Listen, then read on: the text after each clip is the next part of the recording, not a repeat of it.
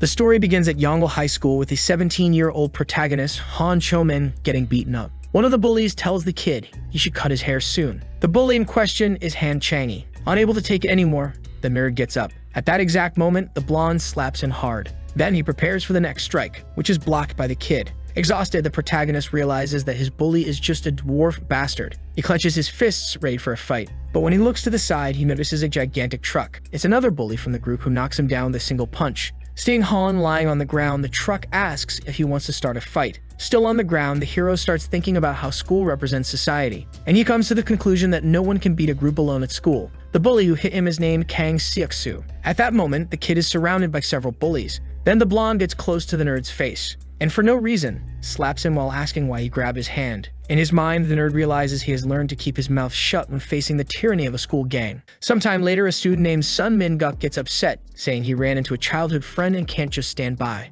But Han covers his mouth, telling him to stay quiet. In a whisper, he explains they almost ruined everything. His friend then says that Han, the dwarf, is super annoying and should get run over. The hero argues that they can't do anything because the guys from the first division are protecting them. His friend comments that he's been learning kickboxing lately. Changing the subject, he suggests the protagonist talk to his brother, who's a great fighter. Hearing this, the nerd's expression changes completely. At that moment, he recalls the past when he had asked his brother to deal with a bully. He had said he could die, but his brother brushed it off. Annoyed, the bully called the younger one weak and questioned why he even called him brother. Unable to hold back anymore, the hero asked why his brother was so cruel, saying that now only the two of them were left in the world, but the older one didn't even care. Back in the present, Han says it's been 3 years since they lived apart and that he hasn't heard from him. Suddenly, someone starts calling, but the kid doesn't recognize the number. He answers, saying he doesn't have money for insurance. But his expression completely changes upon hearing shocking news on the phone. Sometime later, he goes to the hospital where his brother, Hwang Mu-jae, is. It's explained that the man was driving on the highway at night when he collided with a 5-ton truck.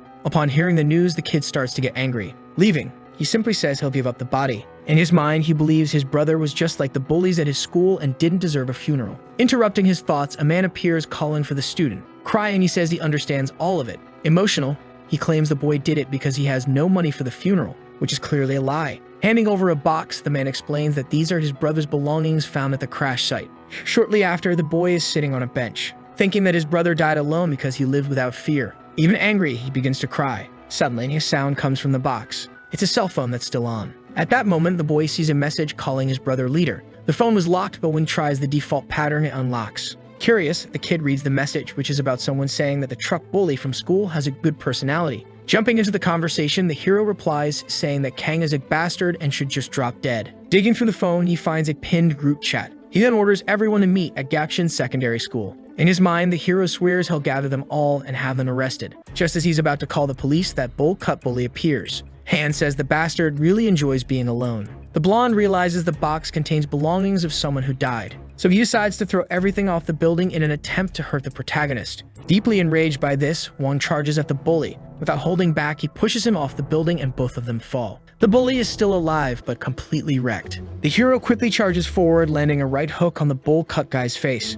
Now throwing a kick, he says he's too underestimated by the bully. In a fury, the boy starts delivering multiple blows to his classmate's face. But suddenly, the truck shows up and lands a clean punch on the nerd. With just that one hit, the kid falls to the ground. In his mind, he realizes that the idea of never being able to defeat a group alone is actually true. Getting back up, the protagonist thinks it's time to run. But at that moment, someone on a motorcycle runs over the buff bully. It's Jiging Hyun. The guy on the bike repeats the exact phrase the leader once said about that bully needing to go, and at that moment, Hwang realizes what's going on. Stammering, the bully says he never met the leader before. However, the man on the bike just kicks him, saying that their leader would never use the word annihilate in a normal situation. At that moment, several men begin to arrive. It's an overwhelming number of bullies. This is the Hwangji Association. One of them comments that the leader must be really pissed since he asked everyone to gather. At that moment, they all go wild and rush toward the buff bully. Meanwhile, the hero runs away, though he can barely walk. In his mind, he understands that a group can be dismantled by an even bigger group. Smiling, the kid thanks his deceased brother, saying he'll make good use of all this.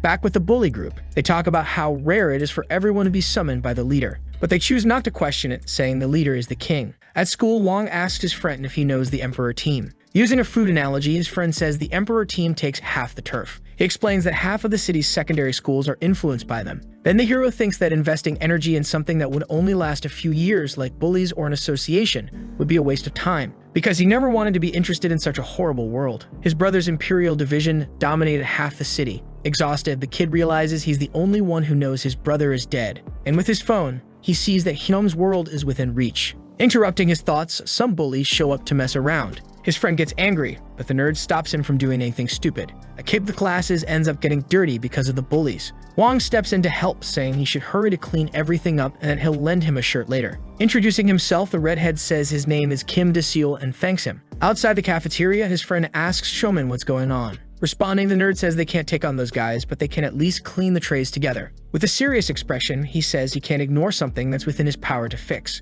At that moment, someone calls the two of them. It's the bully from earlier, telling them to come over. Without hesitation, the bully kicks the protagonist, while his buddy hits the redhead. Angry, he asks if the kid is trying to steal the job from the guy who got beat up. This bully is Kwon Do-hyun. Suddenly, his friend lands a hit on one of the bullies. Seeing that, the hero remembers when his friend said he was learning kickboxing. With confidence, the redhead says his instructor told him he's a genius. Skeptical, the kid asks if his friend actually believes that. But surprisingly, the redhead lands a solid hit on the bully, impressing the nerd. However, his friend ends up getting punched by the main bully. After dodging another blow, he gets kneed in the stomach by Minguk. Standing up, the protagonist realizes he was foolish to get excited. Seeing his friend nearly get killed, he decides to call out the bully. Seeing the boy's expression, the bully asks if he's going to rebel too. Scared, the boy just kneels down to the floor. Humiliatingly, he offers to be the bully's chair, just like he asked. Mocking the situation, Kwon says it's the first time he's seen this kind of idiot. Smiling, the bully says from now on, the protagonist is his exclusive chair. After that, both bullies walk away and Hwang calls out to his friend. Crying heavily, Song apologizes, saying it's all his fault. Getting straight to the point, the hero says he found a way to beat him with 10 people, but his friend argues that wouldn't be enough. Countering, the kid's expression changes completely, and he suggests 100 people. The next day at school, the kid's red-headed friend walks into the classroom. Ecstatic, he calls out for Hwang Chomin. Several students head toward a specific classroom, and they're shocked to see the glasses-wearing nerd using the former bully as a chair. Injured, the bully asks if the height is okay. His friend then shows up and asks why Do-hyun is doing this. Without thinking twice, he shoves the red-haired nerd, but his friend lands a solid hook and calls him crazy. All bruised up, he asks if they want him to go down for good. Completely terrified, he warns that the leader's eyes are everywhere. In front of the other students, he lowers his head to the ground and acts as a chair once again. Seeing this, everyone is left in disbelief. Shortly after, the same bully ran across the schoolyard for an hour, naked and barefoot. All of it had obviously been planned by the protagonist. With a maniacal expression, he says this was better than he had imagined. Later that night, someone shows up running and comes across two men. Surrounded by a group, the man explains he did nothing against the Emperor Division. However, the man named Park Kyung-won ends up getting beaten by everyone present, including Hong Do-yoon, as well as Choi Hozu. And to top it off, Kang Sang-won didn't escape either. This is Gu Minjo, the commander of Yangwol's first team, who says that 20 people from the first division were beaten by the Imperial group. Sometime later, a man shows up asking what's going wrong with the division. He's Du Gunhu, the general manager of Yangwol's first team. Annoyed, he says the division crews try and take over Yangwol High and that they're going crazy. So he suggests the group team up with the syndicate. However, his colleague explains that this would count as a hired hit. He says that if the goal were a full-blown war, they should be targeting the third years, not the first years. The manager then theorizes that this is just a personal issue. Already close to solving the mystery, his colleague says the one behind it is probably a first year from Yangwol. At that moment, an old man walks in complaining about the smoke, but the manager instantly lands a strong punch to his head as he stuffs a monster drink bottle into the man's mouth, making it a very subtle product placement. Back to the conversation, the manager says messing with the Emperor Division is really bad news. With a hateful expression, he tells his colleague to find that arrogant first-year bastard and bring him in. Back at school, the protagonist and his friend are talking. His friend mentions that classmates have been disappearing one by one, but the hero says no one cares. The redhead agrees, saying it'd be great if bullies didn't exist. That way, he could watch his favorite female streamer without anyone around. Sometime later in the classroom, Hwang decides to check the phone and sees that Minzang from Class 3 is already being taken care of by the punks. Looking around, the Lil Kiraz notices that the school gets much calmer with some of the idiots gone. He understands that if things keep going smoothly, he'll soon be able to send that phone to heaven. Doing the math, he realizes that 20 people from the school's first team have been taken down, only one piece of trash left. He knows peace won't be guaranteed as long as even one remains. At that moment, a student shows up calling for Hwang Chomin. The hero is surprised to be called. Then the boy explains that the homeroom teacher wants to talk to him. So he gets up and decides to leave his phone on the desk, even though it's a bit risky. Heading into the hallway, the kid notices a large guy calling out to him. With a serious expression, the man tells him to follow. Several boys are brought to what seems like a stage. The protagonist spots that nerd Kim Dassel, who's visibly shaking with fear. Introducing himself, the same commander from before says his name is Gu Minjo from the 3rd year. Wearing a terrifying expression, he explains that he gathered everyone to find the culprit behind a recent first-year attack. Without any hesitation, the man demands that the culprit step forward immediately. With an even scarier look, he warns they're about to experience hell. When no one volunteers, the man orders the doors to be locked. At that moment, the hero panics, not knowing what to do. With trembling hands, he tries to reach for his phone, but he realizes that doing so will draw attention to himself. Still, he knows he should at least try, since everyone's distracted right now. To be quicker, he thinks of typing just Yongle Auditorium. Moving fast, he grabs his phone to send the message. But right then, one of the men appears with a smile on his face. Curious, he asks what the protagonist is doing. The bully asks our protagonist what he was up to while he puts his phone away. He stares at the poor guy while repeating the question and his command, saying he had told everyone not to move. Looking terrified at his aggressor, our protagonist is shocked to learn that he's now the prime suspect. Wasting no time, the boy tries to come up with a flimsy excuse, saying he needed to check something, an excuse that convinces no one. The other, taller bully present already starts moving closer to the boy. In this moment of panic, the protagonist can't think of anything else, while the bully yells at him, saying there's no point in even trying to think of something, laughing loudly. Then he cynically claims that our boy is the one encouraging others to do bad things, pointing his index finger at him while cursing nonstop. Shaking with fear and anger, the boy knows there's nothing he can do to get out of this situation except wait. Frustrated, he lowers his head as the bullies continue to insult him relentlessly. In his mind, the protagonist reflects that the real losers are the ones right in front of him as they begin to check him over. He remembers his past being beaten by bullies, even remembering how he was treated at home and how he never had anyone to support him, turning fear into pure hatred as he wonders why the weak are always so oppressed. Preparing a straight punch, the larger bully gets ready to hit the student right in the face, but he's interrupted by someone in the background saying they were the culprit. Everyone looks at the person who spoke those words. Even the protagonist doesn't understand what's happening. It was the smaller redhead. He took the blame, trembling with fear and begging them to leave the others alone. The bullies let go of the protagonist and shift their focus to the other student. Just to be sure, they firmly ask the redhead what he just said, and the boy confirms it once more. He kneels down, apologizing and saying he did all of it because he couldn't take the bullying anymore. The attackers are left speechless after hearing the boy talk about the Emperor Division, something the protagonist remembers having told him. While they're still deciding what to do, the protagonist just watches the bullies unable to act. But before they can make their next move, the main bully quickly turns around and snatches the redhead's phone in the blink of an eye. He asks for the password, which is typed in immediately. He scrolls through the messages silently, reading what's on the screen, but they're just random, irrelevant promotional messages. The bully asks the protagonist who the important person was that he was trying to contact, and the boy replies that it was about a game. He simply hands the phone back and refocuses on the redhead. While holding the smaller student, the larger one says there's nothing important on the redhead's phone. The redhead replies that he deleted all the messages. Reflecting silently, the villain starts to believe the boy confessed out of sheer fear. Still thinking, he realizes this action might help him restore his reputation and strengthen his alliance with another villain, and that would significantly boost his influence at school. With a final word, he declares that the redhead really is the culprit, while the protagonist silently observes. Watching the scene, he reflects that the moment the bullies got distracted, he quickly left the group chat and hid the contacts. The other student starts getting beaten as the protagonist wonders how the boy knew about the Emperor Division. Then the bully orders everyone out of the room while the redhead groans in pain on the floor and the protagonist wonders why the student turned himself in.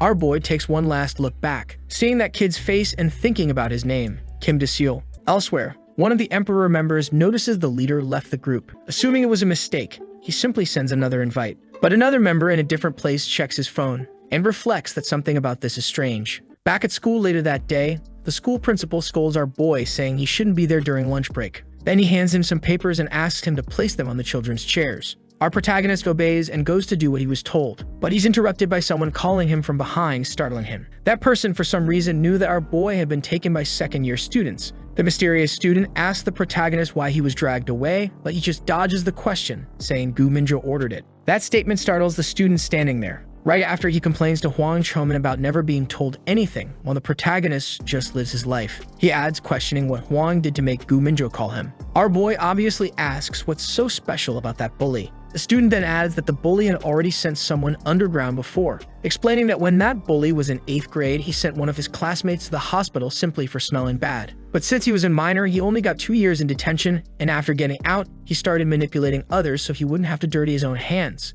Now that lunatic is kissing up to Gunho to maintain his influence and power at school, finishing by telling the protagonist to stay away from him. Our boy approaches the first-year Class 5 room and looks through the window scared. Looking into the classroom, he wonders why Kim Disul isn't there. He's shocked, realizing that something really bad is probably happening. Our pseudo-hero hands the papers to Minuk and asks him to take care of the task. He thanks his friend before he even agrees and runs off from the spot. Now in the gym a little later, Chomin runs inside, desperately looking for his friend. He finds a door that seems like a good place to hide something. He immediately goes to check inside, opening the door, coughing several times as he wonders why the place is so dusty. He looks to the side, terrified, seeing his classmate tied up in a sad state while screaming his name. Our protagonist doesn't think twice and quickly removes the tape covering his friend's mouth. He panics, trying to wake the student in front of him. The boy comes to, struggling to open his eyes. That boy tries to speak to the protagonist, trying to tell him to leave while Chomin is stunned by the sight of his face. Wondering why someone would do such cruel things, our boy is furious with the situation as the student insists he won't run away. Wang asks his friend why he lied about the situation earlier. The student just says that since he's there asking, it means the protagonist managed to pull it off. He adds that he'll carry everything himself even if it costs him his life, saying the protagonist must have a lot of money to pull something like this off. Something the boy internally reflects isn't about money at all. Our boy asks how the student knew about his plans, and he replies that it was when he heard Dohan did something suspicious. That was when he went up to the rooftop to greet Huang and return the shirt he had borrowed the day before. And that's when he heard the protagonist talking about the Emperor Division and ran off afraid he'd be discovered. So that was how he figured out the cause of everything that happened today. Our pseudo-hero, hearing all this, feels like an idiot for having talked to himself out loud without being careful. He starts to regret it, apologizing for running away and letting the student take the blame for him. Kim says it's okay because the protagonist had helped him before. While everyone else mocked and stared at him from afar, Huang was the only one who helped, saying that even if it didn't seem like anything impressive, he would never forget that day, which leaves the boy speechless. After a short pause, the boy adds that there was something else. He says that the day Quan was beating him up, though he didn't quite understand why, he found it all incredibly exciting. He ends by saying that even if he doesn't understand it, it made him feel good, so Wang doesn't need to feel guilty. At that moment, a school bell rings. The boy tells the protagonist once again to leave, saying he'll be taken to Gunhu, but that it's okay. They won't send him down for good. Huang says that sounds like a really bad idea while trying to untie the boy, saying he doesn't need to carry all the guilt. After all, it's exciting to see those trash bullies getting wrecked. It's fun. That's why they should enjoy it while they can and laugh until they're out of breath, just like those jerks always do to them. Kim argues that even if he's free, the bullies will come back and catch him again later. Our protagonist thinks for a second, and then says it's not going to work if things keep going like this. Later, back in the classroom, most of the students are ignoring the lesson and sleeping at their desks. Some mysterious men are seen entering the room from afar. Wang asks with authority what his friend thinks about what he's about to do. In the classroom, the teacher looks back, absolutely terrified, just like all the other students who also turn to look. That same bully from earlier wakes up completely confused.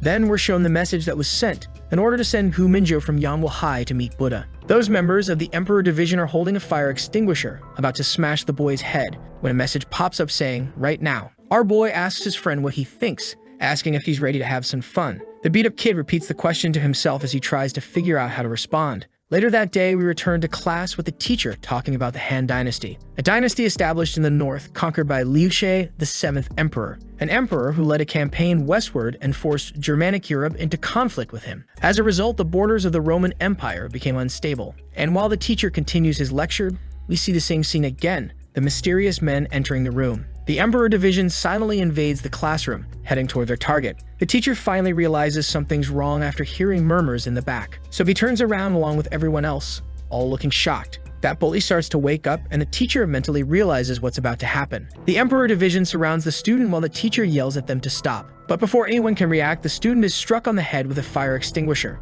Everyone watches in disbelief, unable to believe what they're seeing. The former bully stares with hatred at his attacker, while cursing him and trying to spin around as fast as he can. He doesn't even get to finish the move before taking another brutal blow to the face. Then another and another, several savage strikes to his head with no pause. The bully hits the ground after the barrage of headshots, while his friend tries to help him. But he gets punched directly in the face before he can even react, flying across the room, landing several meters away from the attacker. One of the Emperor Division members, wearing a sinister expression, says that if anyone tries to interfere, they'll end up the same way. Then they start kicking the unconscious student again and again and again, without stopping. The teacher bolts out of the classroom while calling the police, screaming for help. The noise is so loud that it draws the attention of students in other classrooms. One background student gets slapped in the head. Behind him is the school's top bully, telling him to keep quiet because he's trying to sleep. Back in the previous classroom, we see the redhead take a direct kick to the mouth, sending his head snapping back. He was already completely broken, barely recognizable, curled up in a corner, begging them to stop in the fetal position.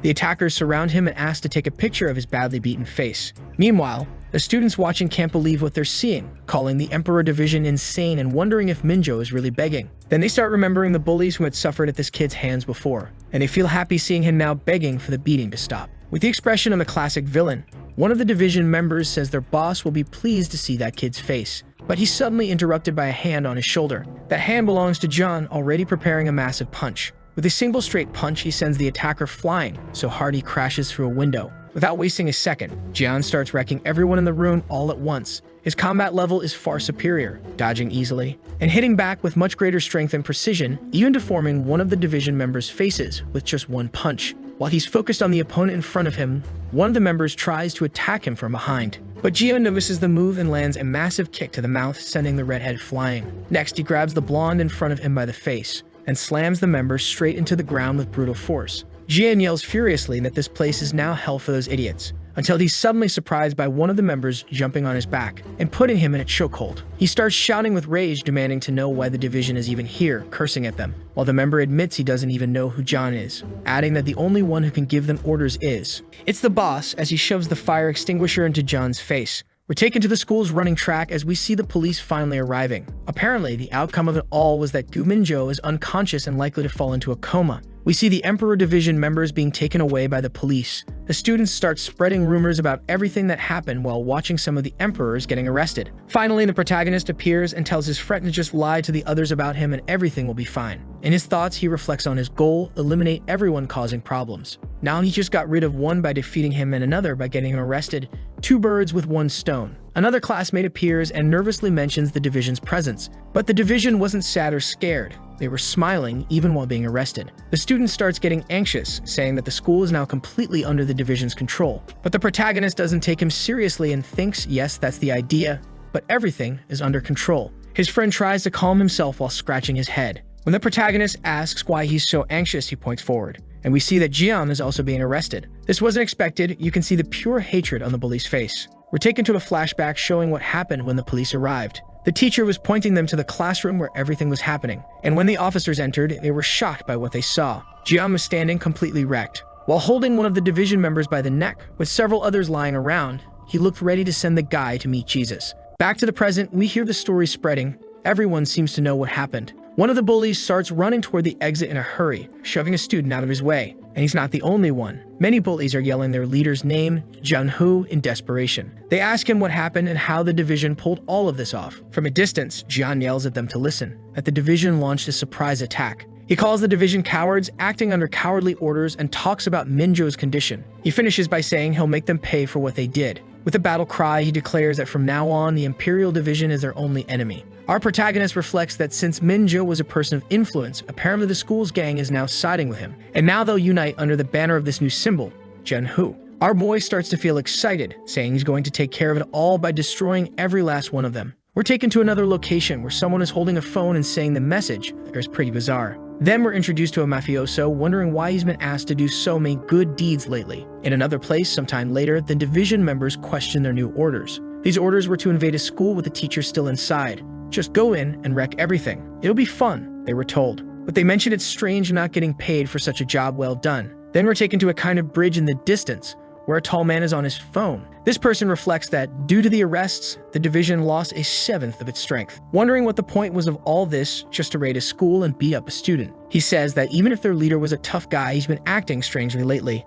reflecting that despite many unanswered questions, their leader has been gathering forces for years, exclaiming that his competence is absolute. But that's what makes it all so strange. No matter how much he expanded the division over the years, that school shouldn't have been a major obstacle to the Union. This was only the beginning. He recalls a mission where the boss gathered the whole division to capture Quan Du Hiam at Yonghua High. He gets ready to call his leaders, saying he never expected these events to unfold in his life. Just as he makes the call, coincidentally, the protagonist is right next to him and his phone begins to ring. They pass by each other without even making eye contact. When the division member looks back, he notices the boy walking calmly. But the kid turns his eyes away before being noticed as he picks up the phone. Somewhere else, now at the police station, we hear the attackers being interrogated, and one of them is released. That one is Jun, who begins to leave, his face completely busted. He walks down the street, furious, kicking an empty can along the way. And we can see that he was being spied on by a member of the division. The next day, we see a variety store while hearing a conversation in the background about the store's name having changed. A girl appears, catching the attention of our protagonist. She tells him to stay calm and keep remembering who he is, calling him brother. To which the pseudo-hero responds with a yes and a thank you, though clearly uncomfortable. Then he begins reflecting that memories are exactly the reason behind everything he's doing. He doesn't have much to remember, but he does have things to protect and care for. As he walks down the street talking to himself, he speaks aloud, drawing the attention of those around him, wondering what those crazy idiots are planning. Then we're taken to follow John again as he spots division members in the distance. They surround him from all sides, and they tell Janhu that he shouldn't be walking around alone right after declaring war on the Emperor Division. This leaves him burning with rage. One of the members comments that the nature of war is to take your enemy's head and toss it away, that there's no reason to wait, don't leave for tomorrow what you can do today. Our protagonist reflects while working, saying the declaration of war came at the perfect time. The shock will be massive, and all that will be left after it is the school under complete chaos. But there's still something that's been bothering him. Recently, he's been getting a lot of calls from someone named Park Sika, adding that he's learned a lot about the division, saying they have a better system than he expected. Apparently, they have 3 units and each one operates independently. Park Seok is the captain of the 1st Battalion, and this person is one of the top brains on the gang's staff, so he should start being more careful and paying closer attention. Then we see messages on a phone showing that it was Seok's idea to send only 7 men because he knew they would be arrested. In his thoughts, the protagonist says Seok is a strategist who's controlling the troops. Steve adds in a message that if he sends more troops, Gunhu could end up like Minjo. The boy has no idea how to reply at that moment, so he tries to improvise, throwing a bluff, saying that Seok shouldn't speak to him like that over messages. His phone starts ringing, which startles him. The message in front of him is from Park, questioning why he's being spoken to that way. Getting these messages really scares our protagonist, who finally realizes that Seok and the leader were friends, and he regrets not having noticed it from the informal tone of the messages. So he decides to stop being so aggressive, because it wouldn't be a good idea to create conflict between the leader and Park. But this situation is tricky, because you basically need to read the boss's mind to know what he would say to his friend. One of his coworkers shows up and interrupts him, asking about his notes, and he asks if the notes are about some game he's been playing recently. The protagonist improvises and says yes, it's just a game. His coworker in a friendly tone says he shouldn't get so immersed in a game, laughing as he walks away. To which the protagonist silently agrees. He shouldn't take everything so seriously. He adds that he sent Jenhu to meet with Ji-gang, the leader of the 2nd Battalion, the same guy he saw on the bridge last time, reflecting that this man was a crazy fighter who was extremely loyal to the leader. With a smirk, he concludes that Jian is finished. But this will come at a high cost in the future, and maybe it's time to buckle up. Now back at school the next day, the pseudo-hero walks in humming a tune, all cheerful, as he wonders if he should check out the situation. He was excited because the first team had lost one of their captains, but before he could even celebrate, he takes a hit to the back and crashes hard onto the floor with someone behind him telling him to get out of the way. That someone was John, asking if the protagonist wants to be sent out for good. Our boy is left completely confused, lying on the ground like a squashed lizard. The poor guy can't even imagine how Jian is still alive after that attack. His last thought being that he forgot to confirm the message. He doesn't know what happened, but he's suddenly interrupted. His friend Haesung Mingduk asks if he was heading to class. Now inside the classroom, a loud shout echoes through the air about something being completed. On the board, it was written 200. This would be the money allocated for the class. Since the class has 27 students, each of them would need to pay 100,000 won per month. Apparently, the school is now under the control of the Daejeon Union. And now we get an explanation that the Imperial Division is split into 2 halves, one of them being the Daejeon Union. Meanwhile, Song is panicking, saying that this division is terrifying and is at war with the Imperial side. Now the protagonist would have to work even harder to pay them, but we're interrupted by a door slamming. The protagonist is freaking out inside a bathroom, wondering what happened to Kwak Jigang. He receives a message from him, starting to explain the situation. He pays close attention to the messages as we see a flashback. We're taken back to where John's situation left off, with members of the Imperials surrounding him. Another man, a member of the Daejeon Union named Oh Yoon-tak, interrupted that attack. He declared that Junhu would now be a member of the Union, saying that if the Imperials attacked him, they'd be asking for trouble. This angers Jigang, who says that if it's a fight they want, it's a fight they'll get. But he's interrupted by Park Seok, who calls him arrogant and tells him to stop. Park says the Imperials will withdraw and leave things as they are. Yoon-tak praises this decision, saying Park is a decent person within the Imperial Division. In the end, they decide not to continue the fight, which leaves the protagonist terrified and cursing Seok. Our protagonist walks away from the scene with his head down while students around him wonder how they'll come up with so much money. Now the situation has gotten worse because he tried to make it better. But he won't let things end like this, because if things keep going this way, the school will soon become a living hell. No matter what awful things he has to do, he'll clean up the trash around him. As he sends a message to Park saying that the members of his gang are just as trashy as he is, Seok ends up thinking out loud that if his leader keeps treating him this way, he's going to pay for it. Both say this at the same time, though they're thinking about different targets. Our boy keeps getting hit over and over. 3 days pass after the last incident. He doesn't stop getting kicked by the bullies who are yelling about payments while he begs them to wait. Jin, who has become a member of the Daejeon Alliance and has received a massive amount of money. The protagonist, all beaten up, says he doesn't have any money. Just look at him. Apparently, his situation is really bad. The bullies look at each other, questioning whether he really has no money, until a message arrives saying the transfer to Junhoo is complete. Those bullies had set up an automatic transfer on the protagonist's phone. At the start of every month, it would send 100,000 won to them.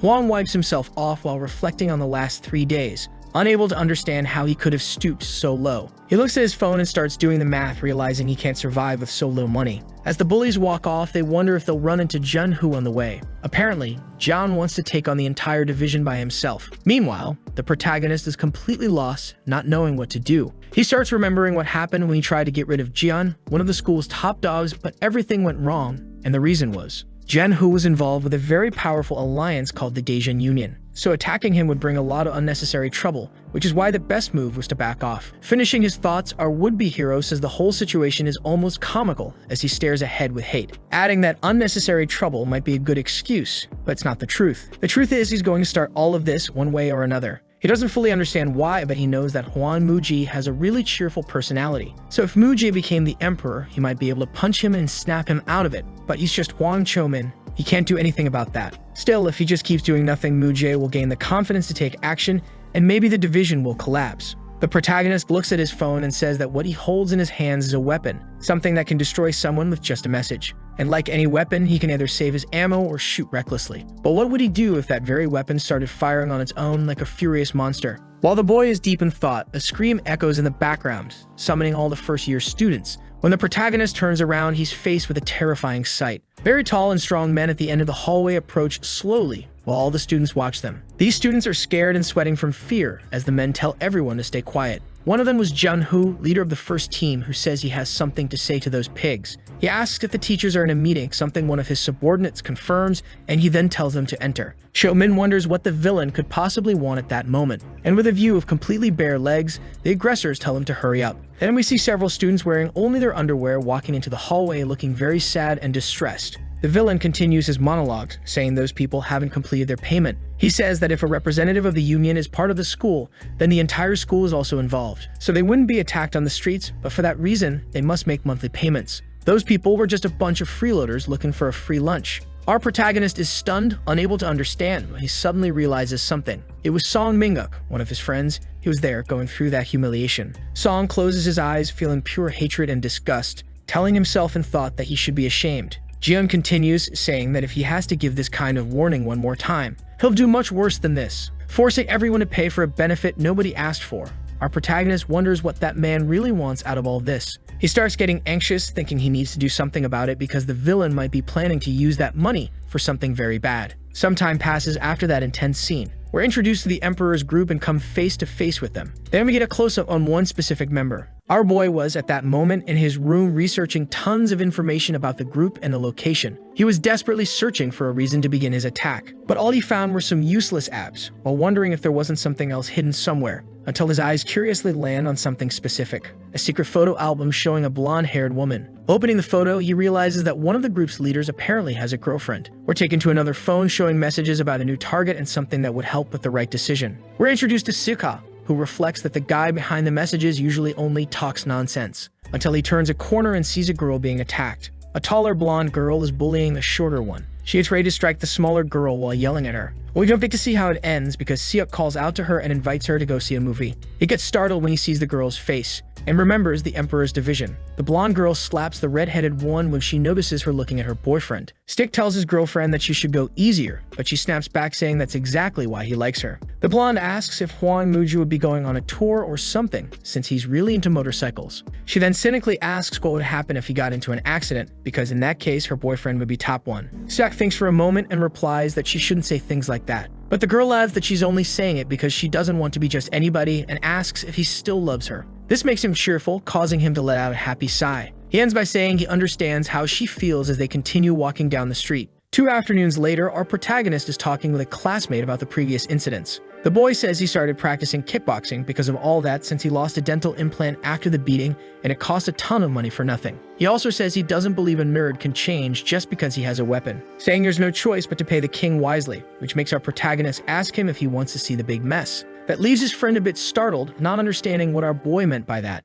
After that, a phone rings with a mysterious number. Siev answers the call, asking who the person is while introducing himself. Apparently, the phone belongs to Kang Jayan, his girlfriend. He's shocked when he hears the response. Next, he asks what the person means by saying Jun-Hoo's going to break her. Meanwhile, near a warehouse, our protagonist is with his companion, asking him to wait for the show to start. With the information he's gathered over the past days, he begins to put the pieces together. First, Gu Minjo remains unconscious. Second, Du Jun-Hoo is extremely sensitive. And third, Park Seok has a girlfriend. While we see her tied up inside a warehouse, our protagonist says that all of this is very useful. Putting these 3 pieces together, he devised a trap. The protagonist lied, claiming that the girl was Gu Minjo's girlfriend. The villain, furious, argues that she was dating Sika, which would be a betrayal. How did our pseudo-hero do this? It was easy. He got John's number through a bank transfer. Then he set up his account to make an anonymous deposit, and using this anonymity, he made the transfer and sent the messages with that lie. John believes she's the one responsible for the attack at school. Everything went exactly as our protagonist planned.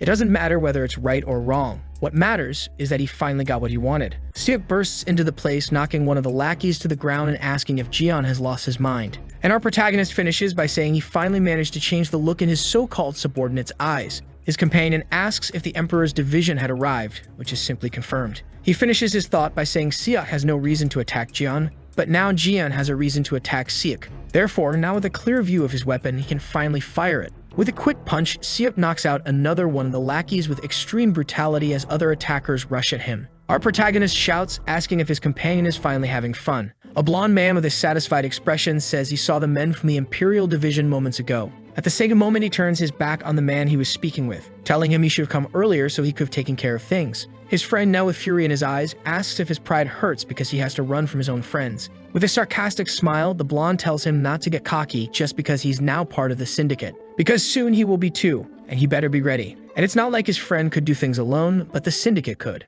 In a hospital bed, Gu Minjo is still unconscious. His distressed friend says he already gave money to the syndicate, but still hasn't heard from them. The boy who accompanied him there exclaims that it's only been a week. Clenching his jaw tightly, the blonde rudely says that the money was property. He then looks at his phone and sees that Park Seok is with Minjo's girlfriend. Furious at the situation, he instantly orders his men to go to the school and bring the girl to him. Unwilling to go, the men refuse, so the blonde attacks them himself. At the school, the protagonist and another boy beside him watch a young girl being held hostage. But before one of the men can do anything to the girl, the blonde's men appear and knock them out with punches to strategic points. With all the men on the ground, he notices the presence of a girl in the place and starts wondering who's behind all this. Unaware of a male presence in front of him, he's suddenly taken down with a single punch. The one who hits him says he's disliked the man for a long time now. Focused on what's happening in front of him, the protagonist concludes that Du Jun-Hoo went to this fight alone to protect everyone. The 2 boys watching from above keep cheering for him. The blonde then asks the dark-haired boy if he's doing this for love after taking quite a beating.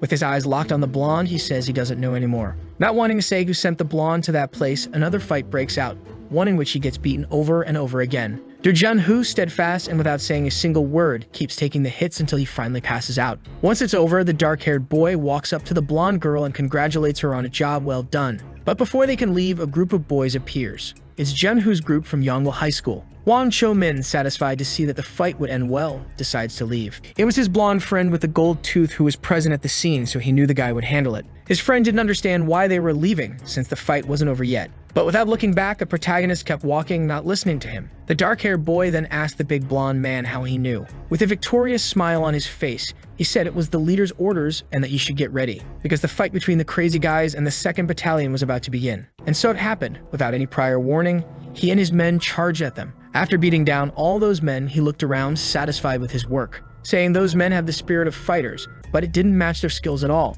He stopped to talk to the guy with dark hair who was earlier with the tied-up blonde, asking why those men were so desperate for a fight. Then the dark-haired one replied that maybe it was just a misunderstanding. Turning his gaze now to the girl and asking if she was hurt anywhere, she simply said no. Turning his attention back to the men, he hinted that the bastards from the Union might be using Yongbul Secondary School to provoke them. Seoha, now deep in thought, considered whether leader Hwai Muj already knew that the recent attack on the secondary school was actually a preemptive strike. Pulling the dark-haired one out of his thoughts, the blonde man walked over and said it was clearly a provocation meant to harm the executive. Then asked if he knew that as long as Yangwoo School remained a member of the union, it would become a laughingstock. With his eyes closed to keep his composure, he said that's exactly what it was, but told himself internally that it wasn't a personal problem for him. And from that day on, they would try everything they could to remove Yangwoo School from the union. If anyone rebelled along the way, they were to be told exactly where they'd end up. With that said, Suo turned his back and finally left the place alongside the girl. Meanwhile, the protagonist and his friend walked through the area, observing the movement.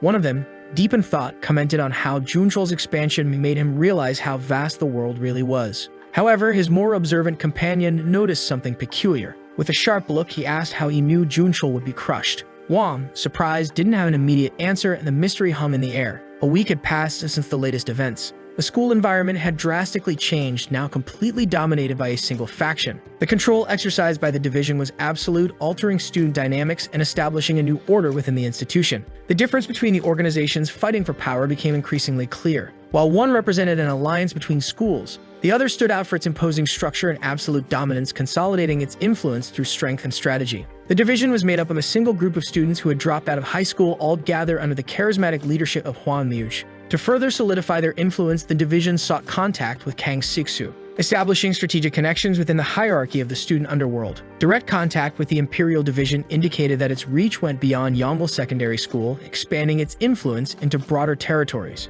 The difference between the two organizations was also reflected in how they collected money. While the union implemented mass collection, gathering funds from each school, the division followed a more decentralized method, ensuring that each individual had their own financial responsibility. That way, the division didn't exactly control Yongbul High School, but rather the first team of Yongbul High School. This meant that the resources directed to the leaders depended entirely on individual efforts within the division structure. Han Changyi, leader of the first team of Yongbul Secondary School, returned to the school scene, reigniting activity among the factions. Although money collection was inevitable within the control structure, the way it happened varied depending on the dominant group. The division maintaining its influence had received clear orders. The first team of Yongbul Secondary School was not to cause any harm, whether physical or financial, to the general school population. This directive served both as a limit imposed on the team and as a justification to punish those who crossed that line. Within this rigid hierarchy, anyone who dared to lay a finger on a division executive would face severe consequences. The power the organization exercised was undeniable,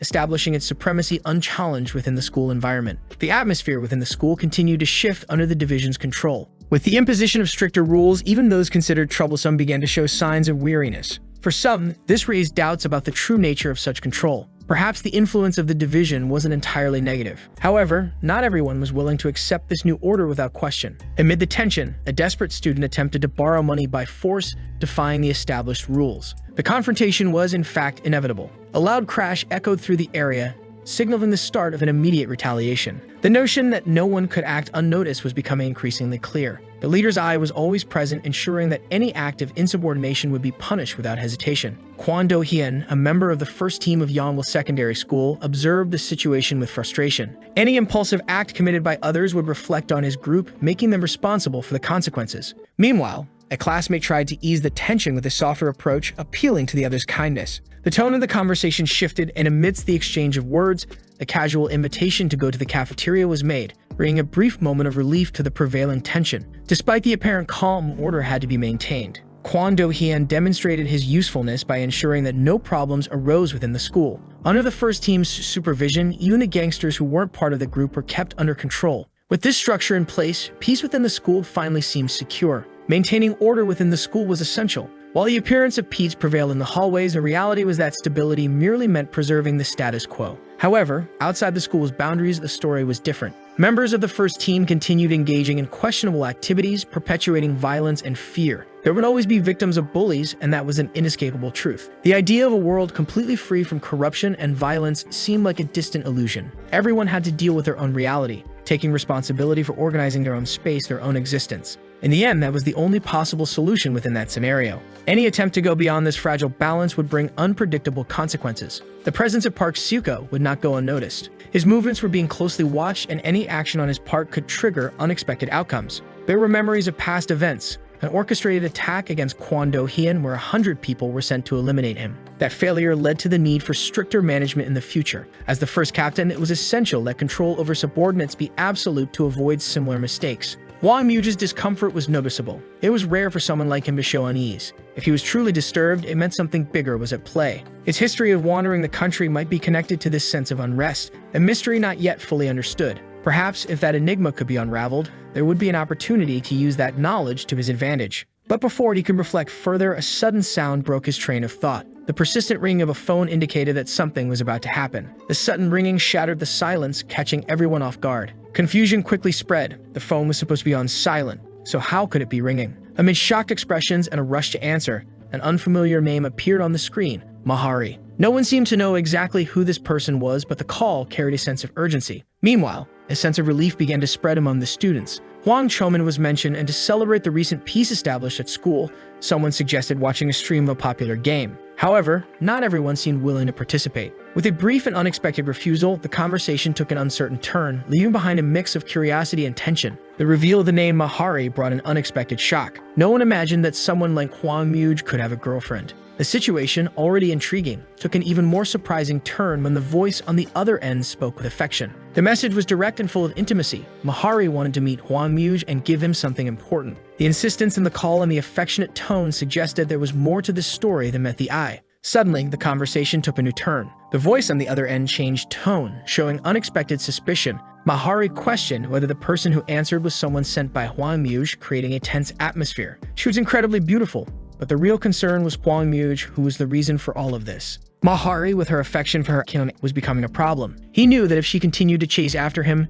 she would become a threat. The division executives already knew of his existence, and he couldn't allow the situation to spiral out of control. The hardest part would be telling her about Hyung's decision to end the relationship. It was a painful truth, but a necessary one. And in the end, it was the harsh reality. Hyung was dead, and Mahari knew it. He questioned almost in disbelief what was happening. However, he insisted it was true despite the widespread discomfort. The expression on his face made it clear what he was thinking, a silent question of how the girl knew. It was evident that the person in question was Mahari, who had shown up with hay and chrysanthemum flowers. He then confirmed it, saying he already knew, without even looking at her. She whispered, voice heavy and unapologetic, that she had been the one to kill him. A pause, and then the dark truth was revealed. She was a witch who had trapped him in a terrible game. Meanwhile, in the tense atmosphere, a voice shouted urgently for a report. The division had decided to take control of Yanghwa High School, using Du Jungwoo's case as a pretext. The situation was on the verge of spiraling out of control. The response was sharp and full of frustration. He explained, as if trying to justify a mistake, that he had helped a little because they had a good relationship since elementary school. But things were about to get worse.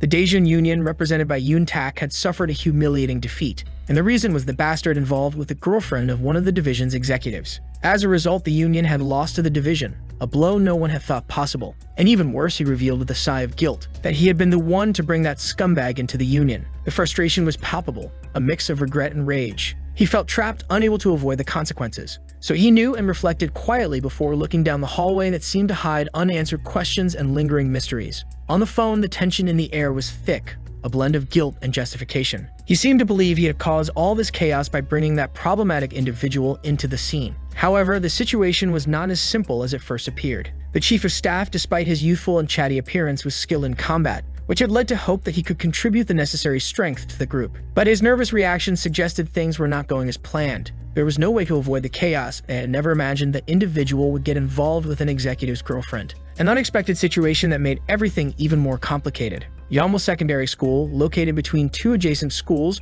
made things even harder to control. From the division's perspective, there was no advantage in attacking the school directly, which meant alternative strategies had to be considered. Park Seok-ah had never tried to start an open conflict, but there was a reason he had no choice but to take over Yanghwa Secondary School. All of it was happening because of one person, Du Jungwoo. However, there were doubts about whether the blame would really fall on him. After all, the situation seemed more complex than simply being a result of his actions. He knew he would have to approach the president carefully and gently about the matter. However, before that, there was something he needed to find out, the true reason behind all of this. For Huang Chomin, the shocking revelation that Huang Muge had been killed by a truck made no sense at first. However, the truth was even darker. The truck driver, a single father who worked as a driver and lived with his son, was actually a victim of Huang Muge's brother. The son of that driver, seeking revenge, followed Huang Muge and joined the division, but was killed during a fight. Moreover, after stopping an old man from taking his own life, he revealed to Huang Muge the exact time and place he would be alone. setting the tragedy in motion. He was determined to fulfill his mission, heading out to find Hwang Muge consumed by hatred. The decision seemed clear. He would be the one responsible for Hwang Muge's death. The situation was becoming harder and harder to manage, and he didn't know how to get out of it.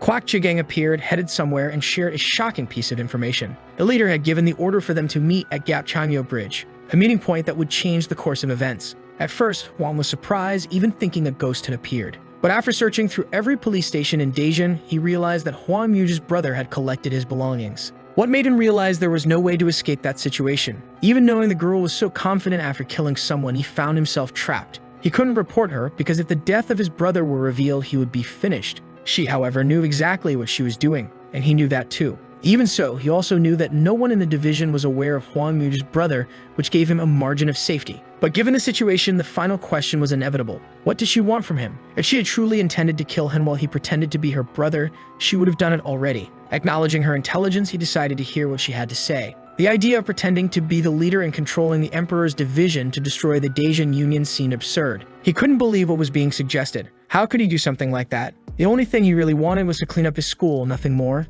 Even knowing everything happening inside the division, he decided to help. But deep down, he knew the truth was more complicated. He was, in fact, the reason why Park Seo-ka defeated Yongbul Secondary School. The reality of his involvement made him question his own actions. Since then, he began to observe everything related to Yongbul High School. The admiration was clear, especially for being able to impress someone like Park Seo-ka, a notoriously conservative figure. However, he knew that everything he was doing relied on the information he possessed, something far from simple. Meanwhile, the conversation turned toward the fear people had. Fear of acting, of protecting themselves, even of pretending to be Hwang Muge to save themselves. But he didn't back down. Instead, he used the power of a leader to punish those who stood in the way. He seemed more focused on eradicating scum than anyone else, reflecting his seriousness and intelligence. He had also heard that he nearly enrolled in a science high school, which only reinforced his impressive strategic ability. Hwang Chomin was seen as a loser, the only one who had studied at Yongbul High, a school filled with gangsters. He was bullied by those gangsters who attacked him for working so hard. Despite having no parents to support him,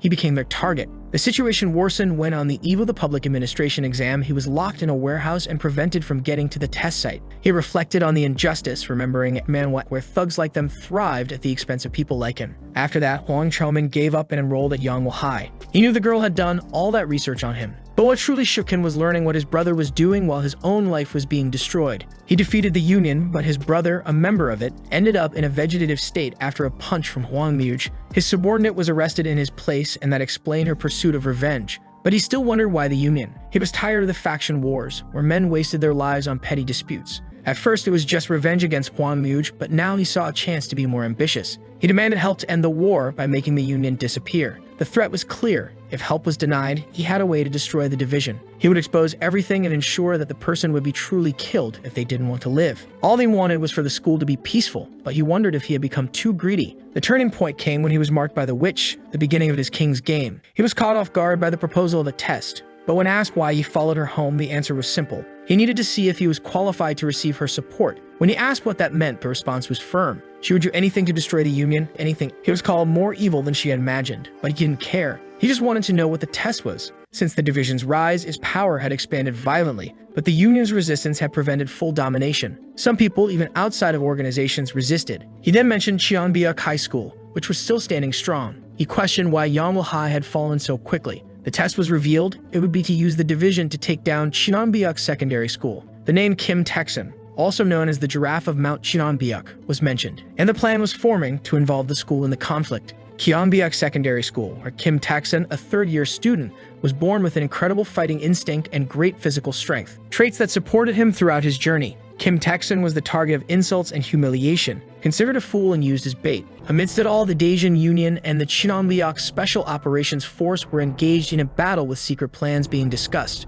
The leader of the Special Operations Force, Bae Dong-hyuk, wasn't just protecting the Cheonbyeok mountain area. He had also been deceived, with his team taking the bait. With the order to attack, everyone prepared for battle. The escape route was blocked, and the daily provocations started to take their toll. The situation seemed like a trick to lure the enemy out, leading to the revelation of Kim Taek-sun's true worth. Even with a sense of disgust and frustration in the air, Kim Taek-sun was recognized for possessing the 3 key leadership traits, earning the nickname Giraffe of Cheonbyeok Mountain. His skill was clear, but there was still doubt about whether he was really the one who had done it. Wang, who had been pretending to be the leader, apologized, revealing himself to be the brother of the real leader. However, he was disregarded, receiving no special treatment, and the situation was headed towards serious consequences. The character wakes up startled, believing everything was just a nightmare. He reflects on the dream where he felt as though he was falling into hell, relieved to realize it wasn't real. The character thinks about the suggestion to take over Cheonbyeok's secondary school, something that was told to him by Hari, a mysterious woman in his dream. He expresses skepticism, questioning the purpose of it. He had recently learned about the defeat of the Daejeon Union's Special Operations Force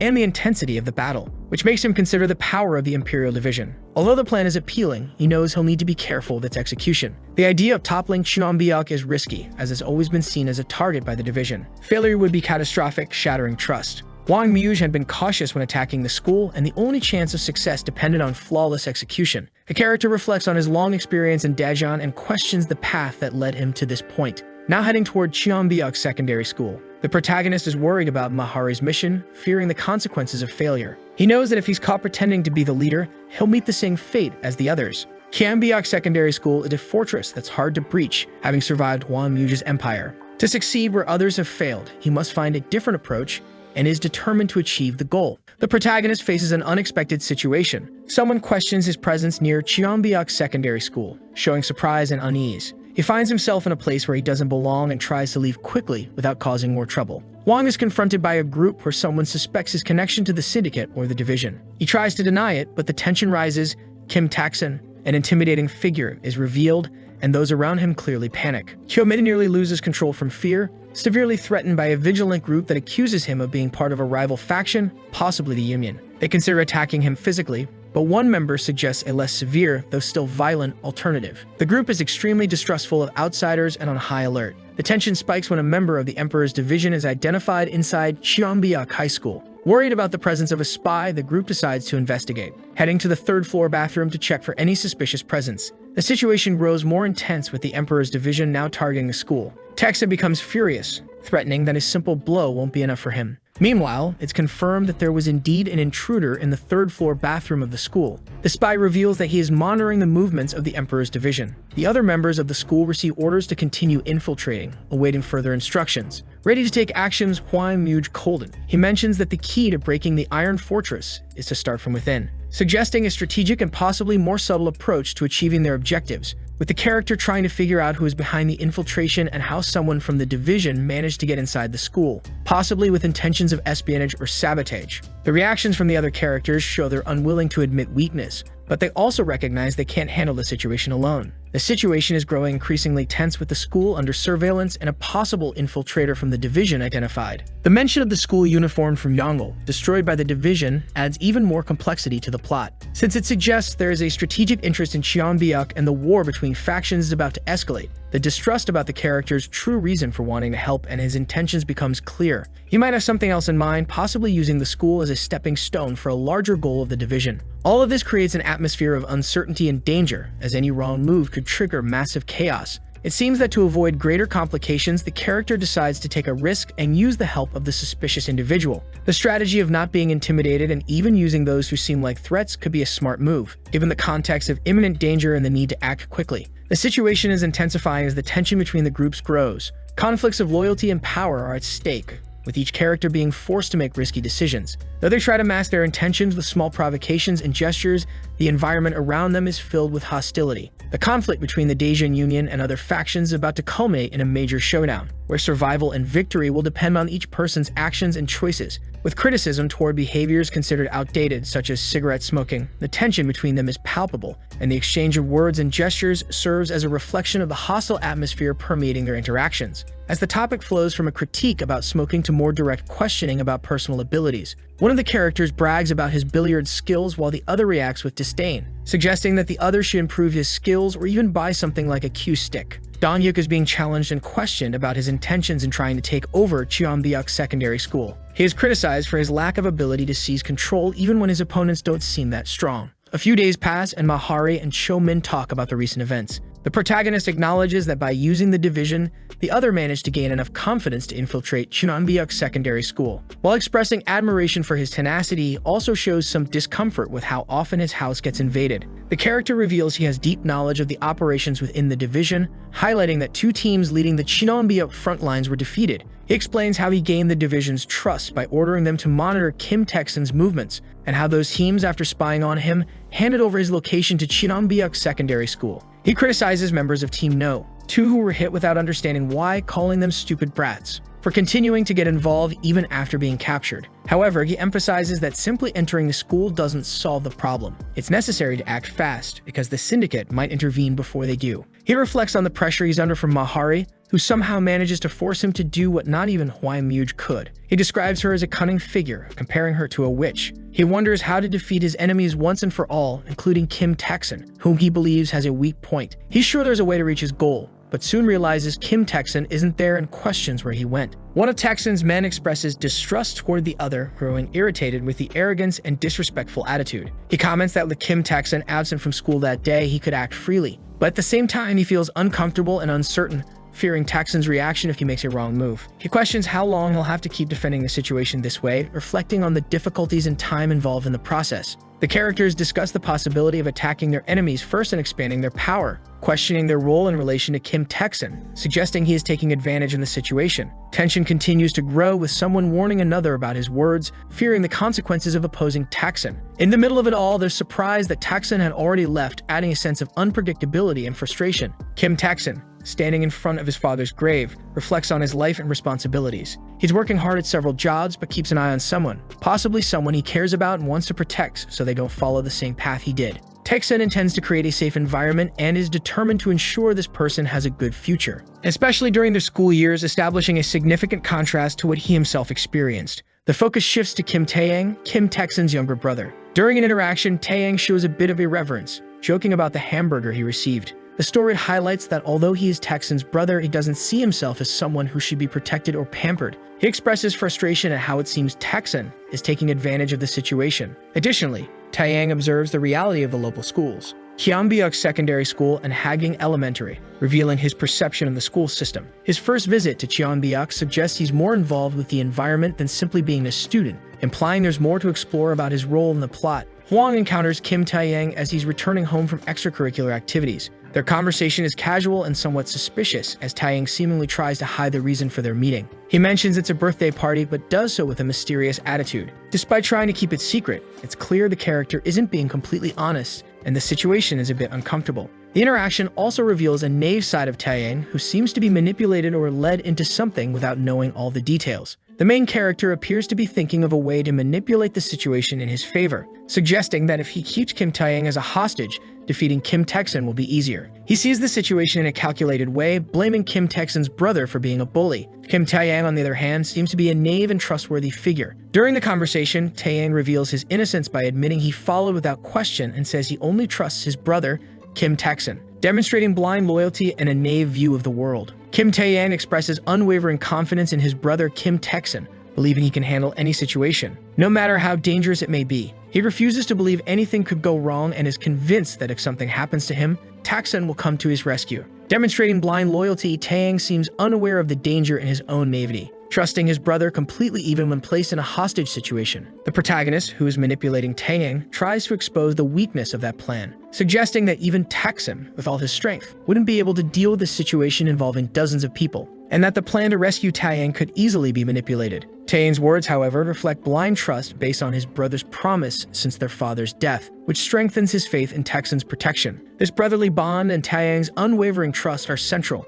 and the psychological manipulation by the other character tries to shake that faith, suggesting that this trust might be his greatest weakness. The blonde continues to express his unshakable faith in his brother Kim Tae-sun, even in the face of adversity. He mentions difficult moments he faced in the past, being bullied and even taken to Daejeon, but highlights that in all those moments, his brother was there to protect him. Kim Tae-yang, reflecting on his journey, remembers how he rode a motorcycle from Daejeon to Daejeon without even thinking, intensifying his path within the context of rising conflict between the Emperor's division and the Daejeon Union. As the fighting intensified, his brother Kim Taeksun became captain of the Daejeon Union, taking on the responsibility of eliminating threats from Cheonbyeok Mountain, including both rival groups. Even in the face of these challenges, Taeyang feels protected by his brother's constant presence, fully believing that he'll never have to worry because his brother has always been his defender and guide. Hwang seems to be dealing with a mix of emotions, including jealousy, as he prepares to embark on some kind of mission or journey. Faced with an important decision related to the elimination of Cheonbyeok Secondary School, which is presented as necessary for his survival with the looming threat of punishment.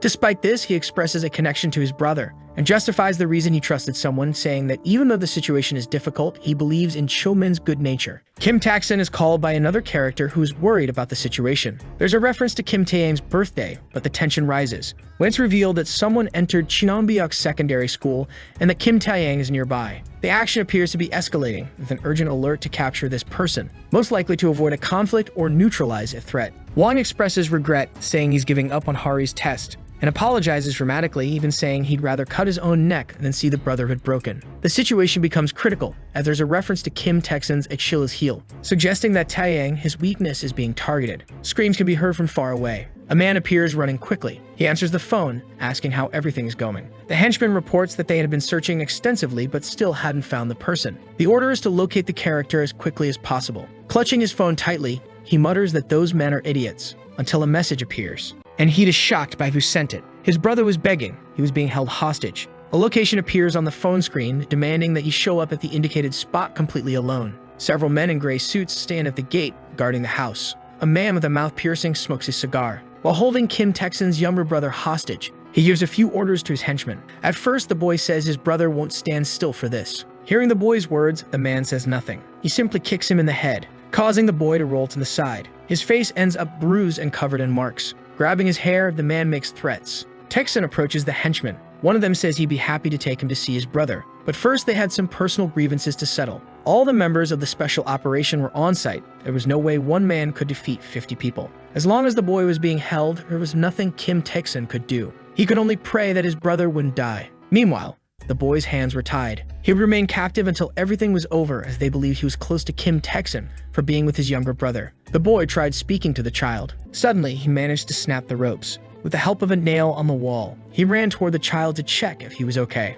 But then he noticed some strange noises. Tears streamed down the boy's face. He wished he could disappear so he wouldn't cause more trouble for his brother. Gently placing a hand on the boy's shoulder, the protagonist told him not to worry, that everything would be okay. Beaten and bruised, the boy kept crying. Looking around, he began to devise a plan. All the men were gathered outside. It was impossible to escape since they were guarding the door. However, he still had a hidden phone, as he owned two. He thought about contacting the division using Kim Taeyang's name to cause chaos and create a distraction to help him escape. The only problem was that Taeksun would still have to fight alone, since his brother was being held hostage. He decided to call for help from the Emperor's division. In the end, the trust placed in him became something good for Kim Taeksun. That wide-eyed man should have known that already. At that moment, he began to think more clearly. He untied the boy's hands and decided to tell Taeyang his plan. Meanwhile, the character was already taking a serious beating. He was enduring punches and kicks from all sides. The man beside him claimed he was just relieving some stress. When the injured man tried to speak to him, he wanted to know if his brother was okay. But he received another kick to the face just for the look in his eyes.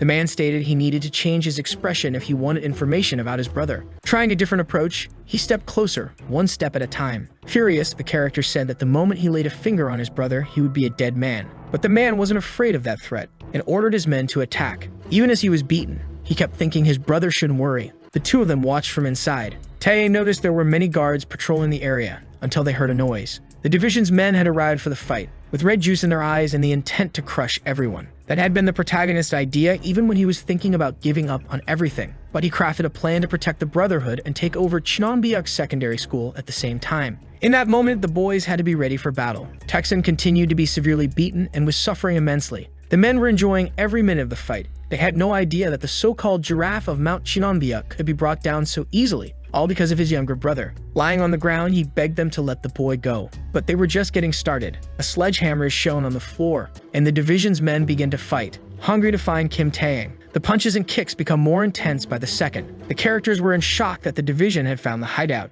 They'd be completely screwed if they lost the fight. No matter what happened, they had to stop the division. Inside the prison, the boys were watching everything carefully. It was the perfect opportunity to escape. The protagonist pointed the way, but he was interrupted when something fell from the ceiling. Stunned, they began sweating in fear. It was a member of the division, who wanted to know which one of them was Kim Taeyang. In just a few minutes, the man was able to enter that place. Impatient, he kept asking questions. That's when an enemy appeared at the door, but he was faster and punched him in the face. After that, he returned to the boys. Taeyang was very afraid after being recognized because of his name written on the school uniform. The man demanded that he follow him, but he struck him with a piece of iron. The character felt overwhelming rage. Without thinking twice, he ordered the boy to run as fast as he could. Upon hearing that, he started to flee. Still holding the piece of iron, the protagonist tried to strangle the soldier, while urging Taeyang to pick up the pace. Without looking back, he started running. He was shoved with full force. The man was furious in his defiance. At least the plan had worked and Taeyang managed to escape. Running non-stop, he never paused for a second. The boy remembered his friend's words, saying that Taekson was strong but was getting beaten up trying to protect his brother.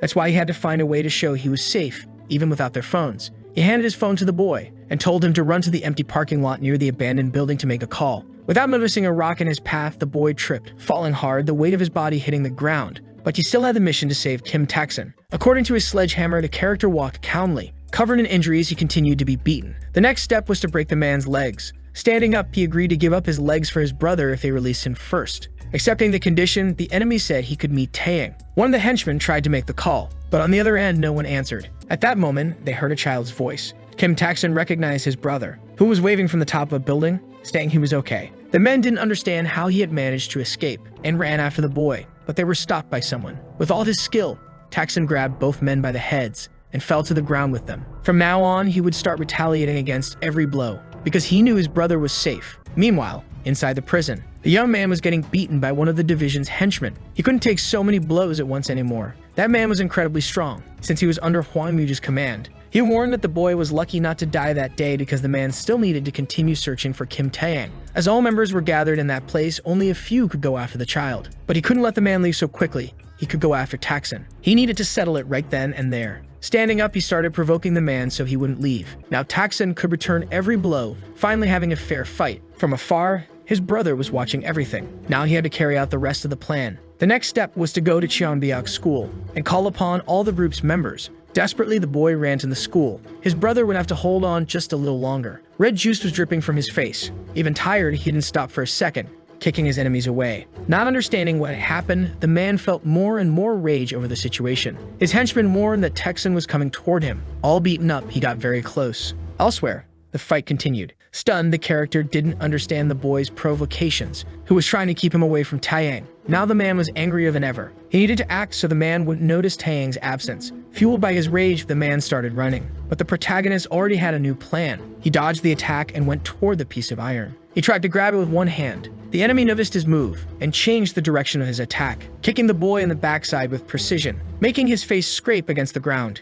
He wouldn't let him reach that weapon. He wanted to fight using only their hands. Now the protagonist was in serious trouble. The sun was rising near Cheonbyeok School. Rushing, the boy arrived at his destination. He found someone on the soccer field and asked for help, begging them to rescue his brother no matter what. Meanwhile, the young man was being beaten badly. He no longer knew how to defend himself. He was covered in bruises and had wounds on his face. The fight was too easy, since the boy had no strength at all and was completely weak compared to his opponent. But remembering Hwang Muj, a deep fury surged through his entire body. He ran and attacked the enemy with force. Even giving it his all, it still wasn't enough. That's what the man believed, until he pushed the boy away, realizing he had been stabbed by something sharp, like a nail, which left a hole in his backside. Without giving up, he counterattacked. He chased after the boy, who sought shelter. Earlier, the protagonist had been thoroughly humiliated, enduring kicks and punches with brutal force. At every moment, he remained standing, even knowing how hard it was to endure. He was sure there was a slim chance to push that block of concrete and make it fall onto the man, without him noticing the move. His eyes widened when he saw what awaited him. His final words were curses aimed at the boy,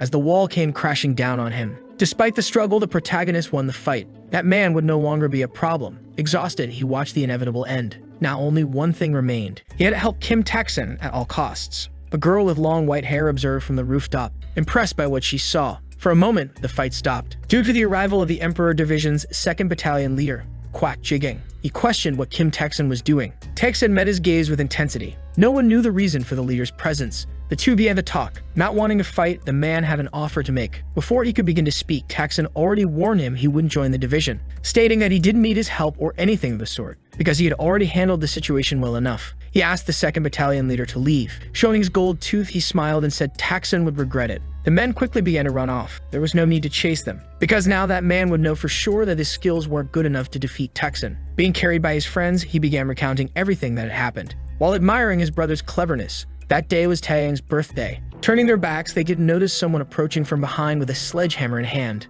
Opening his eyes, Taksin saw the attack through its shadow. Furious, the man tried to strike him, but was stopped by a kick, which knocked him down. He couldn't believe such a furious attack was happening, and wanted to know the reason behind it. Apparently, it was just a distraction, because his brother had been captured again. Eyes wide, he shouted for Taeyang, who begged for forgiveness. Upon arriving at the school, he asked for help, but something escaped his notice, because the enemy was already there, waiting eagerly for the boy to arrive. Taksin realized the betrayal that had occurred, and became extremely confused with his men. They had realized their boss was using them to protect his brother, and they didn't want to be treated like babysitters. They wanted a life of pride and freedom, making a name for themselves in Daejeon. Lowering his head, he understood everything. Trying to prevent the law of the jungle from reaching Taeyang, he realized it was inevitable. A man lay on the ground, while the boss called another useless for always having to prepare 2 or 3 steps ahead. With a wicked look, he stated he wouldn't give him any credit. He had been working behind the scenes for a long time, influencing Taksin's men to turn against him. He did so until the right moment came. Even without knowing what would happen inside the container, he locked the boy and Taksin's brother inside to create confusion. He was certain something would go wrong, waiting for the perfect moment to handle the fallout. The school was one of the key locations in the conflict with the division, and Jung Tae-jong would use that opportunity to gain recognition from the advisor. Holding the boy by the arm, he told him to pay attention to the scene. The men would attack his brother, who wouldn't let that betrayal go unanswered. He clenched his fist, filled with rage, and called them to battle. The boy began to cry. He knew his brother was already at his limit. Without making a move, they didn't believe he would fight in that condition. There was no way to face so many people at once. The leader wanted to witness Cheonbyuk's power. Quickly, Taeyang bit Jung Tae-jong's arm. Feeling the bite, he let him go. Taksin watched the scene closely. The boy had to try to protect his brother, remembering the words of his cellmate, who told him he should be the one to save Kim Taksin. Without a care, Jung Tae-jong ordered them to finish both of them off, but the boy remained still. Jae-gang observed the scene carefully, then stepped into the fight, positioning himself between the two. He decided to defend them, analyzing the opportunity. In that moment, he showed all his fear. The man began explaining that Cheonbyuk was a word used to refer to only one person, Kim Taksin. A man takes a punch right to the face. Tired, he searches for Kim Taeyang. Upon entering the container, he comes across something, a request coming from beneath a block of concrete. At that moment, the boy realized it was the Emperor's division. That rebellion against their boss was ridiculous. The provocation had an effect on the men, who began attacking with full force. But Jae-gang was extremely skilled and agile, even while taking blows from behind. He maneuvered through the situation he had gotten into. Laughing, he said that now he could brag about anything, as he headbutted the man. He shoved him, saying the guy could now claim he had hit Kwak Jae-gang from the division. After taking down a few more soldiers, he still wasn't satisfied, and asked if anyone else wanted to try something against him. He called all those people out to fight. Taeyang didn't understand why that man was helping. It might have been an attempt to force Taksin to join the division. Jung Tae-jong ordered everyone to attack the man at once, who warned that the two behind him should run at the first chance they got. Confused, the character questioned that command, but he explained that the leader didn't want Taksin to suffer, stating his story shouldn't end there. The leader wasn't the type of person who would force someone into the division because of some unresolved debt. Jae-gang charged at them and struck the men with determination. Taksin knew he had to escape. He grabbed his brother and started to run. The sun continued to shine intensely. Though weak, the big man kept walking. Looking at his brother, he apologized for everything he had gone through on his birthday. He had no idea he would be betrayed by his own men. He was unfit to be a leader. That statement shocked the boy, who asked if he was going to join the division, even though it could be something good for both him and his brother. The two walked while Taksin apologized for not joining the gang. They were just a group of gangsters that ruined Daejeon and acted in their own interests. Taksin wanted to be an honorable brother to the boy, but he was already amazing enough. There was still someone who hadn't betrayed him, and he was very close to the two of them, holding a division jacket. Impressed, Taksin recognized the young man. Taeyang stated that he had saved his life. Curious, the man asked who that boy was. Without saying his name, he said that Taksin would have to join the division, and that he'd explain everything clearly later. Meanwhile, Jae-gang kept fighting. The men were getting beaten badly, being thrown in every direction. They were no match for that guy from the division. They twisted in pain and fell. A strong organization is built through a strong leader. Looking to the side after hearing a sound, he saw a large staircase. Frightened, Jung Tae-jong was fleeing. That man knew it was impossible to fight Jae-gang and come out victorious, since he became a captain at 18. While running, he wondered why he was supporting Kim Tae-sun. He was determined to take him down. Each step made him more desperate, until he came across the two boys. Eyes wide, they saw he was running from alcohol. With a sinister look, he thought it was perfect to find the two of them alone. Now he could capture Kim Tae-young again, but a punch stopped him. He crashed to the ground with all his weight. Touching his face, he tried to understand what was happening. Looking up, he was startled. Kim Tae-sun was staring directly at him and said he could kill him with his own hands. The man was wearing the division jacket, which frightened Jung Tae-jung, wondering how they had convinced him to bow down. But it was all the protagonist's doing. Some time ago during a conversation, the boy revealed that Hwang Muj was dead. He had been one of the heads of the Emperor's division, the most ruthless man in Daejeon, and also the strongest of all. He had died in a car accident. But the man didn't believe the boy's words, who claimed he could see all of the division's movements. Hwang Chomin was the younger brother of Hwang Muj, the only man in Daejeon who didn't care about power because he cared too much about his brother. If there was someone like him, he could be trusted. Showing Muj's phone, he claimed he could control the division. Stunned, Tae-sun didn't even know that was possible. At first, it was difficult, like he had managed the situation up to this point. Still confused, the character wanted to know why it was necessary to join the division. Because he didn't care about that phone, Chomin was sure he was a good man. Tae-yang was the reason he needed to join the gangsters. The plan was to get away from that battlefield in Daejeon, to go to a place free from organizations like the Union or the Division. And for that, they needed to use Division to destroy the Union. But keeping up a lie all alone was difficult. That's why Tae-sun needed to become the leader of the 4th Battalion. He would become a member of the division and a companion to Chomin. After revealing his plan, he awaited a response. Now the situation was different since he had been betrayed by his own men. By accepting that proposal, he could escape the influence of both the Union and the division. For the sake of his brother, he had no choice. Tae-sun confronted the enemy, saying that Tae-yang had a scratch on his face, assuming that Jung Tae-jung had done something to him. Standing still, the boys watched the scene unfold. As Tae-sun prepared for the fight, the man grew angrier and ran at him desperately. But the fighter knew very well how to defend himself. Even with various attacks, he remained standing. His enemy still believed he could defeat him, being one of the Union's strongest members. He was very confident in that, since his opponent was exhausted. But he wasn't going to give up that easily, and kept fighting with all his strength, until he hit the ground in a dreadful fall. The possibility of losing that fight increased. As his enemy prepared for the final blow, his brother watched everything with apprehension, but he was very skilled with his legs. Using his strength, he got up from the ground and kicked his opponent in the face, who was thrown far away. While recovering, his nose was bleeding, but he didn't even have time to rest, because he was already getting beaten again, and this time was launched even farther, hitting his back against a wall. He fell near the soccer field. That jacket was a bit tight for the hero. After the battle, his brother ran over to him. The character was very strong, almost like a monster. The brothers were happy together. Chomin still needed to get his phone back. Tae-sun thought about the plan that had been carried out at the perfect moment, suspecting that the boy knew Tae-sun would be betrayed when Tae-yang was captured. Looking at the phone, he saw a call from Hwang Muj. Lying on the ground, the man called him an idiot for betraying his own members. The protagonist still wasn't someone entirely trustworthy to Kim Tae-sun. The scene shifts, showing some restaurants. Two men are talking about something, when the advisor of the Daejeon Union reveals that perhaps Hwang Muj is dead. A few days after the rebellion, the leader of the 4th Battalion was introduced. Kim Tae-sun would join the gang from that moment on. Note the reactions of the men in the audience. They didn't applaud or say anything, but that was a rather natural reaction. Park Seo-ka, leader of the 1st Battalion of the Emperor's division, says that was a rather natural reaction. Many of those men had been attacked by Kim Tae-sun, and it would be strange to treat an enemy as their new leader. Park Seo-ka still had doubts about that decision. He wanted to understand why he had changed his mind about joining the division. Since before, he didn't seem interested. On stage, everyone was watching that conversation. Jiking stated that he liked that guy. A man opened his mouth to explain his decision. He didn't like those men, nor did he want to make a name for himself in Daejeon. However, the leader wanted him, and he wanted to see where that path would end. That was all he had to say. With an investigative look, Park Seo-ka grew suspicious. Realizing he was thinking like a leader, he decided to offer a handshake to welcome him. Jiking asked everyone to fix their expressions. As they shook hands, a round of applause could be heard. Kim Tae-sun entered the 4th Battalion peacefully, while the members of Cheonbyeok School apologized as they realized their arrogance had alienated their allies. This way, the high school became division territory. Attentively, the girl listened to that story, which seemed to be a successful mission. Now Tae-sun knew Chomin's true identity. Thanks to his brother, that man was someone trustworthy, helping to clean up the city. At last, the mission was complete. The next step would be to destroy the Union together. With rage in his eyes, the boy agreed. There was no turning back now. It was his fate. A fate where the trash named Hwang Muj was his older brother. They thought of a way to destroy the division after destroying the Union, but that was a secret kept between the two of them. Originally, the girl was going to take revenge on Hwang Muj. The boy began to understand her plans, and remembered the fear he felt toward his brother when he was younger. He wanted to destroy everything he had built. First, they would have to target the leader. But she believed the key to winning the war was something else. since there was a smarter man behind him. Two names are on the rooftop. While playing chess, the advisor states that Myuj is dead, and someone else was leading the division. For the henchman, nothing seemed different or wrong, but the counselor felt something was off after competing with that guy for so many years. Myuj had always been very consistent in seeking the division's well-being. Due to the rebellion at Yongbul School, his suspicions grew, even because of the decision to eliminate a man in front of everyone. After that, the division took control of the entire school. The investigation made everything clearer. The division was trying to devour the school.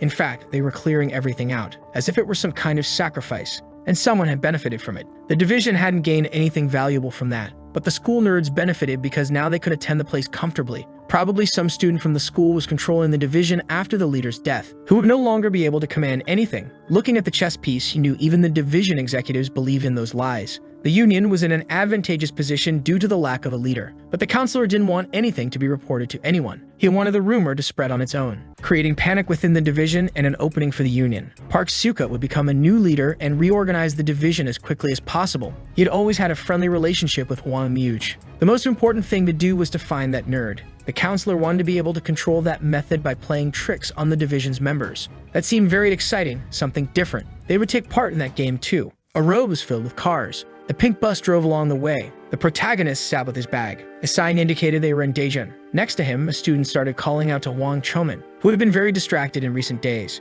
But he couldn't say he was conquering Daejeon. After Kim Tak-sun joined the division, he started crafting a war plan against the Union. The only thing he realized was that Kim Tak-sun wasn't just powerful, but overwhelmingly powerful, defeating everyone who stood in his way, leaving many victims. For 3 weeks, starting with Shinonbiok School, he successfully took over the 3 nearest areas. He couldn't believe that one man alone could change the situation like that. The problem with the strategy was that he couldn't neglect his studies. The boys talked about what they had to eat that day. Besides that, there were still too few members. That number wasn't enough. More people would be needed in the 4th Battalion. Even though they were all very strong, so were the Union members. They needed something that would draw the leader's attention. Tak-sun didn't want to involve the men who had betrayed his trust. Chomin began to think about what could be done. Maybe it was possible to get an ace from the 1st or 2nd Battalion, but the girl was against the idea. Making the two of them look directly at her, laughing, Mahari came closer, saying they should work together. It wouldn't be possible to bring someone from the 1st or 2nd Battalion because the Emperor's division wasn't some kind of company. Those guys had joined the division because of their admiration for Hwang Myuj, and that's what drove them. They wouldn't accept being led by Tak-sun, so they should focus on new members.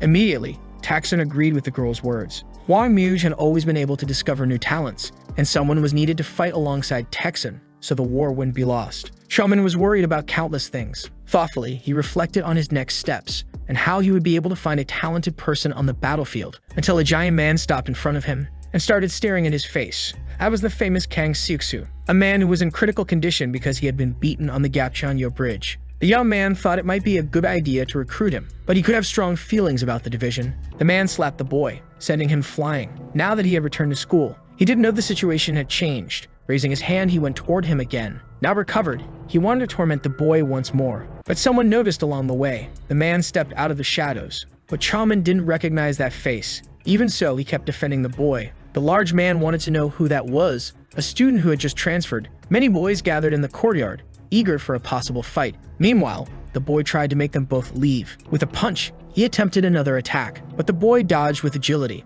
and struck him precisely when he wasn't expecting it, pushing the young man backward. All the students were shocked. When Kang Seok-soo was knocked down, the mysterious man claimed he didn't want anyone bothering the boy. His name is Kim Mak-hun from Nansen. Rumors began to spread among the students. Chomin thought how lucky it was to have a new student at school. The man said he had just gotten out of prison, leaving everyone shocked with their mouths wide open. But he started laughing, saying it was just a joke. He seemed good enough for the 4th Battalion. Recruiting him became an urgent necessity. The students were very quiet, and he decided to ask a serious question. He wanted to know if the students knew how he could meet Hwang Myuj. Frightened, everyone looked at him closely. The teacher warned that it wasn't the time for that kind of question, and asked if any student could show the new guy around the school. As no one answered, he decided to choose someone himself, until a hand was raised. Chomin had volunteered for the task. He needed to get to know him better and understand who he really was. The hallway was full of students. Shaking hands, they introduced themselves. They went straight to the cafeteria to grab something to eat. Bothered, a boy wanted to know why he was trying to meet Hwang Myuj. As he was about to ask, someone shoved him. But Nak-kun managed to catch him. Realizing he had almost fallen down the stairs,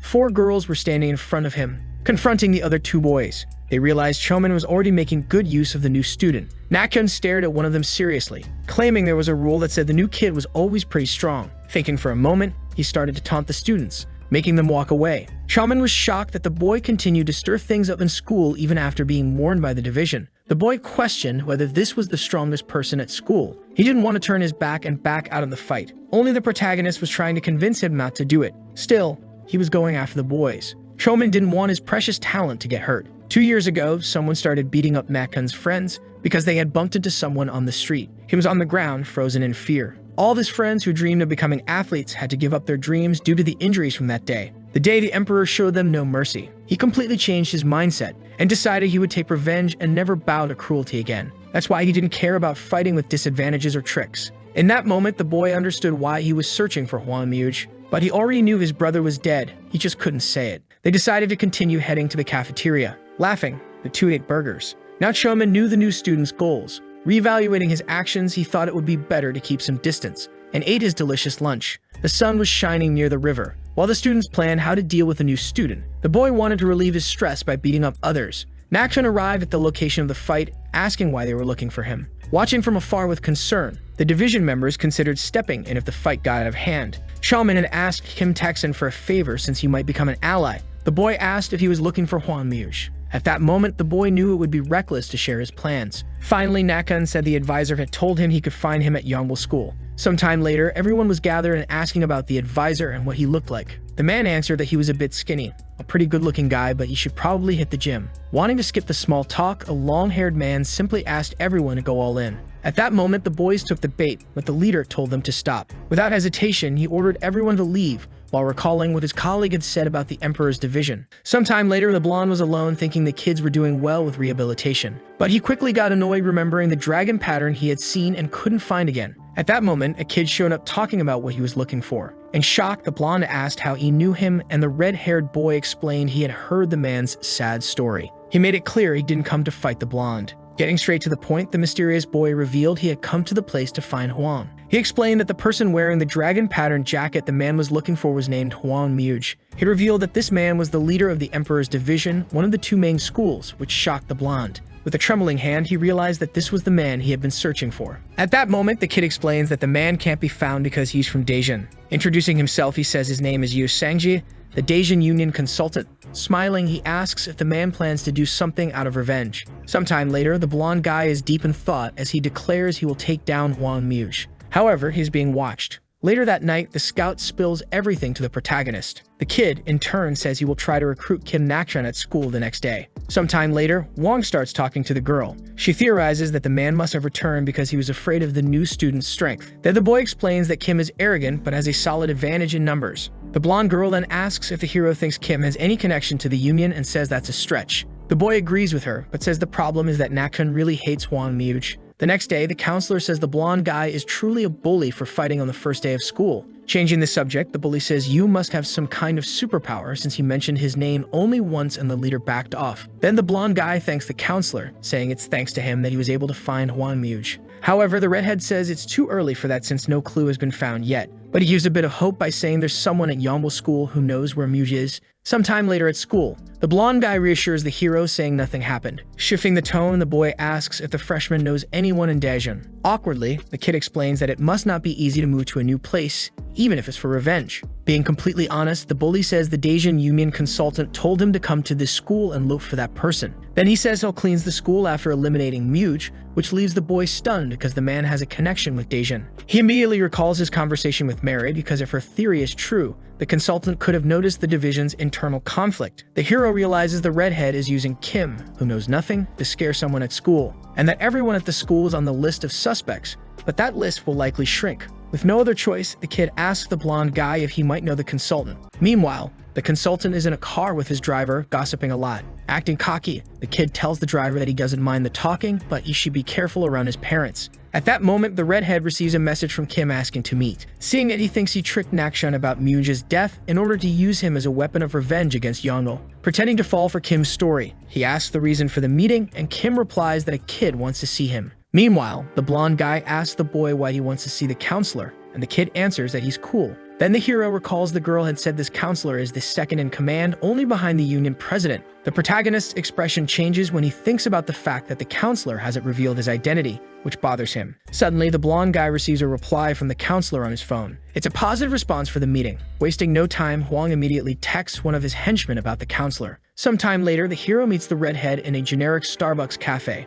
Watching the redhead closely, the kid notices he's wearing a science high school uniform. Pensive, he wonders if this student is really the Daejeon union consultant. Kim was chatting a lot when he suddenly started feeling a strong stomachache. Leaving the two of them alone at the table. Getting straight to the point, the redhead says the kid has the same last name as a certain person. Introducing himself, he says he's a consultant doing his best not to reveal his identity. He also says that most people actively trying to uncover his identity are from the Emperor's division. Acting all fake, the redhead asks Huang why he wants to meet him. The hero starts to reply when suddenly several men show up the place. At that moment, the redhead realizes that this move made it clear the kid is an imitator of the Emperor. So he tells himself he's been underestimated, noting that his allies were also in the area. His plan was to summon Union members and order them to take down the Emperor's division as soon as they appeared. However, surprisingly, the kid ends up getting punched by the one who was supposed to protect him. This leaves the original Kira in shock, and then one of the men says there's a guy in the area who broke the division's rules. Approaching the protagonist, the man asks about the whereabouts of Kim Mak-kun. At that moment, the blonde shows up, recognizing that jacket. Then he realizes it's the attack division. Suddenly, several Union members charge forward. After calling the police and heading outside, the redhead explains that those people were members of the syndicate. However, Kira 2.0 was one step ahead, having ordered his subordinates to beat up Kim and his friend. That way, the advisor would be defeated without raising any suspicions. Opening his mouth, the hero reveals that he is Huang Mu's younger brother, and that's the reason he wanted to meet the advisor. This surprises the redhead, who now understands that this is proof Muja is truly dead. Still, he wonders why the boy didn't tell Kim about it. Huang explains that he wanted to meet the advisor first to talk about it. He mentions the advisor might be a sensitive person. Trying to manipulate the redhead, the boy thinks that wanting to meet the advisor because of Kim makes sense. Pensively, he wonders what the advisor will do. But surprisingly, the redhead reveals that Kim already knows about it. He explains that Nakshan had already considered the possibility that Muja was dead, and the reason he went to Yongbul was something else. With a devilish smile, he says the real reason was to find the guy pretending to be the leader,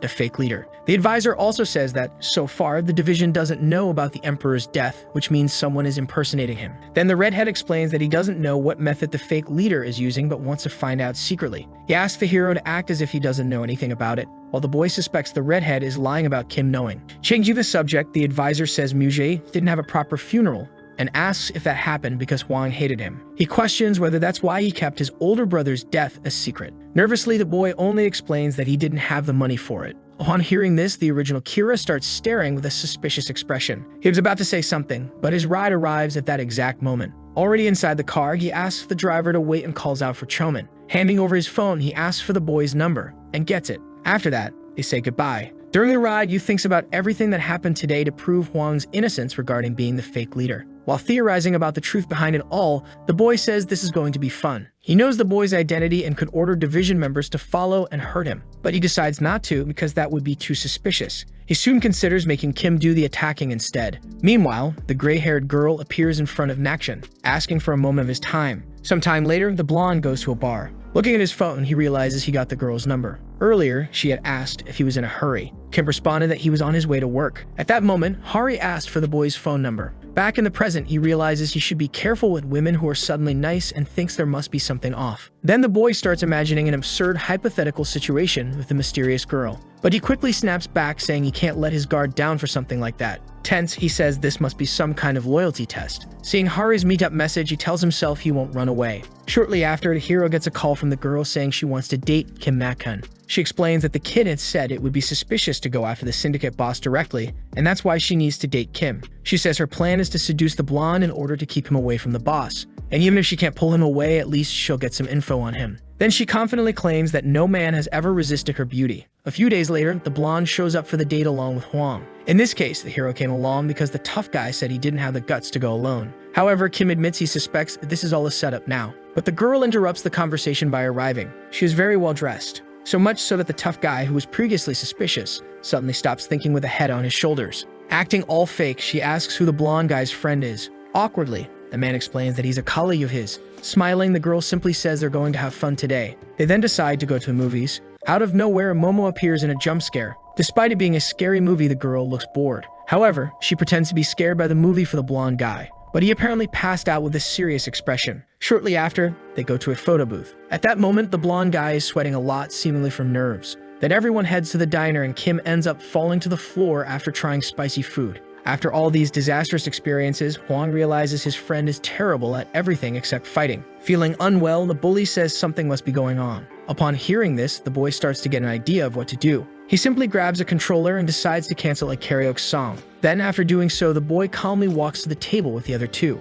Realizing his song was canceled, a man shouts at the top of his lungs. Meanwhile, the kid thinks that now is the time for Kim to take action. But he quickly realizes that the angry man is actually Kwak Jiging, and at that moment, he knows he's screwed. Some time ago, the bully overheard two men talking about taking someone down. Curious, he asks why one of them isn't wearing a division jacket and says that if he's going to fight just for the leader, he should wear the jacket. One of the men explains that someone interrupted them by singing and that he couldn't let that slide. Irritated, the man asks who did it, and his subordinate quickly answers. We then return to the present, with the bully now facing off against the boys' group. Angry, Kwak questions why the girl is alone in a karaoke room with two guys, which makes him furious. The blonde guy jumps in to argue, but quickly notices the dragon design on the man's jacket. At that moment, the man asks why Hari isn't saying anything, and Kim asks if the two know each other. The blonde guy says he thought she might be part of a pyramid scheme, and that being involved with the division never crossed his mind. The bully thinks he can't even reveal she's the leader's girlfriend for several reasons, but Kim interrupts his thoughts with a solid punch.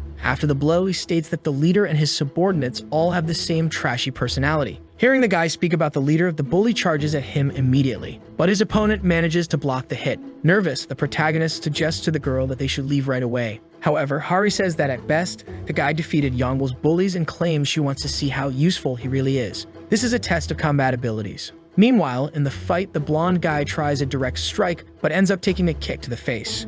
After that, they separate. Then Kim throws his jacket to block his opponent's vision and goes in for another punch. However, it has no effect and Kwak quickly steps in with a solid uppercut. The fight seems to be leaning in favor of the Emperor's division's bully. The blonde guy realizes this man is on a completely different level. Watching the fight, the girl comments that the freshman's performance is average and that she may have had too high expectations for him. Hwang understands that he has used the Emperor's division to its limit, but for some reason he's rooting for Kim. Meanwhile, the freshman keeps giving it his all in the fight, even while getting beaten. Kwak was preparing for the final blow when he noticed something strange. The blonde guy simply lifted a giant table using just one arm. He quickly strikes his opponent's head with a powerful blow using a regular table. This leaves the protagonist both surprised and frightened. Then the kid walks up, saying that Kim was incredible. But the Emperor's division bully gets up, saying he's a pretty brave bastard. He says he noticed the blonde had lowered his guard to make him aim for the face, which allowed him to divert his focus. This man is the chief of Unit 2 in the Emperor's division, someone who reached the position of chief at just 18 years old. Terrified, Kim senses a familiar aura coming from his opponent.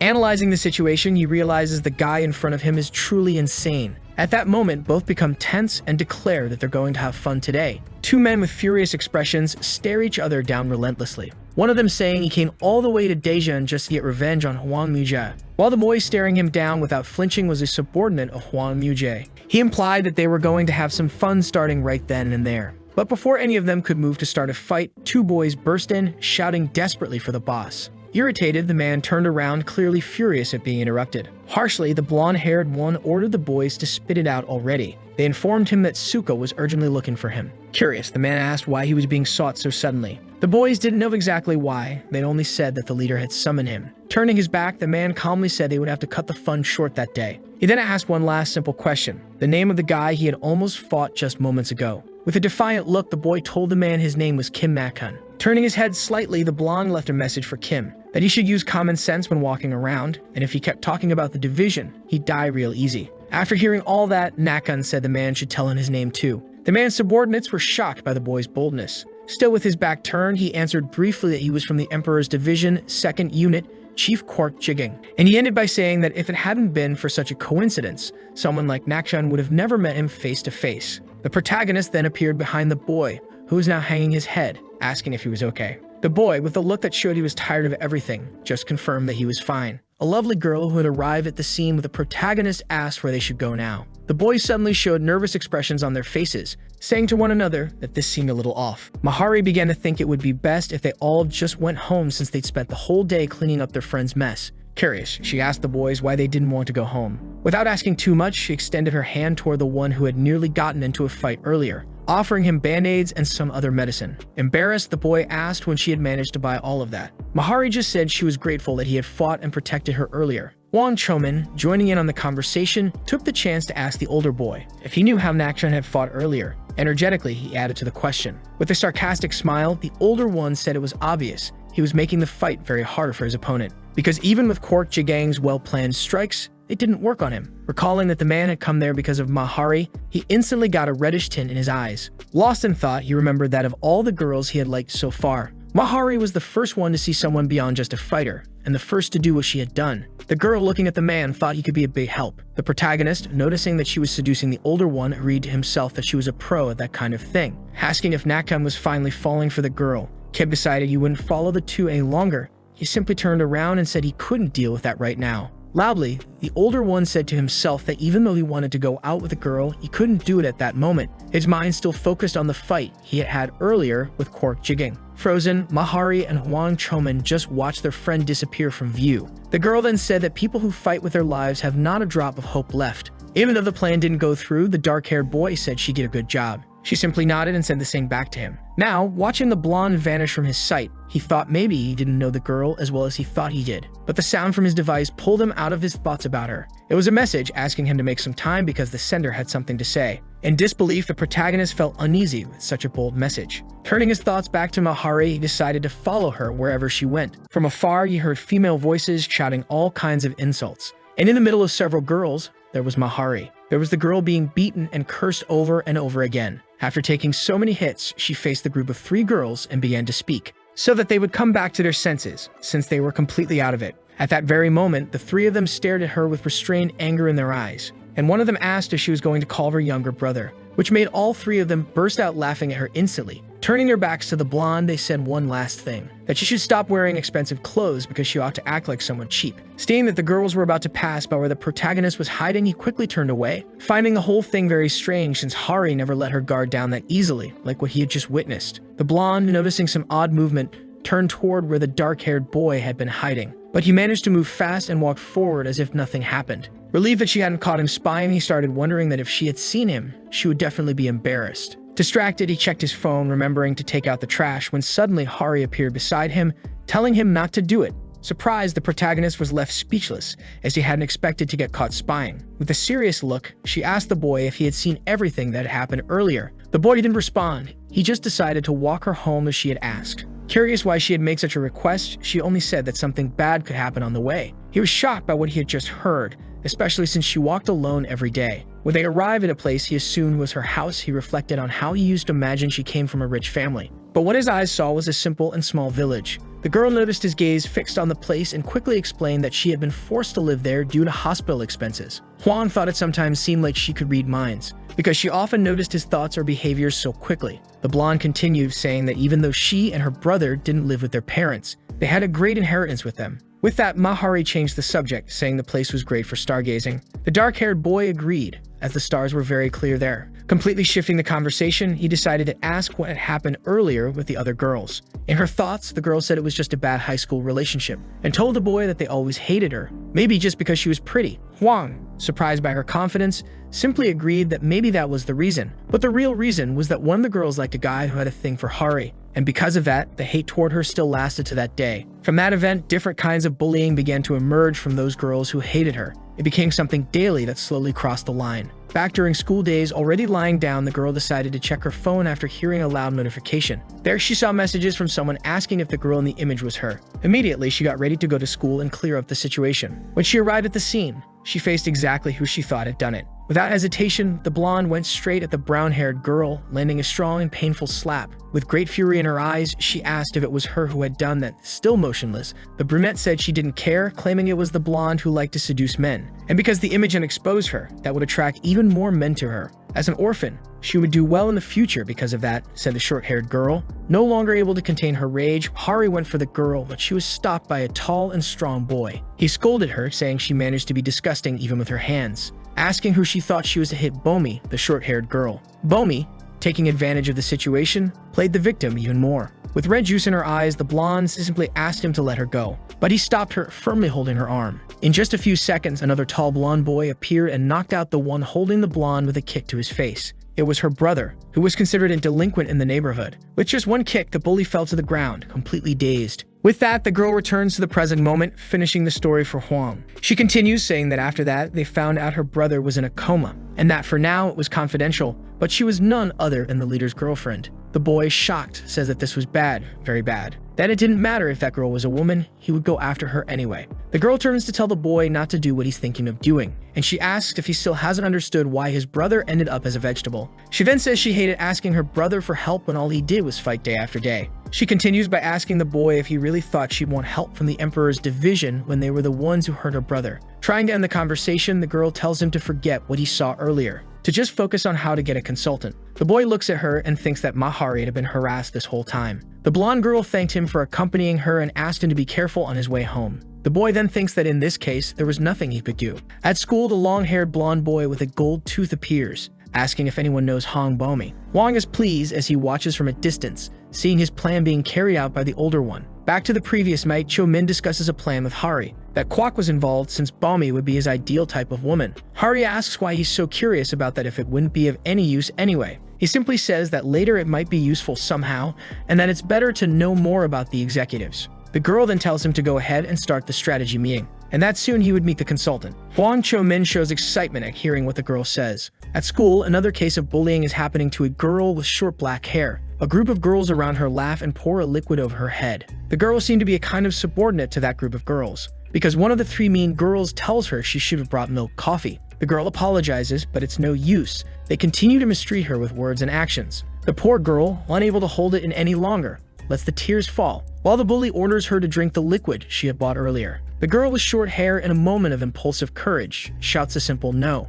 With that, the container holding the drink is thrown. Unwilling to stop the bullying, Bomi grabs a mop and starts rubbing it all over Sujung's body. Kneeling, the girl cries non-stop as the other girls continue mocking her. One of them asks Hong Bomi if she's getting along with Wonjung lately. She says she's going after him calmly because if anything happens, she'll leave the group before losing and walk out with dignity. The red-haired girl was analyzing the boy from a distance, noticing his attractive appearance and assuming he was arrogant for being aware of his own beauty. Determined, she reflected on her efforts and carefully followed her plan, waiting for a response. However, her concentration was suddenly interrupted by an urgent call. A clearly distressed classmate approached and warned her someone was waiting for her at the school gate. Curious and a bit apprehensive, the girl headed to the indicated location. Upon seeing the visitor, her heart began to race. He was indeed handsome, but his presence carried an unexpected feeling. She never imagined that moment would take such a peculiar turn. Standing in front of the school was a man with an intimidating appearance and a sinister smile on his face. The meeting promised to be very different from what she had imagined. The red-haired girl approached the school gate, her eyes fixed on the unknown man waiting for her. With a suspicious expression, she asked for his identity, but he only murmured hesitantly before looking away. Meanwhile, a day earlier, a conversation had taken place between two men. One of them held a photo of the girl and asked about her, intrigued. The other, now the man at the gate with the girl, responded with an indifferent expression, reflecting on his ideal type of woman and showing little interest. The exchange of information continued. One of the men revealed he had heard from a reliable source that the girl had feelings for the other. The revelation surprised the young man, who widened his eyes, clearly caught off guard. With an enigmatic smile, the older man ended the conversation with a mysterious tone, suggesting that by meeting the young woman in person, the guy would find out if she was really as people said. The intimidating-looking man stared at the girl with a confident smile before making a surprising statement. He had heard that she liked him. The girl froze for a moment, her wide eyes showing surprise and confusion. She tried to respond, stammering as she tried to understand the situation. With a serious face, she claimed it was all a misunderstanding. However, her words sounded unconvincing, and her mind filled with questions. Who was this man with such a threatening appearance? From a distance, the other students watched the scene, murmuring among themselves. To them, the stranger looked like a criminal, and the girl's involvement with someone like that was shocking. Aware of the rumors this might cause, the girl felt irritated. This situation would create unnecessary gossip, and she didn't want to deal with that. Before she could do anything, the man decided to act. Pulling out a piece of paper, he said he would give her his number and asked her to call him. Desperate to end the interaction, the girl tried to interrupt, but the decision had already been made. He seemed suspicious or uncomfortable with the situation. Bomi was asked about the man's identity but didn't know who he was. The man, on the other hand, looked offended or irritated by their reaction. Bomi reacted angrily, shouting and calling the man a lunatic and a pervert. The blonde man appeared holding a phone with a cold, serious look, simply saying, him. The blonde seemed surprised by something, while Huang asked if the message he had requested was delivered correctly. The other character confirmed that he had spoken clearly. The protagonist then said that no matter how much she claimed to hate him, in the end, it was nothing but an act. Deep down, she longed for someone who would fight for her, who would persist, who would follow her to the depths of hell if necessary. 90 pounds, that was her weight, but the presence she gave off went far beyond that.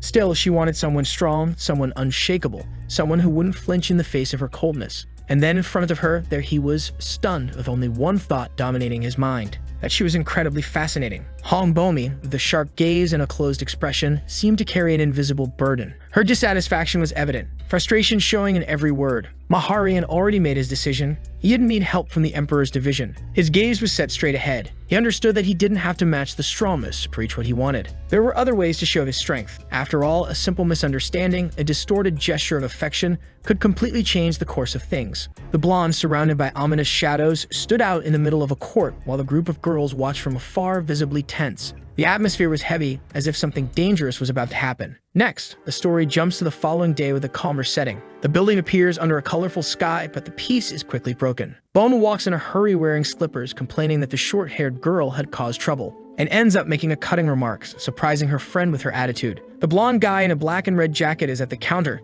talking to a vendor who seems nervous. The vendor is clearly uncomfortable and has a frightened expression. Meanwhile, the tough girl notices something is off, as if she had just seen something unexpected. She realizes someone important to her is there. At another moment, a group of uniformed students starts murmuring and looking shocked at the scene. They seem impressed, some with their mouths open. Their eyes are fixed on the store as if something big is happening inside. Bomi's expression stands out, her eyes widen, reflecting tension or even fear. And at that very moment, the atmosphere gets heavier. Kwak Jiging gave a crooked smile, his eyes filled with an almost predatory amusement, as if preparing for a performance only he could understand. In front of him, the red-haired girl frowned, her face tense. She didn't understand why he was doing that, what the purpose of the provocation was. All she wanted was to buy her favorite milk coffee and go on with her day. But the hesitant vendor refused to serve her. Then the blonde guy told her that he just wanted to buy his coffee, but the vendor wasn't willing to sell it to him. Voices around them whispered. Nearby students watched wide-eyed as if witnessing something forbidden, suggesting that there really was something going on between the two.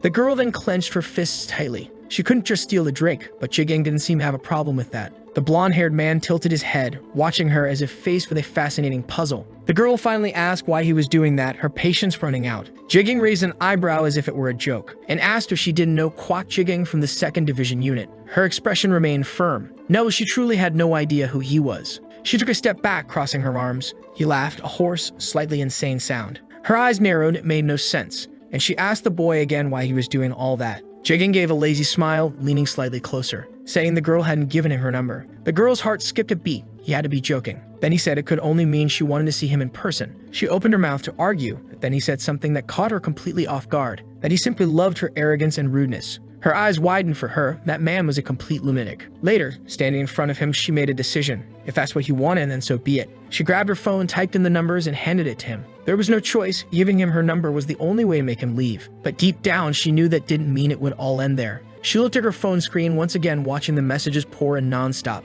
It had been going on for days, and she didn't understand how he didn't get tired. She stared at her phone screen, eyes shining with expectation. For a moment, she hesitated, but then a satisfied smile formed on her lips. He had finally responded, Wonjung. Relief mixed with excitement made her heart beat faster. She'd been waiting for this for a long time, and now that it was happening, she felt a mix of triumph and anxiety. Meanwhile, on the other side of the city, he held his phone with a crooked smile on his lips. The calm voice on the phone carried a natural confidence, like he knew exactly what he was doing. He scheduled the date without hesitation, certain she would accept. The game was in his hands, and he loved playing with the pieces. Later, on a street lit by the city's artificial lights, two men talked casually. The surroundings were bustling, but they seemed oblivious to the commotion. One of them, with a slightly ironic tone, commented on how events were unfolding, pleased with the outcome that was taking shape. To them, it was just another game, a fun pastime. He walked away from the group, hands in his pockets, eyes filled with mischief. Everything was going as planned, only the finishing touch was missing. The anticipation of being able to twist the situation in his favor made his red juice pulse with excitement. The smile on his face was almost imperceptible,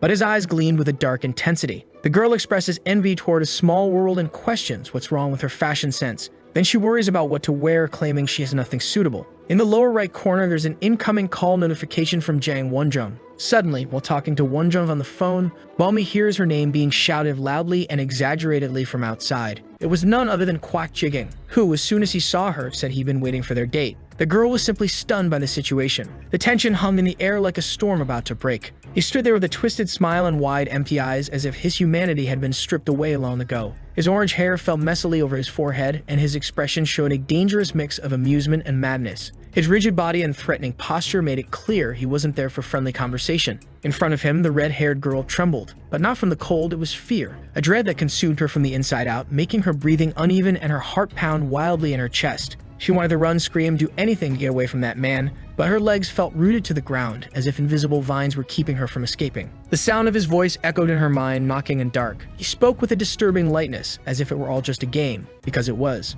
But for her, there was nothing amusing about it. Sweat trickled down her temples as her mind desperately tried to find a way out. His laughter echoed in the air like thunder. It was the sound of someone who had already crossed every moral and ethical line. Each step he took toward her seemed to drag a suffocating weight, and every passing second made the space feel more claustrophobic. Outside, under the artificial streetlights, a man rested next to a red motorcycle. His presence was silent, but it carried a threatening weight. He watched everything from afar like a predator waiting for the right moment to strike. He knew more than he let on and seemed ready to act at any moment. Meanwhile, the girl's thoughts spiraled. The possibility that he had invaded her privacy made her stomach twist in knots. Her fingers trembled as she tried to process what was happening. She needed to warn Jang Wonjung's friends. If anyone could help her, it would be them. But time seemed to be against her, each second more precious and cruel. The silent, deserted street clashed with the storm raging inside her mind. The red-haired woman watched him through the window, worried about his actions, which she saw as those of a madman. When she returned the call, he questioned why she hadn't come down and pointed out he was acting recklessly. Upon hearing a provocative response, his face twisted in anger, and she, visibly irritated, told him not to worry. She hinted that the individual in question had always been an idiot and a cruel bastard. Meanwhile, a chat conversation showed a group talking about Bomi, who was heading to Lot World Park with Wonjung Appa. One person expressed jealousy, wishing to be with a handsome guy. The one with light hair said he had made the man promise never to show up in front of her again. Bomi was furious. A scream escaped her lips before she could hold it in. With a sharp movement, she threw an object against the wall, shattering it into pieces on the floor. Her chest heaved with anger, and her eyes, once full of hope, now shone with frustration. After all this time, she had finally met a handsome man, and now everything was falling apart like this. It was hard to accept that just when things seemed to be getting better, fate decided to turn against her. The rage in her chest grew along with a feeling of helplessness that slowly consumed her. She took a deep breath, trying to hold back the emotional storm, but the weight of the hurt remained. If she had gone through all those awful things, it wasn't fair for him to walk away unscathed. In the silence of the room, the persistent ringing of the phone shattered the tension. The blue light blinked on the table, pulling her attention back to the reality that insisted on moving forward, even when everything inside her felt like chaos. With a heavy sigh, she slowly turned, her long red hair sliding down her back. Fatigue and frustration followed her like a constant shadow. The questions echoed in her mind. It wasn't fair, she had endured so much already. If he had unleashed all that chaos in her life, then sooner or later he would have to pay the price. In a dark space, a man covered in tattoos came into focus. His face was marked by injuries, and he held a phone while staring down the person in front of him. With an unsettling smile, behind him stood a silent subordinate. He held a baseball bat stained with red juice, reinforcing the violent atmosphere. A man hung upside down, tied by thick ropes, suggesting he was vulnerable and in imminent danger. The tattooed man was Ba Wongi, Bomi's ex-boyfriend, now an agent in Gangju. The long-haired man with a scar on his forehead reacted with surprise on seeing someone. Right after, the red-haired woman appeared, calm and enigmatic, as if she had been expecting him. The blonde got excited with Bomi's arrival and quickly asked where they should go. She simply said there was no need, just to go out for some fresh air. And so they did, climbing onto someone's motorcycle and riding off without a clear destination. Curious, he asked if she liked the sense of peace the setting offered,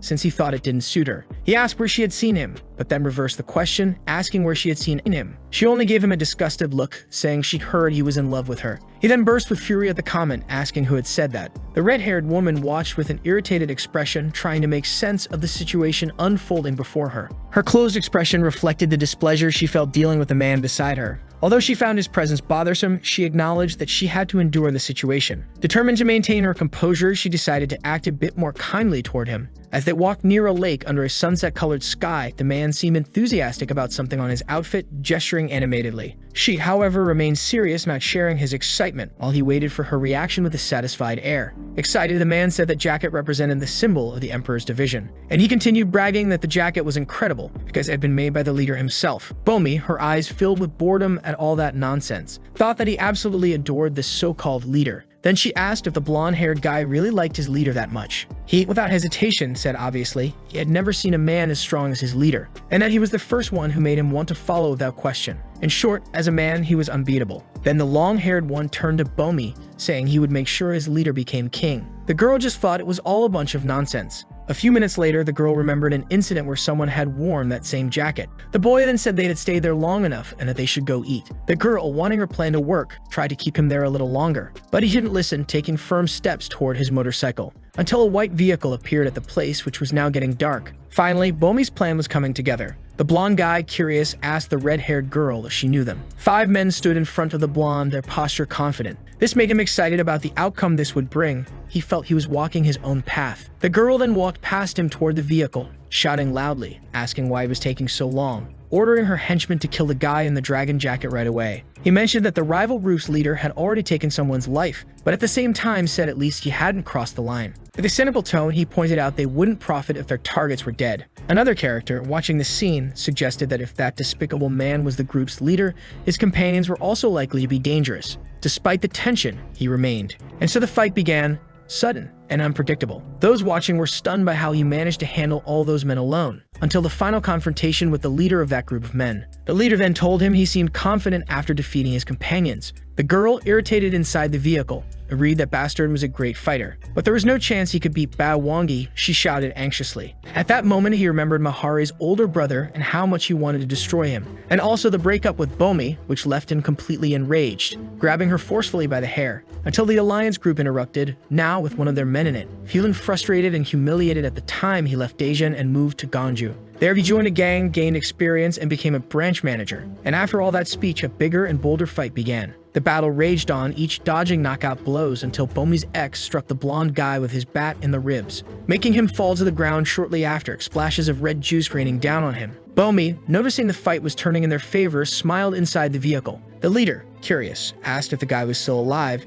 because it wouldn't be any fun if he died right away. But the blonde wasn't worried about the pain. He was worried about the dragon jacket getting torn. Taking advantage of the leader's moment of satisfaction with the situation, the long-haired blonde kicked him squarely in the chin, knocking a tooth out. And the man, now being knocked out, wondered if that boy was really just a high schooler. And then he was hurled into the lake. Bomi, still inside the vehicle, felt distressed by the situation. Finishing off the group's leader, the blonde walked toward where the red-haired girl was, shattering the vehicle's window all at once. While the desperate girl called the police station, Bomi realized she was out of options and fell to her knees in front of the blonde guy, begging for forgiveness, pleading for him to let her go. He then asked if she had brought him there just to use him as bait, and questioned whether it was her ex who had forced her to do all of that. The red-haired girl chose to lie in order to escape that frightening and humiliating situation. Now standing completely stained in red, her ex appeared behind the blonde, immediately calling out her lie. The blonde admitted out loud that the guy had resilience. Some time ago, the blonde's group leader had beaten up a guy from the Daejeon Alliance, which made the dark-haired man hold a grudge to this day. The long-haired guy began recalling that time when his leader was overwhelmed with rage. In the end, very few people went with the leader to settle the alliance issue that day, which resulted in serious injuries to 30 people and 1 person in a coma. It wasn't common for the leader to put someone in a coma unless it was about something irreversible. But for the survival of the division, they had to choose someone to pay the price in the leader's place. After that, the leader never mentioned the incident again. Back in the present, Bomi's ex stated that she knew more about that situation. Confused, the blonde asked why she would know anything about it. Then the black-haired man continued, saying she had hired someone to go after the older brother of a girl she hated, so that the blonde's leader would kill Mahasam from the Daejeon Alliance. The girl immediately screamed that it was a lie, but without hesitation, the man pointed a nail-covered bat at her, telling her he would chase her to the depths of hell to find out it was true. Distressed, the girl finally admitted it was all true. In disbelief, he asked her to repeat that sentence, because he had just realized she was talking about Mahari's brother. The man then sighed heavily, thinking it was a serious situation, even though he had already had a suspicious feeling. With that, he asked who she had hired for the job. She then came very close to him to whisper something, but he quickly pulled back, alarmed. The girl pleaded with him to leave the past behind, but the guy said she had to be kidding. This was about the downfall of the division. Angry, he grabbed his motorcycle and before leaving, told her to never appear in front of him again. Heading out to tell Mahari everything, he rode at high speed, but ended up getting into an accident while calling Huan, who answered but didn't say a word. In a luxurious mansion, a voice said they had captured Kwak Jigeng and tracked him. At that moment, the protagonist appeared, being led to a boy with brown hair and light eyes. At Warehouse 05, an excited man told the others to take a look at what they had caught. He couldn't believe Kwak Jigeng had been wandering around with his guard down. The tied-up man, covered in strawberry juice, groaned with a sinister look. Min Do-sung sarcastically asked if he had a broken heart or something. The beaten man said they had attacked his bike and that it wasn't the right time to do that. Holding his battered face, the thug said he wanted to finish him off. Suddenly, the tied-up guy bit the other's nose. Everyone screamed, calling him a bastard, and threw him to the floor, saying he was crazy. Min, trembling with rage, said he would finish him right there. Lying messed up on the floor, Quack laughed mockingly, asking if the brute wasn't going to do anything, because if he didn't,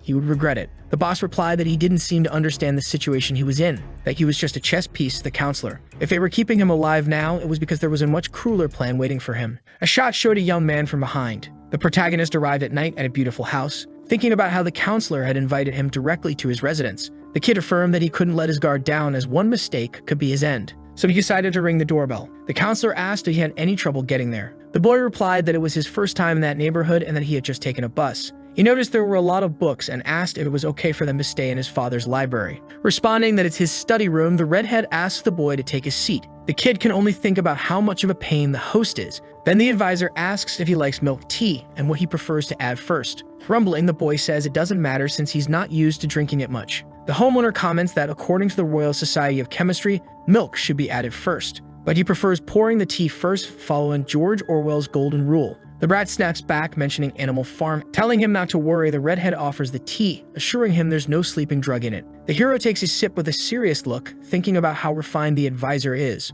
How Yu Sung-jae is a person completely different from the violent, dirty world of gangs, and he ponders how this position doesn't suit him and how that might work in his favor. At that moment, the host asks if Nakkun is doing well. Then the boy replies that he is, although he hasn't found the fake leader yet. With a small smirk, the pale man just watches while sipping his tea. The protagonist questions that if he suspects there's a fake leader in Youngil, how does he manage to keep control? Immediately, the advisor interrupts and asks the brat directly what he thinks about that, about how the fake leader manages to control the division. Chaman realizes then and there that he was brought there so you hear his answer in person. The boy argues that maybe it's through messages or some kind of voice cloning. Smiling, the redhead simply agrees. And apologizing for mentioning his brother's death, he asks if there was any phone in the crime scene. Thinking lying would be the best strategy at that moment, the protagonist says there wasn't. With a sinister look, the advisor asks if he's sure. Nervously, the boy says yes, and thinks he almost let his guard down in that moment. Yo wonders then who took the phone and states that this person is in Yongnil. At that point, the kid reflects to himself that he's still a suspect and cannot slip up.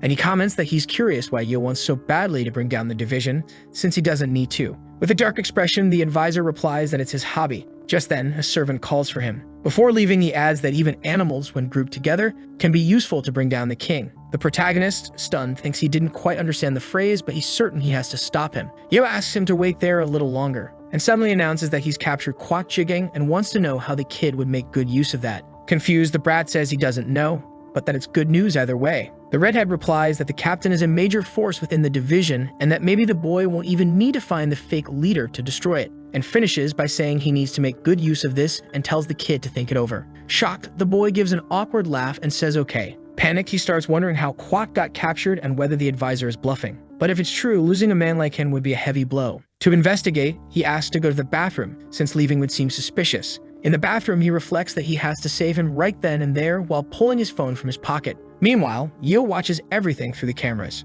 Moments before this happened, a man was watching the house. In the plaza, he asks the protagonist if it isn't dangerous to go in there alone. He replies that it's not. He doesn't want his identity revealed to the members of the Alliance. And even if something happened, only a few men know who he is and would show up. But none of that was going to happen. The henchman asks why. Then the brat says it's just a hunch, because the advisor wouldn't let anyone from the Alliance into his home, and he tells his subordinate to wait outside. Meanwhile, the host continues watching the kid through the bathroom cameras, and thinks that since they confiscated Kwak's phone when they captured him, there was no way the boy could know. If the kid were the fake leader, he would want to verify the information immediately, and he would need to get the phone. But the boy just uses the bathroom normally, to the redhead's total disappointment. Then he returns to the library. Chaman reflects that taking the phone out of his pocket would not have been a good idea since he's a suspect, and continues thinking that Yu only mentioned it and left the room to observe his reaction, which means he must have cameras throughout the house monitoring everything. Sipping his tea, he deduced that the counselor wanted to get the phone to control the division. He also wanted to hide his suspicion from the boy so he wouldn't throw the phone away.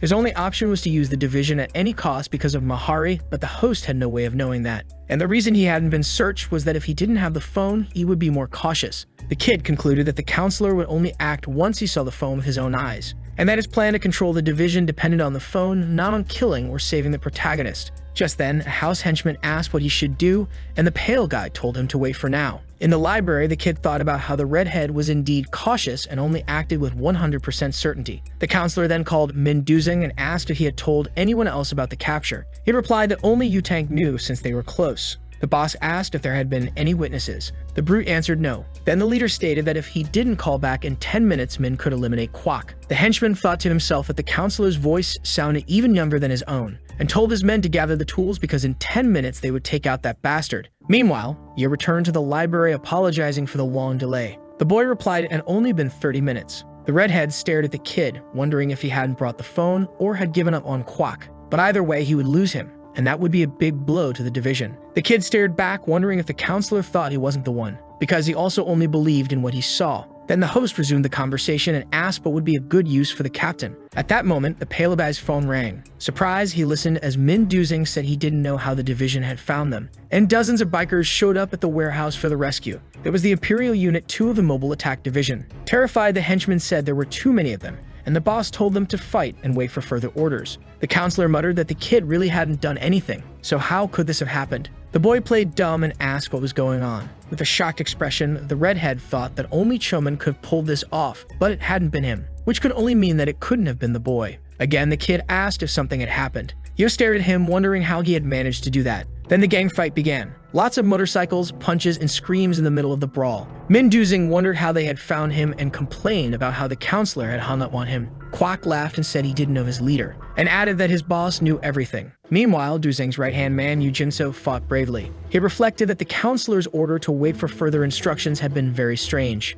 because now the only choice was to fight for their lives. Suddenly, he was hit by a violent blow, and the opponent stared him down, telling him not to waste time with the others and to fight him directly. His enemy was a champion from the Imperial Unit named He Huan. He thought to himself that the man was an elite fighter from the attack squad. Then the right-hand man launched an attack and punched the champion in the face. The brute didn't even flinch. He asked if that was all, while strawberry juice dripped from his nose. He Huan then landed a punch on the blonde's face, followed by a kick to the stomach. He said they weren't the same after all. He was just a right-hand man to some random boss, and that all the champions of Unit 2 were there. He said elite fighters didn't usually fight together in the same battle. Then he asked if He Huan hadn't realized they had already crossed the line. Meanwhile, the counselor sat in his library saying the division had arrived to rescue Kwok, and that the place where he was being held had been kept secret. Looking at the boy, he asked how they had found the hideout. The kid replied that maybe someone had seen it by chance. Sitting on the couch, the host wondered if the boy might really not be the fake leader. The boy then said he looked busy and asked if he'd prefer him to leave. Yo asked him to stay a little longer, because he wanted the protagonist to meet someone, hoping to keep an eye on him for a bit more.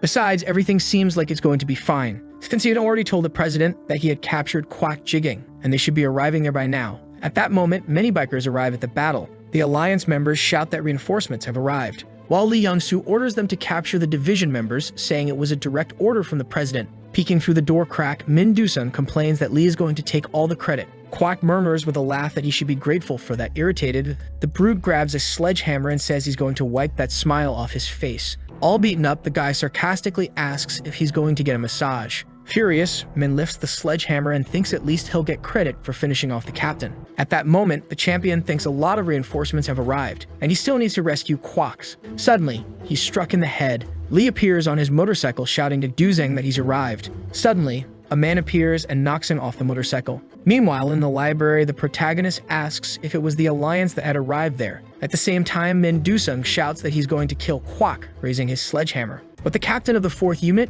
Kim Tak-sun, also known as the genius of the blue wall, grabs the hammer. Right then, he throws the brute through the air. Furious, he gets up and thinks it's true Kim had joined the division. The blue wall says he crossed the line with his methods. Dusung just mutters that it would have been better if he had gotten rid of the captain as soon as they caught him, and that getting excited and calling Utak was a big mistake. Kwok says he told him not to expect too much. He asks why he didn't take advantage when everything was handed to him on a silver platter. Enraged, the bald guy charges. He and Kim start exchanging punches. Suddenly, their fists clash. Dusung screams in pain, holding his broken hand. As he wonders what kind of monster that guy is, Kwok comments that to fight Kim one-on-one, the person has to be just below the president in rank. The genius of the blue wall knocks the bald guy out with a punch. Standing up, the captain says they should fight another day. He replies that there's no time for games and they need to help the others. But then he asks how Kim found him. Kim explains that some time ago, in front of the counselor's house, Chomin had left the phone on during a call with him just in case there was an emergency, and he heard when you said he had captured the captain of the second unit.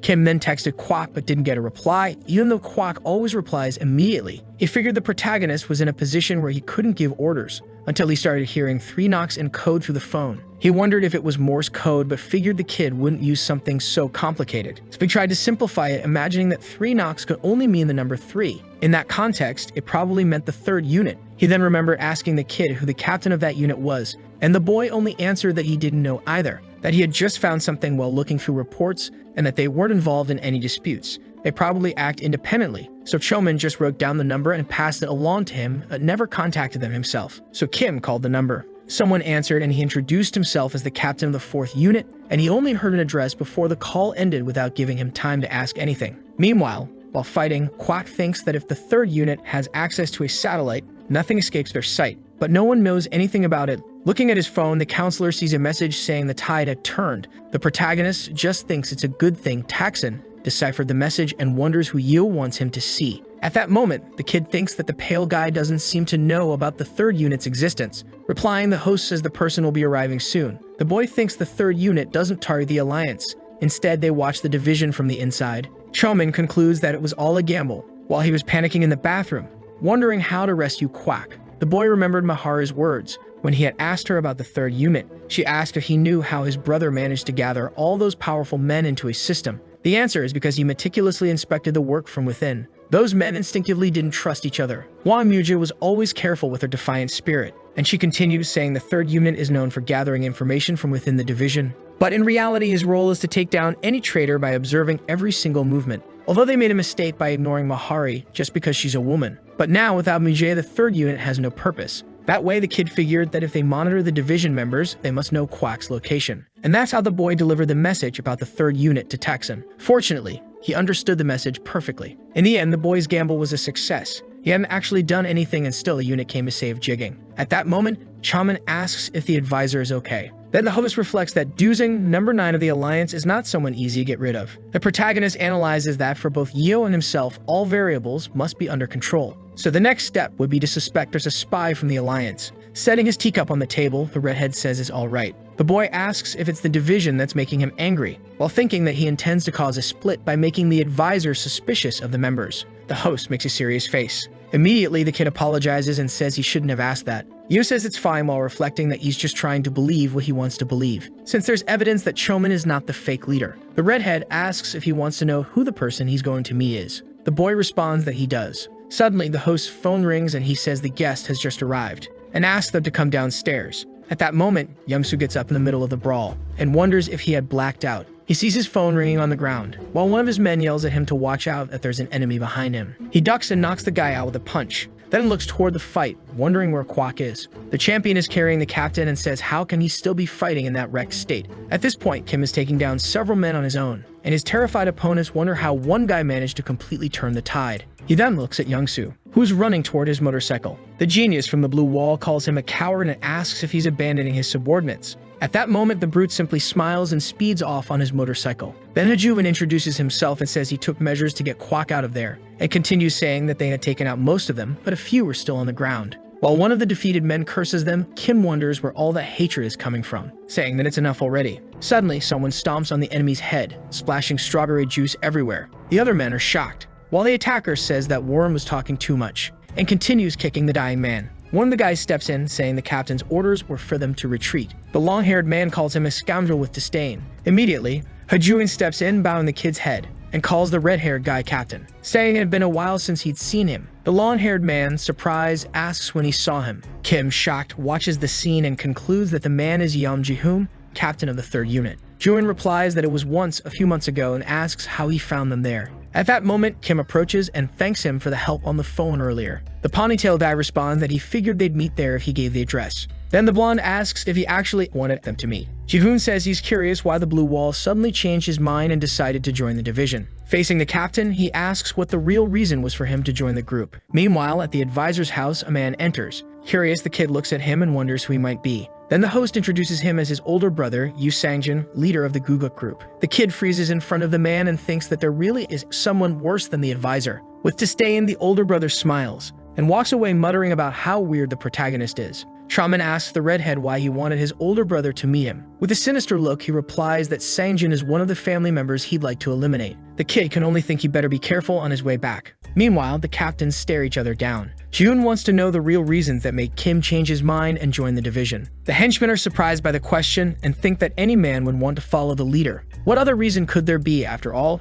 Kim replies that he's curious about the true intention behind that question. The long-haired guy answers that it just crossed his mind that his entrance might be a small spark, one that could set the entire division on fire. The blonde guy says he understands that he wants to mess with the rookie, but you shouldn't do that when he knew Quack's whereabouts and still did nothing. Hajuvin watches everything in shock, wondering how he knew the location. The guy with the ponytail says he would have stayed quiet since those punks are about to do something serious to the division. But he's bothered by Kim's tone of voice and charges at him with a lit cigarette. The henchman freeze. Shikun, almost pressing the cigarette into Kim's eye, states that this is how you mess with rookies. Hajuin, watching the scene, thinks how terrifying it all was and how he managed to do that to the blue wall. The long-haired guy calmly resumes smoking and says he can read people's eyes. And he continues saying Kim might be able to fool Quack and Suka, but not him. Mentioning the blonde guy's younger brother, he finishes by saying that boy would hate to see him cry. At that moment, the captain of the 4th unit loses his temper, grabbing the ponytail guy's arm violently. He tells him he better watch his words.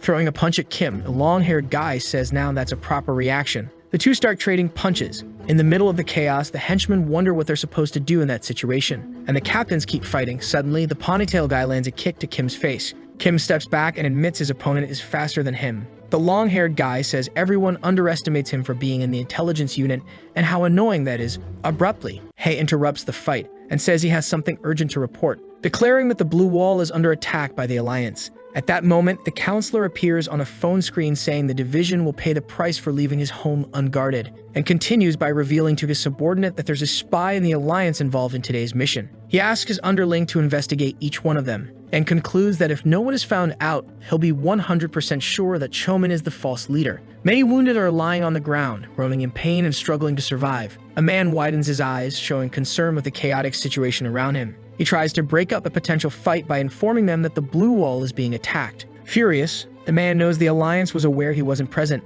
Meanwhile, the injured keep moaning, begging for help and relief from their pain. At death's door, the man warns Tax and Hyun about the Alliance attack. He prepares to reveal who ordered the brutal and cruel assault that left him in such a state. The man mentions someone stomped on his head, causing injuries all over his body. He states the only ones to blame for his condition are those who abandoned him. With confidence, the man with orange hair declares the real culprit is the captain. He tells his friend that the man who attacked him looked like the captain of the Alliance. Right then, the character remembers the captain's face and wants to know where he is. The attack happened when the men were left alone, without protection or support. The character can already picture what happened, visualizing the scene of the brutal assault. An image of a child comes to his mind, and his name is Taeyang. Someone is calling for Taeyang, but he can't figure out who it is. A man runs desperately through the desert, trying to reach an open door ahead of him. He yells for Taeyang while running frantically, desperately seeking answers and safety, until suddenly he realizes something important that shifts his entire perspective. In front of him, the boy is accompanied, but he doesn't understand what's happening. The man in the hoodie says he was contacted by the leader and reveals new information.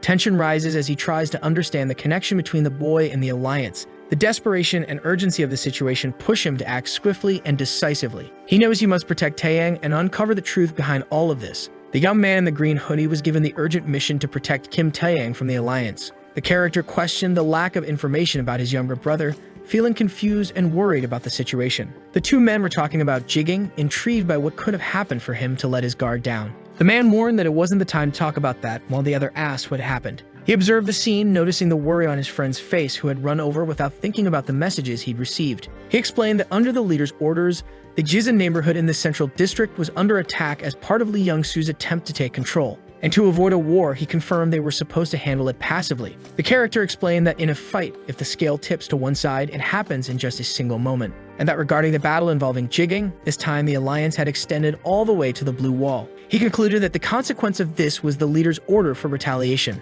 To him, it seemed both sides were trying to outdo one another. The man thought this flow of events had all the signs of a war breaking out. He knew that if things continued like this, it was safe to say they were all heading into total war with imminent destruction on the horizon. To his colleague, after total war, only one power would remain standing. It wouldn't end in just a day or two, so he said they'd better be prepared. While making a call, his brother apologized, saying he hadn't thought the advisor would attack the blue wall so quickly. Worried, the character wanted to know if the news about the retaliation was real. At this rate, it could lead to a total war that would result in a single victor. The real question was whether he was ready for that. Still standing in the same spot, the young man asked if something had happened at the advisor's house. Choman said there was nothing special, but he had discovered something very important. He had found valuable information about a much bigger scheme that was in motion within the division. Choman said he would reveal all the details once he was sure of the information's accuracy. Additionally, he mentioned that they needed more people in the 4th unit to increase their chances. He knew they weren't ready enough to have a real shot at winning. The estimated timeline for everything to be resolved was 5 months, a considerable amount of time. His final request was that everyone follow his lead, trusting in his decisions and strategies. A month had passed since Choman became the false leader of the division, causing suspicion. Someone within the division had started suspecting a possible insider who might be infiltrated. A man with long red hair was riding a motorcycle at high speed looking for answers to his doubts. She suspected someone from the outside might be involved in suspicious activities. Another man standing on the street also had doubts about the king and his intentions. Countless seeds of doubt began to sprout among the division members, creating a tense atmosphere. In the midst of it, someone let out a deep sigh, feeling the weight of the situation and the uncertainty. This person began to run frantically, chasing an illusion that seemed more and more distant, until he stopped in front of a lake, seeking clarity in the midst of his mental confusion. Getting closer to the water, he tried to find answers that could clear up his doubts. Suddenly, he noticed some bubbles on the surface, as if something was about to emerge. He reached into the water and grabbed something suspicious, feeling he was closer to the truth than anyone could imagine. It was a helmet with the image of a golden dragon. Sitting in a room, the character looked closely at the object. He stated that the customized item gave him a really bad feeling, and tried to recall where he recognized it from. That dragon symbol reminded him of something in his memory,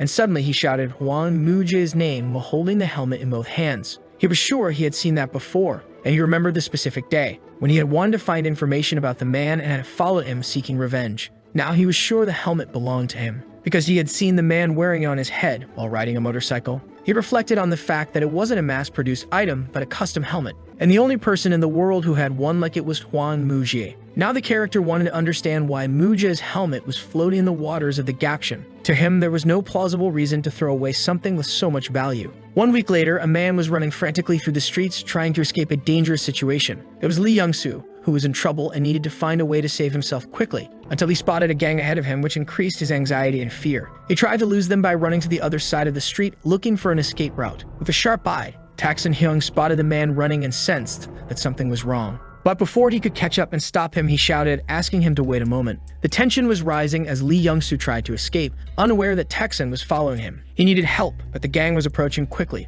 making the situation even more critical. Tak-sun knew he had to act fast to save Lee Young-soo before it was too late. Saying he understood, he stepped into the middle of the group of men. He apologized for hitting the juniors, but claimed he was just following orders. But his tone felt more like a bad joke. Tak Sun-hyung knew that not long ago, the man had laughed about smashing the blue wall while he was away. He said that place was a battlefield where you kill and die. It was just a school fight. But the man kept laughing mockingly. He was already ready to fight, stepping toward his opponent to throw a punch. However, his enemy was faster and managed to land a direct, powerful blow to his face. The impact broke his nose, causing intense pain and making him fall to the ground. Meanwhile, the men around them watched the scene, surprised by the speed of the unexpected attack. The tension among the spectators rose as they didn't know how to react to the violent situation that had just unfolded. They waited for a chance to finish him off while the boss turned his back to take a phone call. He was calling to report that he had caught Lee Young-soo at the location provided. While taking notes, he said the Gizon area would be taken over, and it would be hard to return to the front lines for now. Before sharing the next step, he received an unexpected message on his phone that caused immediate concern. Park Seok was asking if it wasn't time for the leader to return, raising questions about the current situation. Now the main issue in the air was time and the urgency of the decision. Looking at the phone, he found the message very suspicious, sensing that something was wrong with the communication. Sitting in a corner, Tak Sun-hyung waited for more instructions from the leader, anxious for clear and precise directions. The tension rose as time passed, and he wondered what to do next. He held his phone, reflecting on the month without calls, only messages to contact them. He observed the situation, knowing he wasn't the kind of man to start a fight while absent. The tattooed man was mentally distressed by the situation, but found all of it very strange and unusual. He thought the messages might have come from someone else instead of the leader. A loud crash echoed, and the scene before him unfolded into unexpected chaos. A man kicked a barrel while yelling for someone to be found and taken down. They didn't know the reason for the confusion, but one of the men felt deceived. He had lent money to his girlfriend via message, only to find out it was actually her lover asking for it. When told he should have checked the information better with a call, the man froze. Humming to himself, the red-haired man walked down the street until he heard someone speaking to him, saying he looked carefree. A figure appeared in the darkness.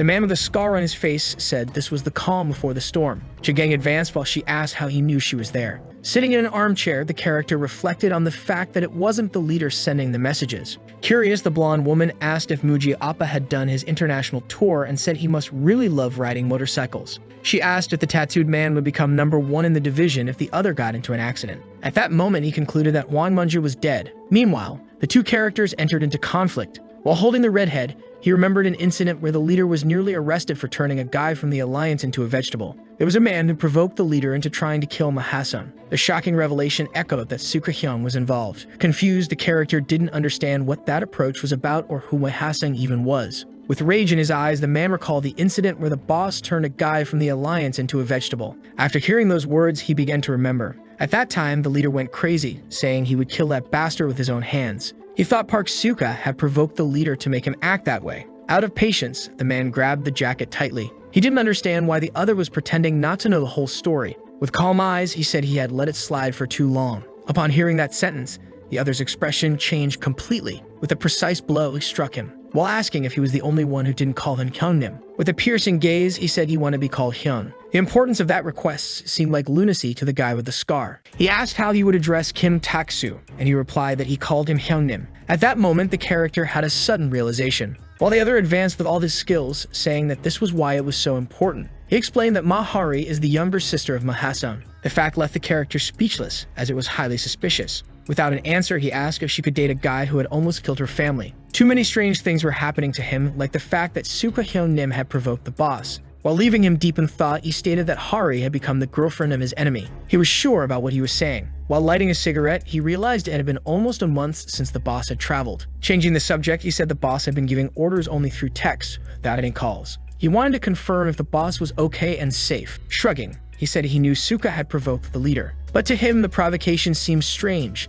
since if there had been any danger, it would have been reported. An image showed the character's current state. He said Hasan had managed to escape from prison, but maybe that wasn't Suka's only goal, suggesting that he may have created enemies for the boss, hoping someone else would stab him in the back instead. The man didn't understand what conclusion his colleague was trying to reach, but he said there was a possibility the leader was already dead. Leaving the man shocked, he explained that Suka and the captain had been old friends and he had been #2 for a long time. The character disagreed, saying he received messages from him frequently. Looking at his phone, he agreed that the boss had never stopped reaching out, but he needed to see his face to be sure. Losing his patience, the man asked if he really believed the boss was a target of Suka Hyun-nim. With skepticism, he said nothing was certain when it came to human relationships. He also explained that people who believe in certainties become victims of those who don't. Finally, he asked him not to tell anyone about this suspicion, since the future of the division depended on it. The next day, a ray of sunlight shone between buildings, lighting up the sleeping city. A character was quickly typing on his phone, focused on the conversation he was having with the boss. He was shocked as he read the messages, feeling a wave of worry and anxiety rise within him. Sitting on the toilet, he realized he had been listening to the orders clearly, reflecting on the current situation.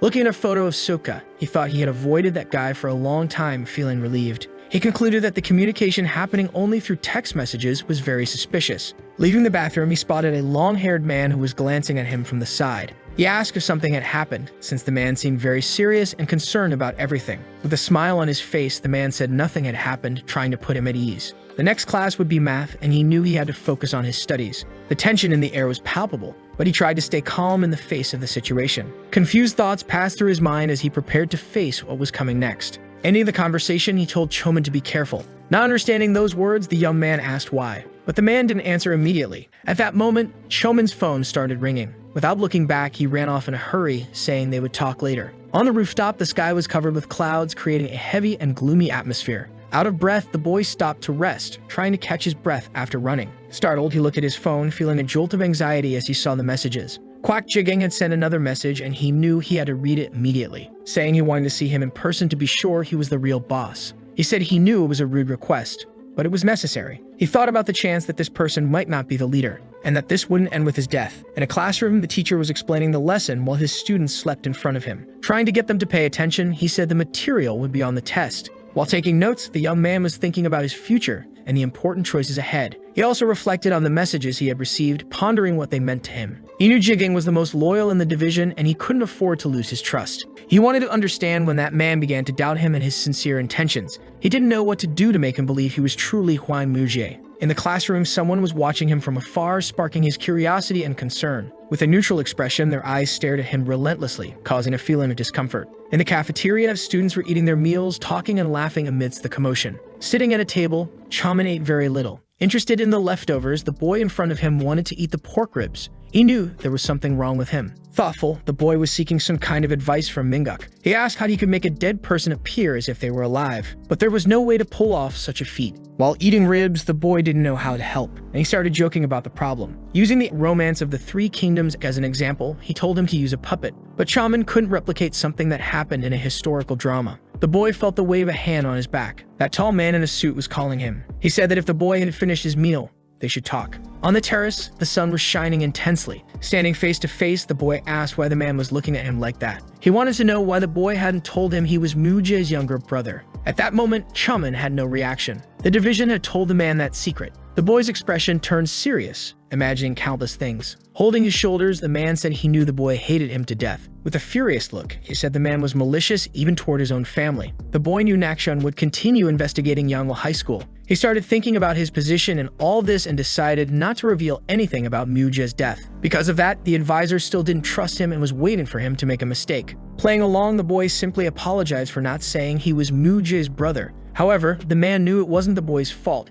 even though he wished he had been told from the start. He couldn't believe his first friend in Daejeon was Muja's brother. Returning to the previous subject, the boy wanted to know why he had to be careful. Now, the man became more reflective and pointed out his suspicions, saying he believed Hwan Muja was in Daejeon. The day continued shining with a very blue sky. The red-haired man waited patiently in a room. As he approached, he tried to speak to Jigeng. He turned around, revealing his tattoos while asking why he was trembling in the armchair. He grabbed his jacket with one hand, displaying an unusual level of anger, as he claimed the boy was doubting the strongest man in Daejeon, and that if the person sending messages was really the boss, he would end up dead. Moving his hand away, he said he would take him down the first chance he got. Approaching the balcony, he said it might be better to jump and end his life, but the character was sure the boss was a fake. The man turned to pay attention to what he was saying. He said that if that really was the boss, then he would be the next to die. Neither of them had told Suka anything, since he was one of the suspects of impersonating the leader. However, he said that if the assumption were true, then the fake boss would have to be eliminated. They knew that after 3 days at the Gaption stream, if the boss didn't show up, everything would become a bathtub full of red juice and the tension in the air increased. Suka looked out toward the horizon from a tall building, contemplating what was to come. 3 days had passed since it all began and the anxiety was growing. Choman was already prepared for the worst, aware of the dangers they would face together. From a distance, he watched the two characters waiting for the mysterious boss to appear. A white-haired woman called out to him, her presence intriguing and full of mystery. The atmosphere was heavy, and everyone knew something big was about to happen. Looking at his phone, the character didn't know if the plan would work. It was time to put everything into motion, and the tension was palpable. On a cloudy night, the mood seemed fitting for what was about to unfold. 3 characters were talking, discussing plans and strategies for what would come next. Chaman told the two that Jigang wanted a face-to-face conversation with the boss, and they wanted to know what his move would be. The boy had a plan that could change everything, and he was determined. The moon shone brighter and brighter in the sky, lighting up the dark night. The two were shocked as they heard more about Choman's bold plans. The girl asked if he was going crazy, expressing her concern about the situation.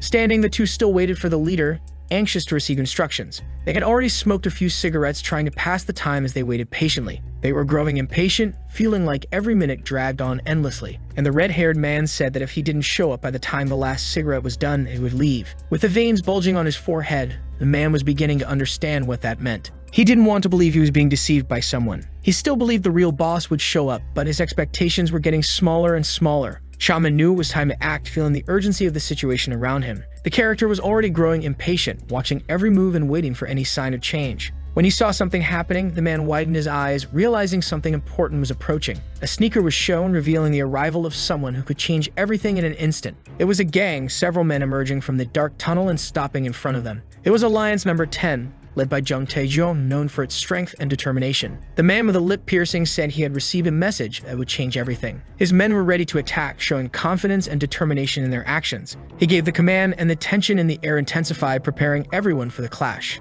The atmosphere was heavy, and everyone knew the battle was about to begin. Choman felt the weight of responsibility, knowing his decisions could affect the outcome. While everyone charged the two characters in the center, who had no idea what was going on. Wasting no time with words, he began to attack them. A man tried to strike the character from behind, but he was faster and landed a heavy blow on the attacker, leaving him motionless on the ground, completely laid out. That wasn't even their territory. From a distance, Chaman observed the intense battle and recalled his plan, which involved attacking Jigging and Jihoon through Jung Taejong, in order to eliminate those who suspected him by delivering a fatal blow to the division's power. The young man knew the consequences, but he also knew it would be very difficult to get rid of those two so easily, since both were extremely powerful and skilled, and they wouldn't surrender so easily, especially because they believed the leader would be there. Even though the chances were slim, he was sure the leader would not show up. He stated this while continuing to fend off the henchmen. He was convinced the boss was dead, but his colleagues still believed he would appear. Jung Taejong noticed the two were still standing and ordered his men to finish them. Chaman knew that Jung Taejong wouldn't be able to take those two's lives. Even so, a bit of chaos was still needed for his plan to work as intended. The fight continued with intense and heated energy. Jigging took a strong kick to the back, while Jung Taejong celebrated with a grin. They were fighting against many opponents, and even with their skills, winning would be difficult. Soon Jihoon had the idea of cornering them, until they saw the imposing figure of a man. The character recognized who it was. He was standing there with his men. It was the fourth unit finally showing up. Everyone tensed up and showed intense anger. While hitting a man, something was noticed. Kim Tak-soo was terrifying enough to make his enemies hesitate. Even Jung Taejong noticed his presence. But then everyone looked upward as if seeing a ghost. From above, a figure wearing a helmet appeared. Chaman realized his plan had worked perfectly. Jigging stated that he had been right all along. When the boss with the custom helmet finally appeared, upon identifying the object, he realized it was the leader. The boy saw the sequence of his own elaborate plan unfold. 3 days earlier, while speaking with the blonde-haired man, he was shocked to hear the revelation that Hwan Muji might be in Daejeon, and that he might be intimidated again. That's why he decided to be more cautious. The character then made a surprising revelation, saying he had found Muji's helmet. Upon hearing that, the boy stayed silent, while the other explained that he had found the item in the caption and thought it might have been discarded. The boy asked if it was a helmet with a yellow dragon symbol, and the man confirmed it was. And he remembered the day Changi threw all those items into the water. Deep in thought, he took a while to form his sentence. Now would be the perfect time for revenge. A boy smiled upon hearing those words. He asked Makshun to show him the helmet. The sun was setting in the afternoon, tinting the sky pink. Holding the object in his hands, the character handed it to him. He wanted to confirm if it really was Muji's helmet. Shocked, the young man confirmed it was true, and he immediately began thinking about his plan. Nakun said the boy could keep the item if he wanted. Placing his hand on his chin, he considered the offer, but he declined, saying he didn't meet it, and wanted to know if the man would take revenge if his brother really was in Daejeon. But that was an obvious answer to him. The boy wanted to know more about what he would do. Since Muji had 1,000 subordinates plus 4 captains and countless thugs, maybe revenge isn't something so easy. Hearing that, Nakun was left speechless, but after regaining his composure, he said he would try anyway. The boy kept insisting that a single person would be incapable of taking down the group, even if they were capable of dying and coming back to life. The man didn't like being underestimated by the boy, who still doubted his colleagues' chances of victory. His motto was that if you stand up to people once, they'll stop bullying you. The right thing to do was to flip the situation, no matter how determined someone was to resist. Even if they showed it wasn't easy. The scene shifts to a day when 2 boys started fighting because one of them failed a test. With his fists up, Chaman said he wouldn't stay quiet about what happened. But the other just laughed, surrounded by other boys. In the end, it was a fact that one individual couldn't win when fighting against a group. An image of a bruised Chaman appeared as he said that no one could become a superhero. He said one person bringing down a rain was only possible on TV or in comic books, and that all wars, even in modern times, were decided by numbers. In the end, the blonde-haired man agreed with the boy's words. When asked if he should give up on revenge, he didn't want to let that man walk away unpunished after destroying his friend's dreams. Chaman went completely silent. In truth, the character wanted to say that a group was necessary. Kneeling down, he realized it would be impossible to form an alliance having arrived so recently in Daejeon. With his bright ideas, the boy spoke of a group even bigger than the Emperor's division with enough combat power to rival him. Formally dressed, the advisor widened his eyes upon receiving a message saying that Hwan Muji had appeared. He immediately called every area and ordered that everyone near the Gaption stream should go to the location and remove Muji's helmet. Even finding the order strange, the underlings rushed to follow the call. Meanwhile, the man remained still with a helmet on his head. From a distance, he watched the fierce battle. Many were happy to see that the boss was alive, and others still doubted whether it was really him. But the customized helmet was more than enough proof. Shoman's plan was working. The man was wearing so many layers underneath that he couldn't even move properly. Nakshun was pretending to be Muji. Without being sure whether the plan was going well, he kept standing in the same spot while wearing the helmet. Jigging was happy and impressed to see his leader. He tried everything he could to clear the way. Even his colleague believed it was really the boss. Meanwhile, they couldn't rest in the middle of the battle. The punches came from all directions, but they were very skilled and agile, and knew how to defend themselves even without understanding what had triggered the situation. Rolling up his sleeves, a man asked about the private meeting with the boss. Lee Chomak from Alliance Number 5 said he usually didn't interrupt his training, but couldn't miss this event, since Mujie had returned after so long. With a smile on his face, he said he had been waiting for this moment and rushed toward the boss, saying he was going to kill him. That man had trained hard to surpass the leader. Before he could reach his target, Jigging appeared and landed a flying kick. As he hit the ground, the tension rose rapidly. He tried to understand how that man was there and who had called him. Lee Chomak said Jigging was Mujie's pet, obeying all his orders. That man stayed in the middle of his business, and so the two began to fight intensely. Lee Chomak threw punches at Jigging's face. The man was so skilled that the other couldn't defend himself. He was taking a serious beating in that fight, which wasn't over yet because the character was ready for more. Noticing that the boss was watching, Jigging gathered his strength to stop the attack. With a powerful kick, he knocked out his opponent. Even feeling the power of the blow, the man didn't give up. He planted his feet firmly on the ground and punched the man in the stomach, sending him flying. The two kept up the intense battle, while Jung Taejeon watched closely, until, without realizing it, he took a punch to the face. The man knocked him to the ground and continued fighting with his henchmen. Something caught his attention, making him turn around. The number of subordinates kept increasing. There were 3 executives from the division at the scene, making it possible for that to turn into a major battle. Nakchun wanted to know what Choman was thinking. From behind a tree, the boy was watching everything. The alliance forces were gathering due to an order from the advisor. He knew he wouldn't stay seated for long. He would have to show up and see it all with his own eyes. Choman was certain the man would appear sooner or later. Jigging and Lee Choma continued the fight. Both were very strong and skilled. When one attacked, the other landed the next blow. Jigun joined the fight to help his comrade. He kicked the enemy, who began to curse. That one-on-one fight was going nowhere, but it wasn't the time to focus on the wrong things. They noticed several henchmen approaching Mujie. Without thinking twice, Jigging ran to defend his boss. He climbed the stairs hastily, feeling the urgency of the situation and the pressure building around him. Lee Chomak watched the whole scene, aware that something important was about to happen. He also decided to climb the stairs, determined to understand what was unfolding. Those men wanted to take Mujie's helmet, aiming for the reward at stake. The character turned and noticed many men behind him ready to attack. They were after the reward, and their ambition made the situation even more dangerous. With a kick, Nakchun tried to defend himself using all the strength he had. He threw the man to the ground, but the fight was far from over at that moment. However, others were already on top of him, increasing the pressure and making it harder for him to defend. Because of his clothes, Nakchun couldn't move properly. He couldn't let the men get to his helmet. He held it with all his strength. Meanwhile, Jigging was already nearby to defend him. Terrified, he saw that the men were attacking the boss, and together, they pushed him off the bridge. Even so, the helmet was still on his head. Jigging couldn't get there in time,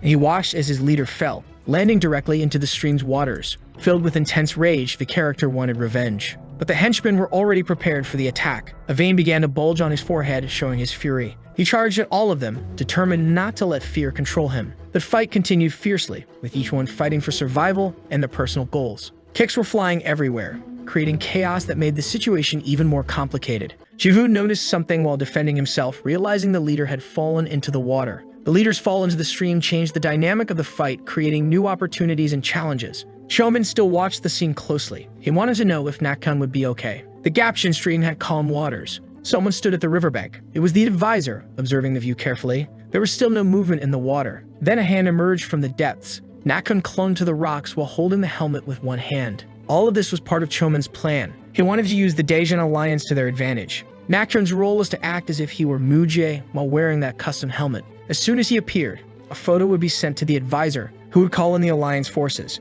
which would cause the alliance to fight against the former executives of the division. And the men would receive 1 or 2 injuries, even if nothing too serious. Even with the plan, the character was worried about being exposed once the helmet was removed. Shaman had already thought of a plausible solution. He knew those men couldn't process too many details at once. The boy stated that they would need to take a risk for Mujie to be captured. Trying to provoke him, he said he didn't understand why the man wanted to go after Mujie if he was so worried about the risks. Upon hearing that, his body was flooded with intense rage, and he decided to give the plan a chance. That type of fight wasn't his style, but he would do anything in pursuit of revenge. As he came out of the water, a figure stood behind him. He was startled when he turned around and saw who it was. He fell to the ground, dropping the helmet, which rolled toward the character. While the man looked on, surprised, the advisor remained alert to his every move. Meanwhile, the battle between the alliances continued. The punches were stronger and more powerful, filled with rage. That fight seemed endless. From afar, Choman was still watching every step. The fake boss had fallen from the bridge, revealing his identity. It wasn't possible to prove anything just because a man wore a helmet for a few minutes.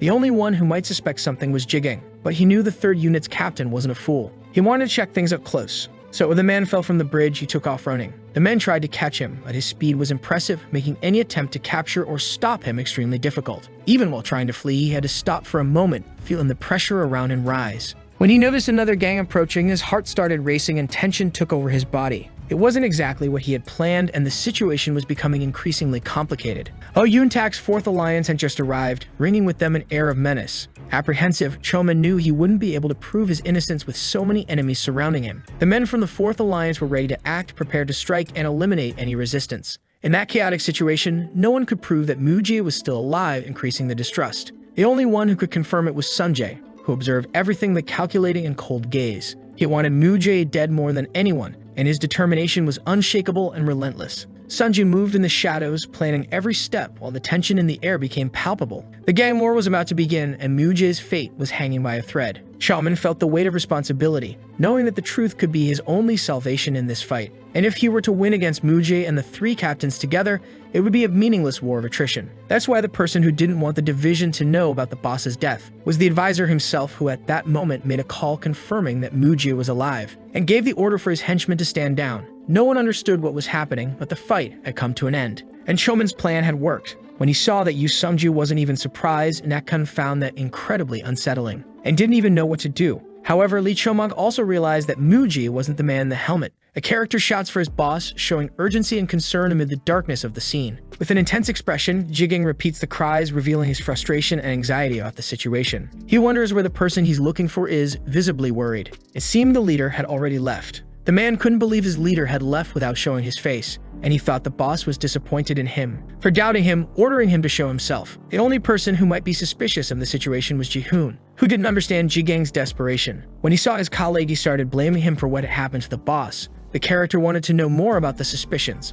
while the man reported the fact that the leader had disappeared and was giving instructions only through text messages. He finally asked if the suspicions had ended, and due to the advisor's requests, there was no more doubt. He believed Mujie was fine. The two discussed the mistaken suspicions. The man observed as they left. Finally, the plan had succeeded. Not wanting to brag, the boy stated that it was the only option. Curious, the man asked how he knew the advisor wouldn't expose Mujie's death, and he said he had told the advisor about his brother's death, and the advisor didn't reveal the fact to anyone, thinking he could use it to his advantage, because he wanted to get his hands on Mujie's phone without the division knowing in order to manipulate them. Sunji didn't want the division to find out about Mujie's death, so he acted as if he were alive. Upon hearing those words, the character went silent and said there was nothing wrong. He just thought the boy was remarkable for using the advisor to his advantage, and that there was something special inside his body. He concluded that the boy possessed the heart of his brother Mujie. However, the man still had a question for him about something suspicious he had heard. Jigang and Ji-hoon had asked for today's incident to be kept secret from Park Suka, because the two had called the boss without informing Suka about anything, saying it was something meant to keep the division safe. Choman found it interesting that they hadn't told the captain of the First Alliance anything. Thoughtful, the boy initially believed the order had come from Suka,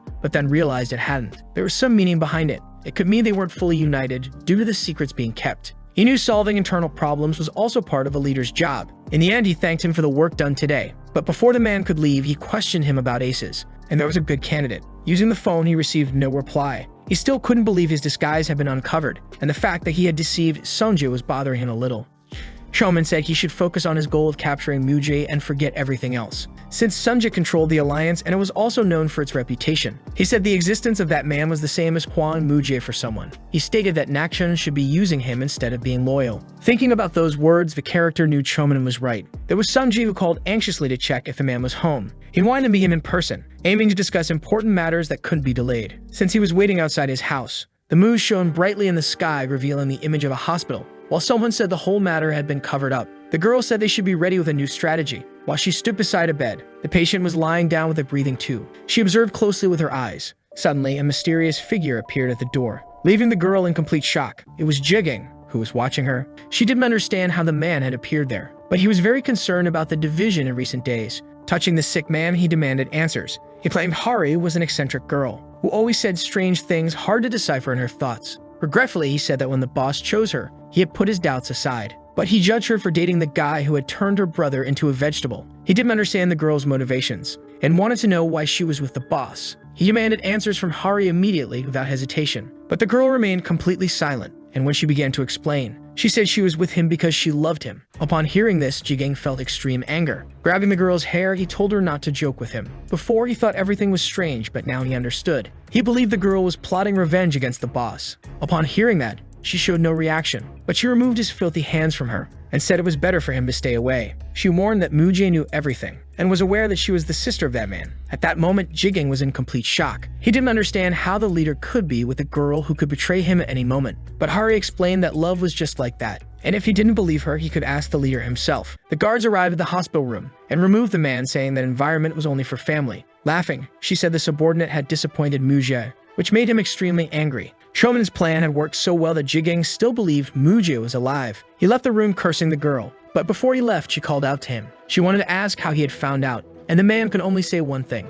that he was very curious, before exploding and threatening the girl, warning that he would leave the matter alone for now out of respect for the boss. But he also warned that if she was after revenge, the boss had only done that to her brother because someone incited him. He added that the boss had been used, and that she shouldn't do something so stupid. The boss was the strongest man. To him, the only person in danger was Hari. The blue sky full of clouds covered the buildings. Attentively, the boys observed something. All the students were looking at someone. With different reactions, they didn't understand why the man was there. It was the prodigy of the blue wall appearing at school, the famous Kim Tak-soo. They thought he was there to investigate something, but that man struck fear into all the students, as the terror he radiated was on another level, making the boy wet his pants in fear. When the man turned to him, he immediately apologized. Shaman gave him a secret look, but he just asked where he could find Kim Mak-kun. The other boys listened carefully, when the man responded after being called. He said it was a pleasure to see the man. Chaman thought that if the goal was to observe him for the division, Mak-kun would be hostile toward him. The two spoke face to face. He wanted to join the division, which shocked all the students.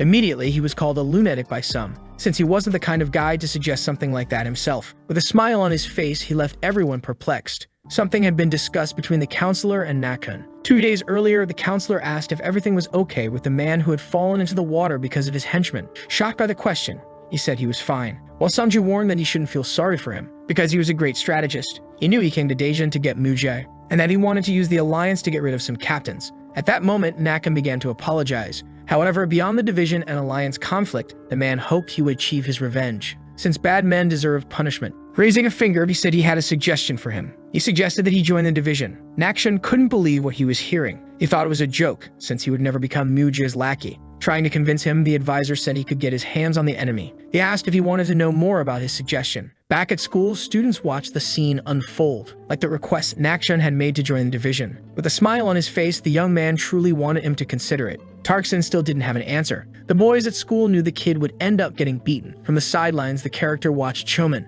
until he decided that he would be accepted into the division, and everyone else exclaimed in disbelief at what had just happened. He would have to go to Haedong Park after school. The man turned his back and left. None of it made sense to those present who didn't want to accept it. Meanwhile, a tall man appeared and ordered everyone to stop where they were. When he spotted the blue wall soldier in front of him, who asked if he held any grudges against him, he immediately denied it without a second thought. As he left, Kim Tak-soo also reminded them that the division's payment had to be made this month without exception. He thought that if the alliance gained an advantage over the division, the school might be free from their grip. Turning to the students present, the man considered charging the boys more protection money than they were already paying. He left chuckling to himself, feeling relieved after the situation he had faced. Mak-kun reflected that everything had been easier than he initially expected. Chomin ran to talk to him, eager to share his own experiences and thoughts. They went together to the cafeteria where they could talk more comfortably and peacefully. While eating a snack, he told him everything about the previous night and his intriguing discoveries. He knew he needed to use his brain more and practice to improve his skills.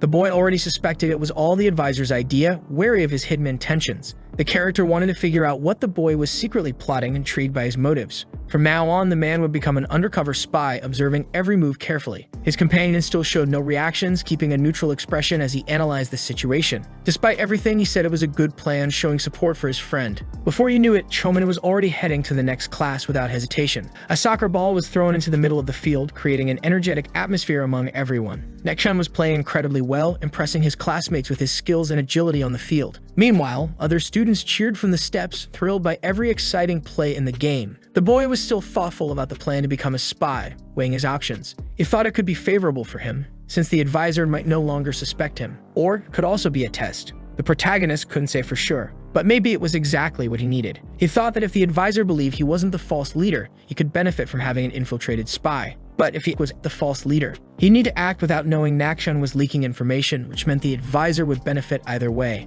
During Jigang's rescue, the possibility of a spy within the alliance had come up, and ever since the incident involving Mujie's appearance, he realized Nakchun was seriously pursuing Mujie. The protagonist thought it would be great to combine both experiences and send Nakchun to the division as a spy. Now, he no longer needed to make that suggestion himself, because he had a plan to strike his opponent. That way, he could directly target his weak spot, causing a significant impact on the current situation. The advisor should keep in mind that his schemes might give him a temporary and risky advantage. However, there would certainly be a price to pay for his actions, which could be very costly. He knew that every move had consequences, and caution was essential to avoid future problems. The image portrays Haedong Park, a peaceful place full of stunning natural beauty. Nakchun still felt strange about being accepted into the division so quickly. A man stood before him, carefully observing his every move and expression. All the henchmen were already present, ready for whatever was about to happen in that situation. Despite his courage in asking to join them, there was a necessary procedure. Nakchun was already aware that he would have to pass a test to be accepted. He was anxious to find out what he needed to do to pass the test.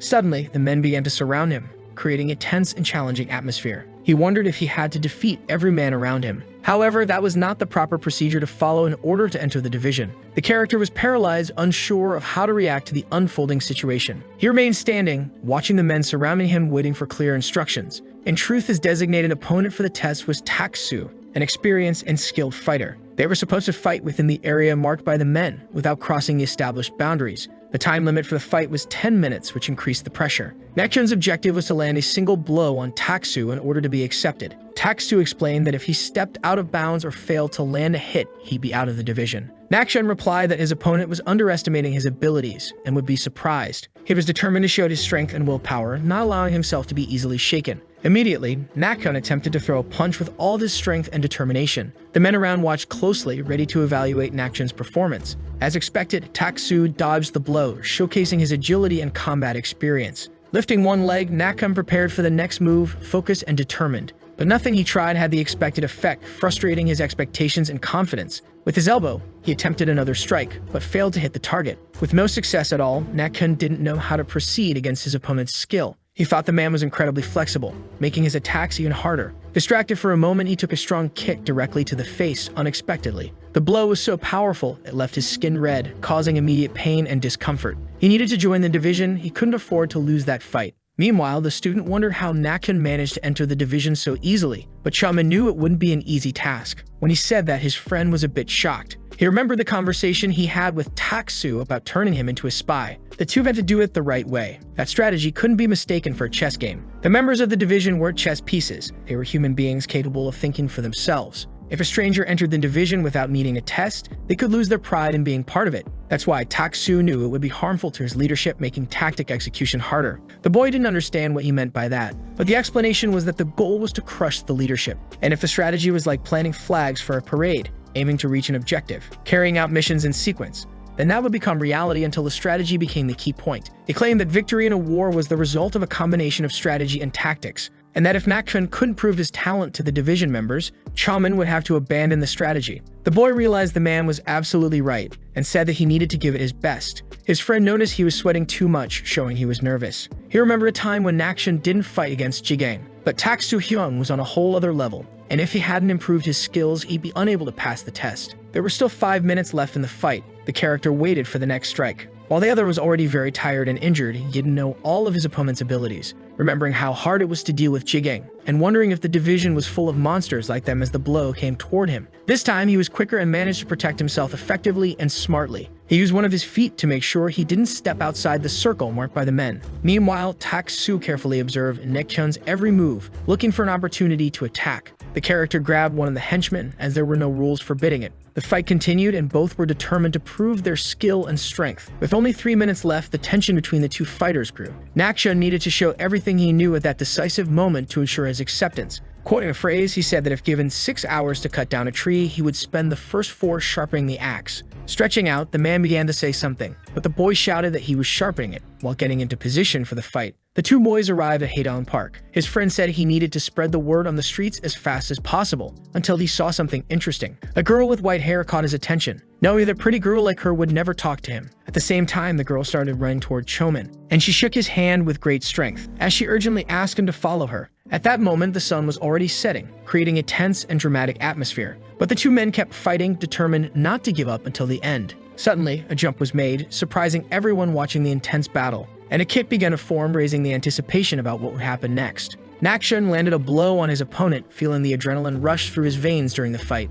The henchman watched the scene, eager to see who would emerge victorious from that fierce clash. Out of breath, the man was already quite exhausted but couldn't afford to stop. But his foot hadn't hit the man, who quickly shielded his head with his hand. He tried another strike, looking for a chance to turn the fight in his favor. However, while dodging, he took an unexpected punch that caught him off guard, and he fell backward, hitting the ground with his back, feeling the impact and intense pain. The fight went on, and the tension in the air grew as everyone awaited the final outcome. Taksu was still fighting, determined not to give up despite the hardships he faced. He taunted his opponent while holding his jaw, trying to shake him emotionally during the fight. There was still 1 minute left in the fight, and both knew everything could change quickly. Even all bruised, he was laughing, daring his opponent to continue the battle. What intrigued Taksu was the confidence his opponent showed even while injured. With a few more steps, he charged toward the opponent, looking for an opening to strike. The opponent, with his strong arms, defended himself, blocking the blow with impressive skill. The same method was used repeatedly, but Taksu wouldn't give up easily. But something hit his head, something different and unexpected, that left him dazed.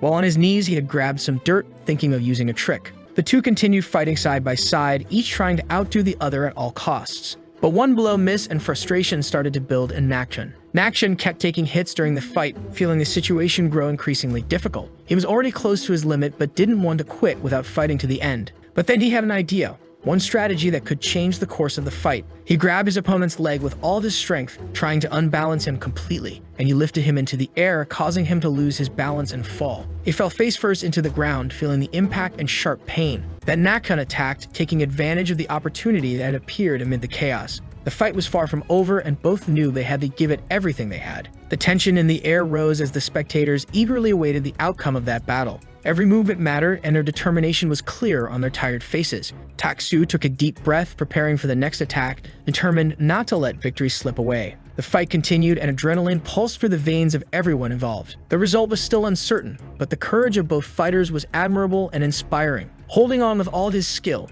Nakshan fought to win the match. That trick left the division's men speechless. He had knocked out the captain, but still needed to get him out of the area quickly. As he tried to do that, the captain held on with great strength and determination. The techniques used were clear and evident to all watching the intense fight. The captain hated looking pathetic, fighting with all of his strength to stay on his feet. Now only 15 seconds of the fight remained, and the anxiety was at its peak. Both knew they had to act fast to secure the win before time ran out. Despite everything, credit had to be given where it was due, and Muji was a distant figure. Nakshan's thoughts of revenge helped him win the fight, and he would rather crawl on the ground like a dog. And using a few tricks became essential to make victory truly possible. He had to find a way to win, even in the face of the challenges he encountered in the fight. As the countdown ticked, the fight neared its end, and the tension rose significantly. The sun was setting further, its light filtering through the surrounding trees, and the henchmen were still there, watching every move with attention and anticipation. As time passed, it felt like anything could change at any moment. The pressure mounted, and everyone knew that victory depended on quick and strategic decisions.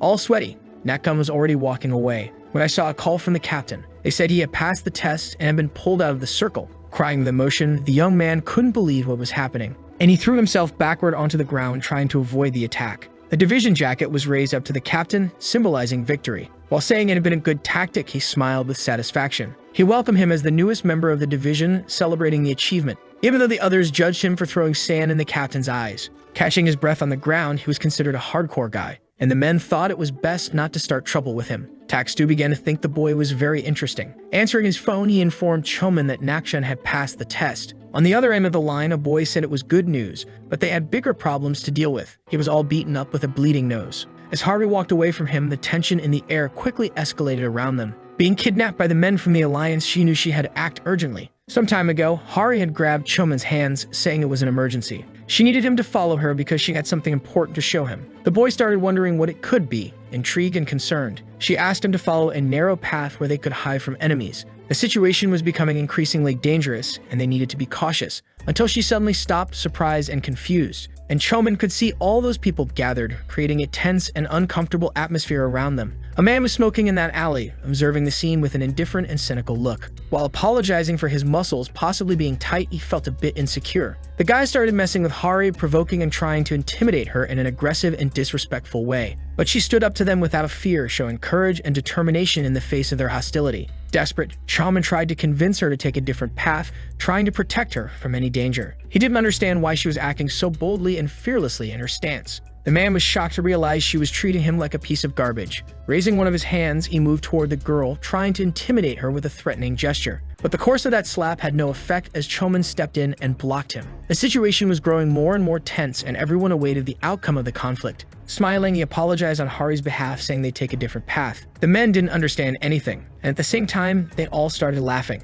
The boy wasn't going to get away just by being nice. As he turned to her, he told her to run. With fury in his eyes, the opponent wanted to fight, but the girl pulled a spray from her pocket and hit the man with it. In the same instant, he felt a sharp burning in his eyes and realized she had sprayed something on him. Chomin no longer knew how to escape the situation, feeling the pressure around him increase. He didn't even know she carried pepper spray, a weapon she could have used. But now she had only succeeded in provoking the fury of all the men present. The protagonist could only think about escaping the situation, holding the girl's hand tightly. But the men grabbed her by the hair, acting aggressively and disrespectfully toward her. Sweating cold, he didn't know how to defend himself amid the growing hostility around them, and he shouted for them to leave her alone, trying to protect the girl from any harm. The sun shone between the shops, creating a contrast with the tension of the situation. On the call, the boy explained what had happened, trying to stay calm in the chaos, and tried to give more details about their location, hoping someone could help them quickly. The last thing the man said was that if he wanted to get his girlfriend back, he should go to Gosu Vocational High School. But Dunjang and Daram schools were part of the alliance, and if anything went wrong, they could end up cornered. It's located just beyond the border, where the division has no influence. Chomin didn't know what to do in that complicated situation and asked Taksu for help. He wanted to go in without alerting anyone, since Hari had pointed out that the moment the division brought down the alliance, the fight scene could be interrupted, causing the division to collapse. Taksu stated that she might be a girl, but she was still working hard to stop the fight scene, and that it wasn't possible to simply abandon a comrade. That's why he mentioned that tactics were just as important as strategy. Ending the call, he asked Chomin to let him take over from that point on. The boy said he would go find something that could help him, but he was very worried about the direction things had taken. Meanwhile, Taksu called for the attention of all his comrades. The situation was like entering the cage of a starving tiger. In the late afternoon, a building full of windows is shown. With his hands over his burning eyes, the man tries to find out where the girl was. He didn't understand why that girl wasn't afraid of anything, mocking that she could be Muja's girlfriend. But neither of them believed that. Meanwhile, another man walked toward them, saying she really was Muja's girlfriend. She claimed she was telling the truth, and that if they touched her, every bone in their bodies would be crushed.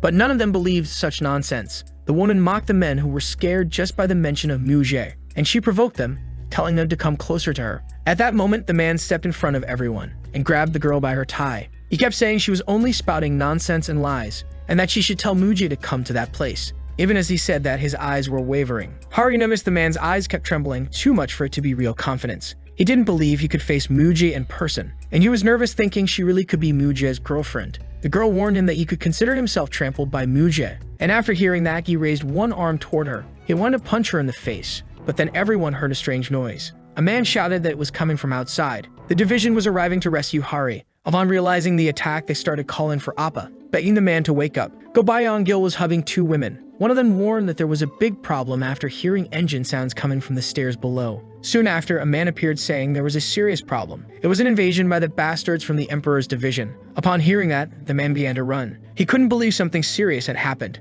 While he had taken a short nap, a war had broken out. A question came up asking what the most important factor in high school life was. Maybe it could be something related to money, or maybe fights came first. And while watching two boys fight, the man said it wasn't any of that. That the most important factor was your human network, and that having people who had your back was the most important thing. The boy next to him agreed, saying he insisted on coming to Gosu Vocational High, where his brother Bong Sunho studied. And because he had the number one in the school at his side as his brother, no student dared mess with him. And the strategy wasn't just that, because all the boys in his year were too nervous to fight him due to his protection. So he was pressured to become the next number one in the school, after changing his hairstyle and letting it grow out. With mustaches and even some others copying all of his styles, he built his image. As a result, he naturally inherited the title of number one at Gosu Vocational High without any difficulty. Being number one in the school was even sweeter than he had imagined, especially because of all the girls. He got to experience everything a successful man in society would. So he joined the alliance to solidify his position at school and was planning to spend his last year peacefully. But even with all that peace, something happened. Yelling at the man, he wanted to know why the division would invade the school. Shaking, the boss responded that a girl had been brought there just for fun.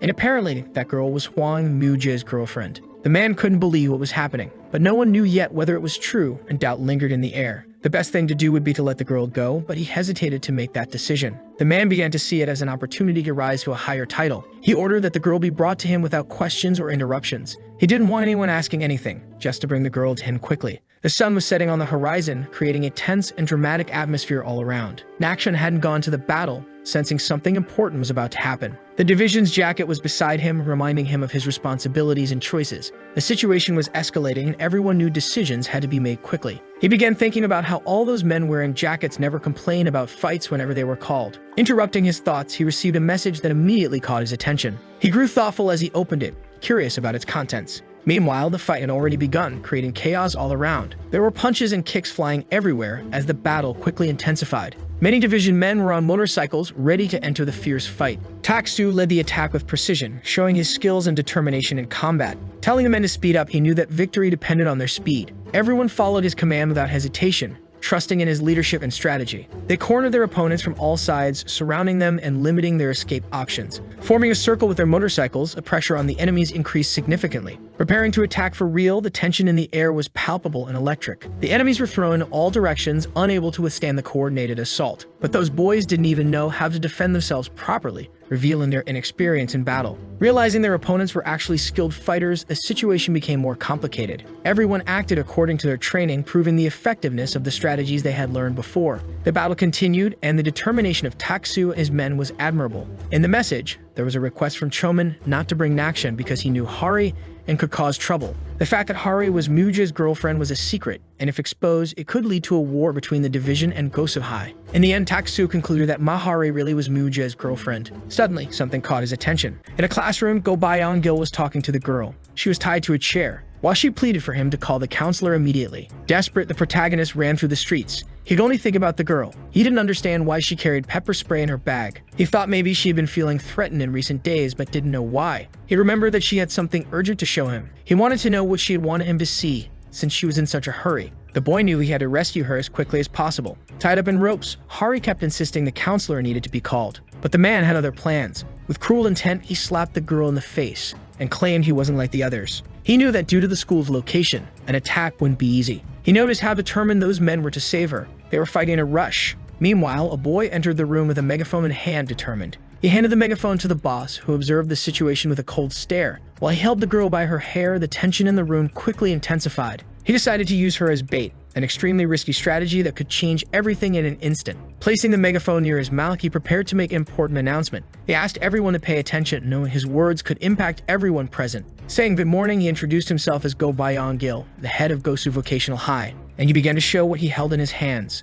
The men paid close attention to his words. He announced that he had the queen, the girlfriend of Hwang Mu-jae. He threatened the men, saying that if they move even a finger, he would throw the girl off the building without mercy or remorse. He added that it was only 3 floors, but she definitely wouldn't survive. His threat became more insistent, saying the leader of the Dang division would be very sad to see his girlfriend die, and that his subordinates would be punished. He decided to send everyone away, demanding that Mu-jae himself come to the school to retrieve her. Now all the men would have to stop fighting and go home, prioritizing Hari's safety. They looked at each other, not knowing what to do. For now, they stood still, not moving a single muscle. With the girl beside him, the man laughed at the situation and leaned his head out of the window. The character ran toward him, and the division's men charged at him with full force. The girl already knew they were at a disadvantage because she was a hostage. Still, she decided to reveal her identity, knowing it would change everything around her. The men attacked their enemies, knocking them to the ground and fighting with all their strength. They didn't even know the leader had a girlfriend, a piece of information that could shock them. That's why the fight didn't stop, since they didn't believe that man's words. No one knew that Mu-jae had a girlfriend, since he only cared about weapons. He put his hands on his head, while cursing the girl in 1,000 ways. Now he knew what to do with her, because she no longer had any value as a hostage. Smiling, he said he was going to throw her off the building. As he pushed her, Hari fell while still tied up. It was a significant height for a woman like her, and the danger was imminent. The girl closed her eyes, fearing for her life as anguish consumed her. Meanwhile, the man turned away to make a phone call, ignoring the despair around him. She begged in every way, desperately seeking a way to escape that terrifying situation. As someone ran to save her, hope began to rise amid the despair. Reaching out his hands, Tak-soo tried to catch the girl in midair, acting quickly to help. He placed one arm behind her back, making sure she didn't hit the ground. He had saved Hari from death, a heroic act that would change everything between them. The tension in the air eased, and gratitude began to fill the space between them. She looked at him with gratitude, feeling like her life had been saved in that moment. The man asked if the girl was okay, clearly concerned about her condition after the incident, and she sincerely thanked him for saving her, acknowledging the value of his help at that moment. While everything was still chaos, he told her to run away from that place. He still needed to lead the men of the 4th unit so they could escape safely. On the call, Go Byung-gil was requesting reinforcements, but no one believed the division was actually at the school. The man tried to explain the situation, but before he could, Tak-soo appeared in front of him, saying it wasn't right to throw a girl from such a tall building. Go Byung-gil didn't deny it immediately. Unlike him, he had taken power by copying someone else. That man in front of him had been destined to be a leader since birth. He was what they called a natural predator. A car was heading toward Gosu Vocational High. The advisor was listening closely to the information, saying he didn't know Tak-soo was the short-tempered type. The girl claiming to be Muja's girlfriend wasn't confirmed to be true. While he was speaking on the phone, the driver listened attentively. The advisor knew that even if the group's motivation was valid, they were in enemy territory, and this was a perfect opportunity to cause some damage to Unit 4. With that, his men had his full support, and he called for an assembly. The man announced to everyone that they would head to Gosu Vocational High. Two characters appeared with intense anger on their faces. The opponents prepared for battle. Serious, Tak-soo thought through the best tactics, while the other already knew there was no way to win. He knew he'd be crushed if he fought that man, so he wanted to convince him the fight didn't need to happen. But before he could start a conversation, the soldier was already charging forward and punched him in the stomach, causing intense pain that completely caught him off guard. The man felt a lot of pain, his breathing labored as he tried to recover quickly. He was immediately thrown back, losing his balance and falling to the ground. There was no way out of that situation as the enemy was already preparing for the next attack. This time he kicked his face hard, increasing the pain and confusion he was feeling. Groaning, the blonde man collapsed, struggling to get up and fight back. He asked the other to wait, trying to gather some strength to defend himself. He realized there was no one around, increasing his sense of despair and loneliness. The fight was far from over, and he knew he needed to find a way out quickly. And he thought it was a good moment to propose a deal, saying reinforcements would arrive soon, and he offered a way out for them to escape. With a reputation to protect, Go Byung-gil pleaded to end everything right then. He wanted to hold on to his privileges and didn't care at all about the alliance. Attentively, Tak-soo listened to his proposal. He was disappointed with that attitude, feeling that his expectations hadn't been met in any way. And he said that the way out he had mentioned wasn't as easy as it first seemed.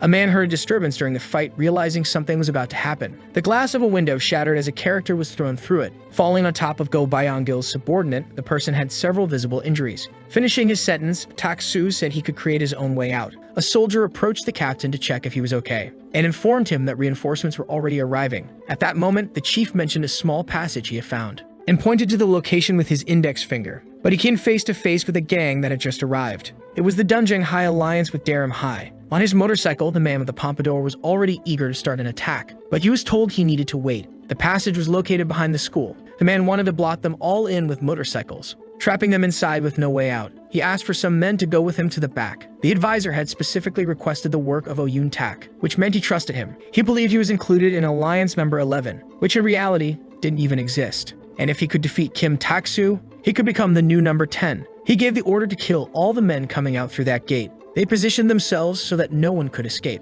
Their eyes burned red with fury, ready to attack and avenge any offense received. All the gates had been sealed, blocking any possibility of escape for their enemies. Now they were just waiting for the signal to strike, eager to begin the decisive battle. Patiently, the men waited for the enemies, prepared to act the moment an opportunity arose. Then they heard the roar of engines, signaling that something was about to happen. And they saw Tak-soo escaping on his motorcycle, surprising everyone with his boldness and speed. They couldn't believe the plan had failed, frustration growing in their hearts. All the men began to chase the captain, determined not to let him get away. Speeding off on their motorcycles, adrenaline surged through their veins during the pursuit. The leaders shouted for everyone to be captured, their authority echoing intensely through the area. With fury and rage in their eyes, they ordered the chase, determined not to let anyone escape. Watching the exits, they came up with a plan that might guarantee their escape. Tak-soo signaled where they should go, mapping a safe route to avoid their enemies. They had to pass through a wall, a risky strategy but necessary for survival. Meanwhile, the fight continued with a man who wanted to attack them all without hesitation.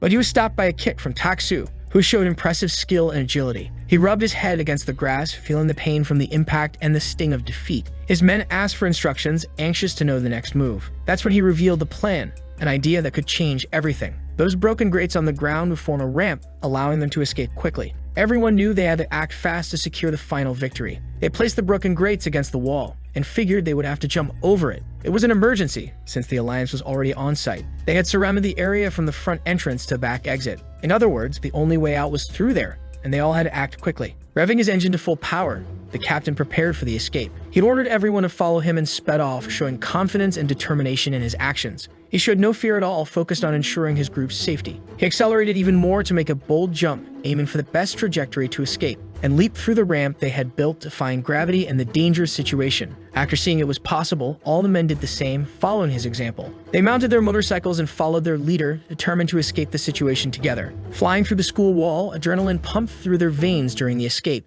Meanwhile, Gobayon Gil was badly beaten from the thrashing he'd received. He had no idea where he was. When he realized what had happened, he saw all of his men lying on the ground, frustration and sadness swelling inside him, until he had a relevant thought, realizing he needed to act fast to change the situation. He wanted to know where Hari was, as her safety was a priority amid the chaos, because he knew he had thrown her off the building and that deeply worried him. So she had to be nearby, and he had to find her as quickly as possible. He thought his reputation was ruined, and truly believed that girl was Muja's girlfriend. He regretted what he had done. He should have just handed her over to the counselor. Determined, he wanted to find her no matter what. He took off on his motorcycle, intent on finding her once and for all, focused only on his goal. People walked through the street, unaware that something big was about to happen. When a loud noise rang out, everyone stopped to look toward the sound, and several motorcycles began to flood the avenue, creating a chaotic and intense scene. Furious, Hong Chun ordered his men to capture the approaching enemies, and he followed every step, determined not to let anyone escape the situation. He decided to split his men into two groups, so they wouldn't let them get away. He planned to trap them in the street.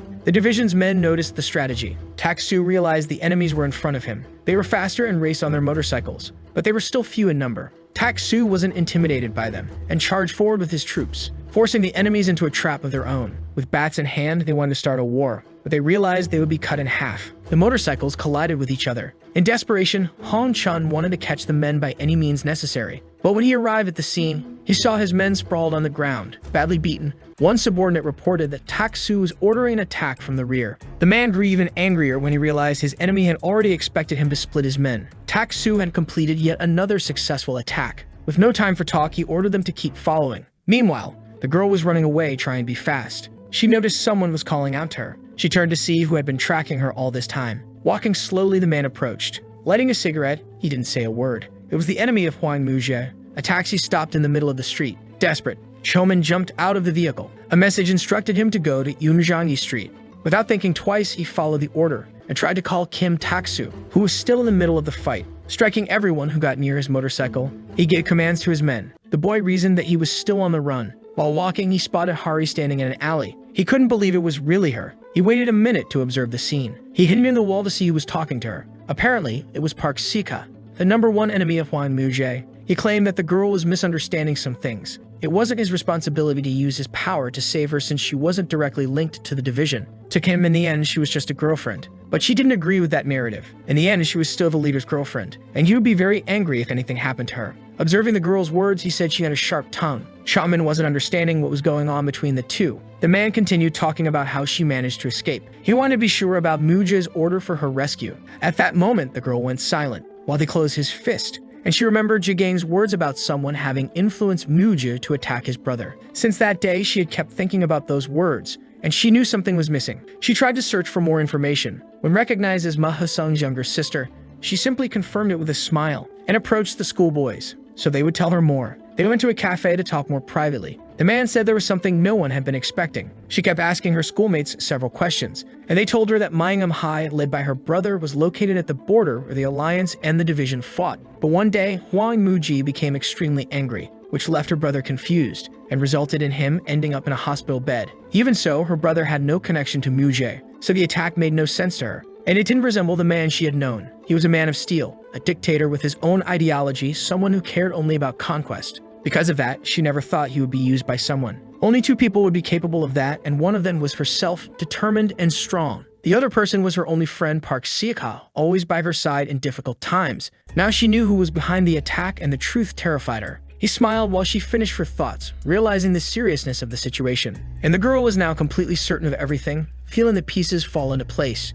Hidden, Shaman observed the situation, aware that something important was about to happen. She recognized his smile, knowing he was someone very serious and focused. She remembered the day she was introduced to him by Muja, a moment she would never forget. And on that same day, the man gave that smile, which now felt so distant. He had never smiled again since that day, and the sadness was palpable. She said that maybe he thought things were going well, but they weren't. And maybe that was what he meant, a hope that never came true. The man was shocked by those realizations, seeing the truth right in front of him. And in that moment, he was sure something was deeply wrong in his life. So he smiled with his teeth, trying to hide the pain he felt, knowing that the one responsible for Muja's death was the girl standing before him. Shoman was shocked to hear that, feeling his heart race with the revelation. Mahari admitted to killing the man, and the truth left her speechless. As she broke free from Park Seoka's grasp, the tension in the air rose dramatically. That he had only followed her to that place to make sure everything was going well, and that the next person he would kill would be the girl, because the one who knew about Muja's death was him. Still listening to the conversation, the boy widened his eyes, and now he understood that the reason the girl tried to defend herself with pepper spray was the fear she felt of Park Seoka. The large man charged toward the girl, who remained motionless. She said he should have arrived earlier, and he was startled by that statement. A motorcycle began to approach them. The character was riding from behind on a bike. He started to turn around to see what it was, and realized it was Go Byung-gil, his face badly bruised. At that moment, Go Byung-gil was certain that Mahari really was Muja's girlfriend and grew afraid of the fact that the notorious captain of Unit 1 of the Emperor's division was there to face him. He accelerated his motorcycle even more, to throw it against his opponent. The bike he was riding at high speed was heading straight toward the man. Choman stepped in front of the girl to protect her. As the motorcycle hit Park Seok, right in the face, the scene turned chaotic instantly, sending him flying backward. Everyone was in shock from the impact. After landing with the vehicle, they realized he had been struck brutally. The boy watched the scene wide-eyed, unable to believe what he was seeing. The girl asked why he left his hiding spot, concerned about the situation. Meanwhile, Park Seok lay on the ground, motionless and in critical condition.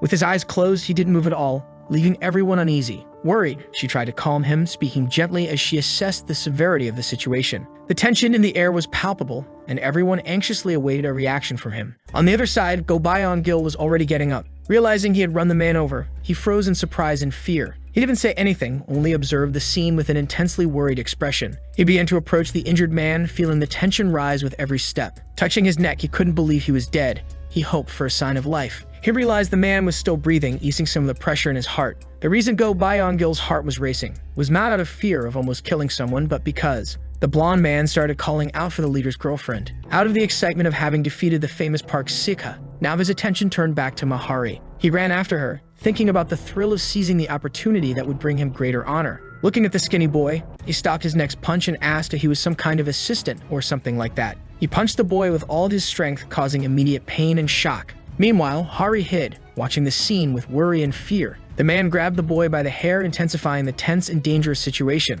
When she realized her friend had been captured, worry consumed her completely. She decided to go back and defend him, feeling she couldn't leave him alone in that situation. She ran toward the two of them, determined to help her friend at any cost. As the man grabbed the protagonist's neck, the air grew heavier with tension, and he threw him backward, causing him to hit the ground hard. Laughing, he asked what the girl was trying to do since she was no match for him. He knew that even as Mujae's girlfriend, she had no real power. He held one of her arms with his hands. He said it was a cute gesture, while trying to understand how she was still alive after being thrown off the building. At that moment, the girl grabbed her pepper spray, determined to help her friend, and sprayed it directly into the man's eyes, surprising him with a quick action. He couldn't see anything anymore, overwhelmed by the intense burning sensation. His eyes stunned, he was unable to react to the situation unfolding around him. Furious after what she did, he punched the girl in the face. Thinking he could defeat her easily, he underestimated her determination to fight. With his feet, he tried to crush her, but didn't complete the brutal action, because Shaman appeared behind him, riding a motorcycle, bringing new hope to everyone, and slammed into him, sending him flying far away and changing the course of the fight. The situation turned chaotic, but their courage began to prevail in the battle. He rushed to the girl, asking if she was okay. Without thinking twice, the two of them decided to run. After running for several blocks, the two believed they were safe. Chaman told Hari that he had heard the entire conversation. He also asked where she had been trying to take him earlier. The place was very close by and appeared to be Mujae's house. Taksu appeared, breathing heavily. The motorcycles were still in pursuit. The man with the tall pompadour wasn't going to let them escape. He was still chasing them with the remaining henchmen. Captain Taksu was leading his men. and the man already knew what his next move would be. Therefore, the gang was waiting for them. Numerous men with weapons in their hands with a mission to stop them. The two alliances had combined their forces, surprising everyone with the unexpected union, something Taksu hadn't anticipated as he believed he could handle the situation alone. Uniting his men, he sped up on his motorcycle, determined to face any challenge that came his way. They would run over everything, showing the strength and speed of their machines. While the others tried to block them, the tension rose and the battle intensified. But the motorcycles were faster and stronger, overcoming obstacles with impressive ease, causing many men to be thrown aside. The force of the attack was devastating and effective. Additionally, Taksu continued to defend himself, kicking away henchmen who approached. Everyone followed the captain's orders, trusting his leadership and strategy during the fight, until one of them was knocked off his motorcycle, causing a chain reaction among the others. Making two more fall as well, the situation grew increasingly chaotic. The battle was far from over, and everyone knew they had to fight with everything they had. The orders were to take down every man. One by one, the division members were falling, overwhelmed by the enemy's pressure, and the men kept attacking with full force, determined to win the battle. The captain realized he had lost his men, feeling frustration grow within him. And he didn't notice when another tried to stop him, distracted by the chaos around him. He let go of his moving motorcycle, looking for a way to defend himself quickly, and landed a kick on the enemy's face, showing his skill and determination, which sent the man crashing to the ground. Realizing the situation, Taksu began to reflect on the next step. In the distance, more enemies approached for battle, celebrating the fact that they had knocked the men off their motorcycles. The fight had started once again. Taksu was ready to defend himself. His men were getting beaten when he arrived to protect them.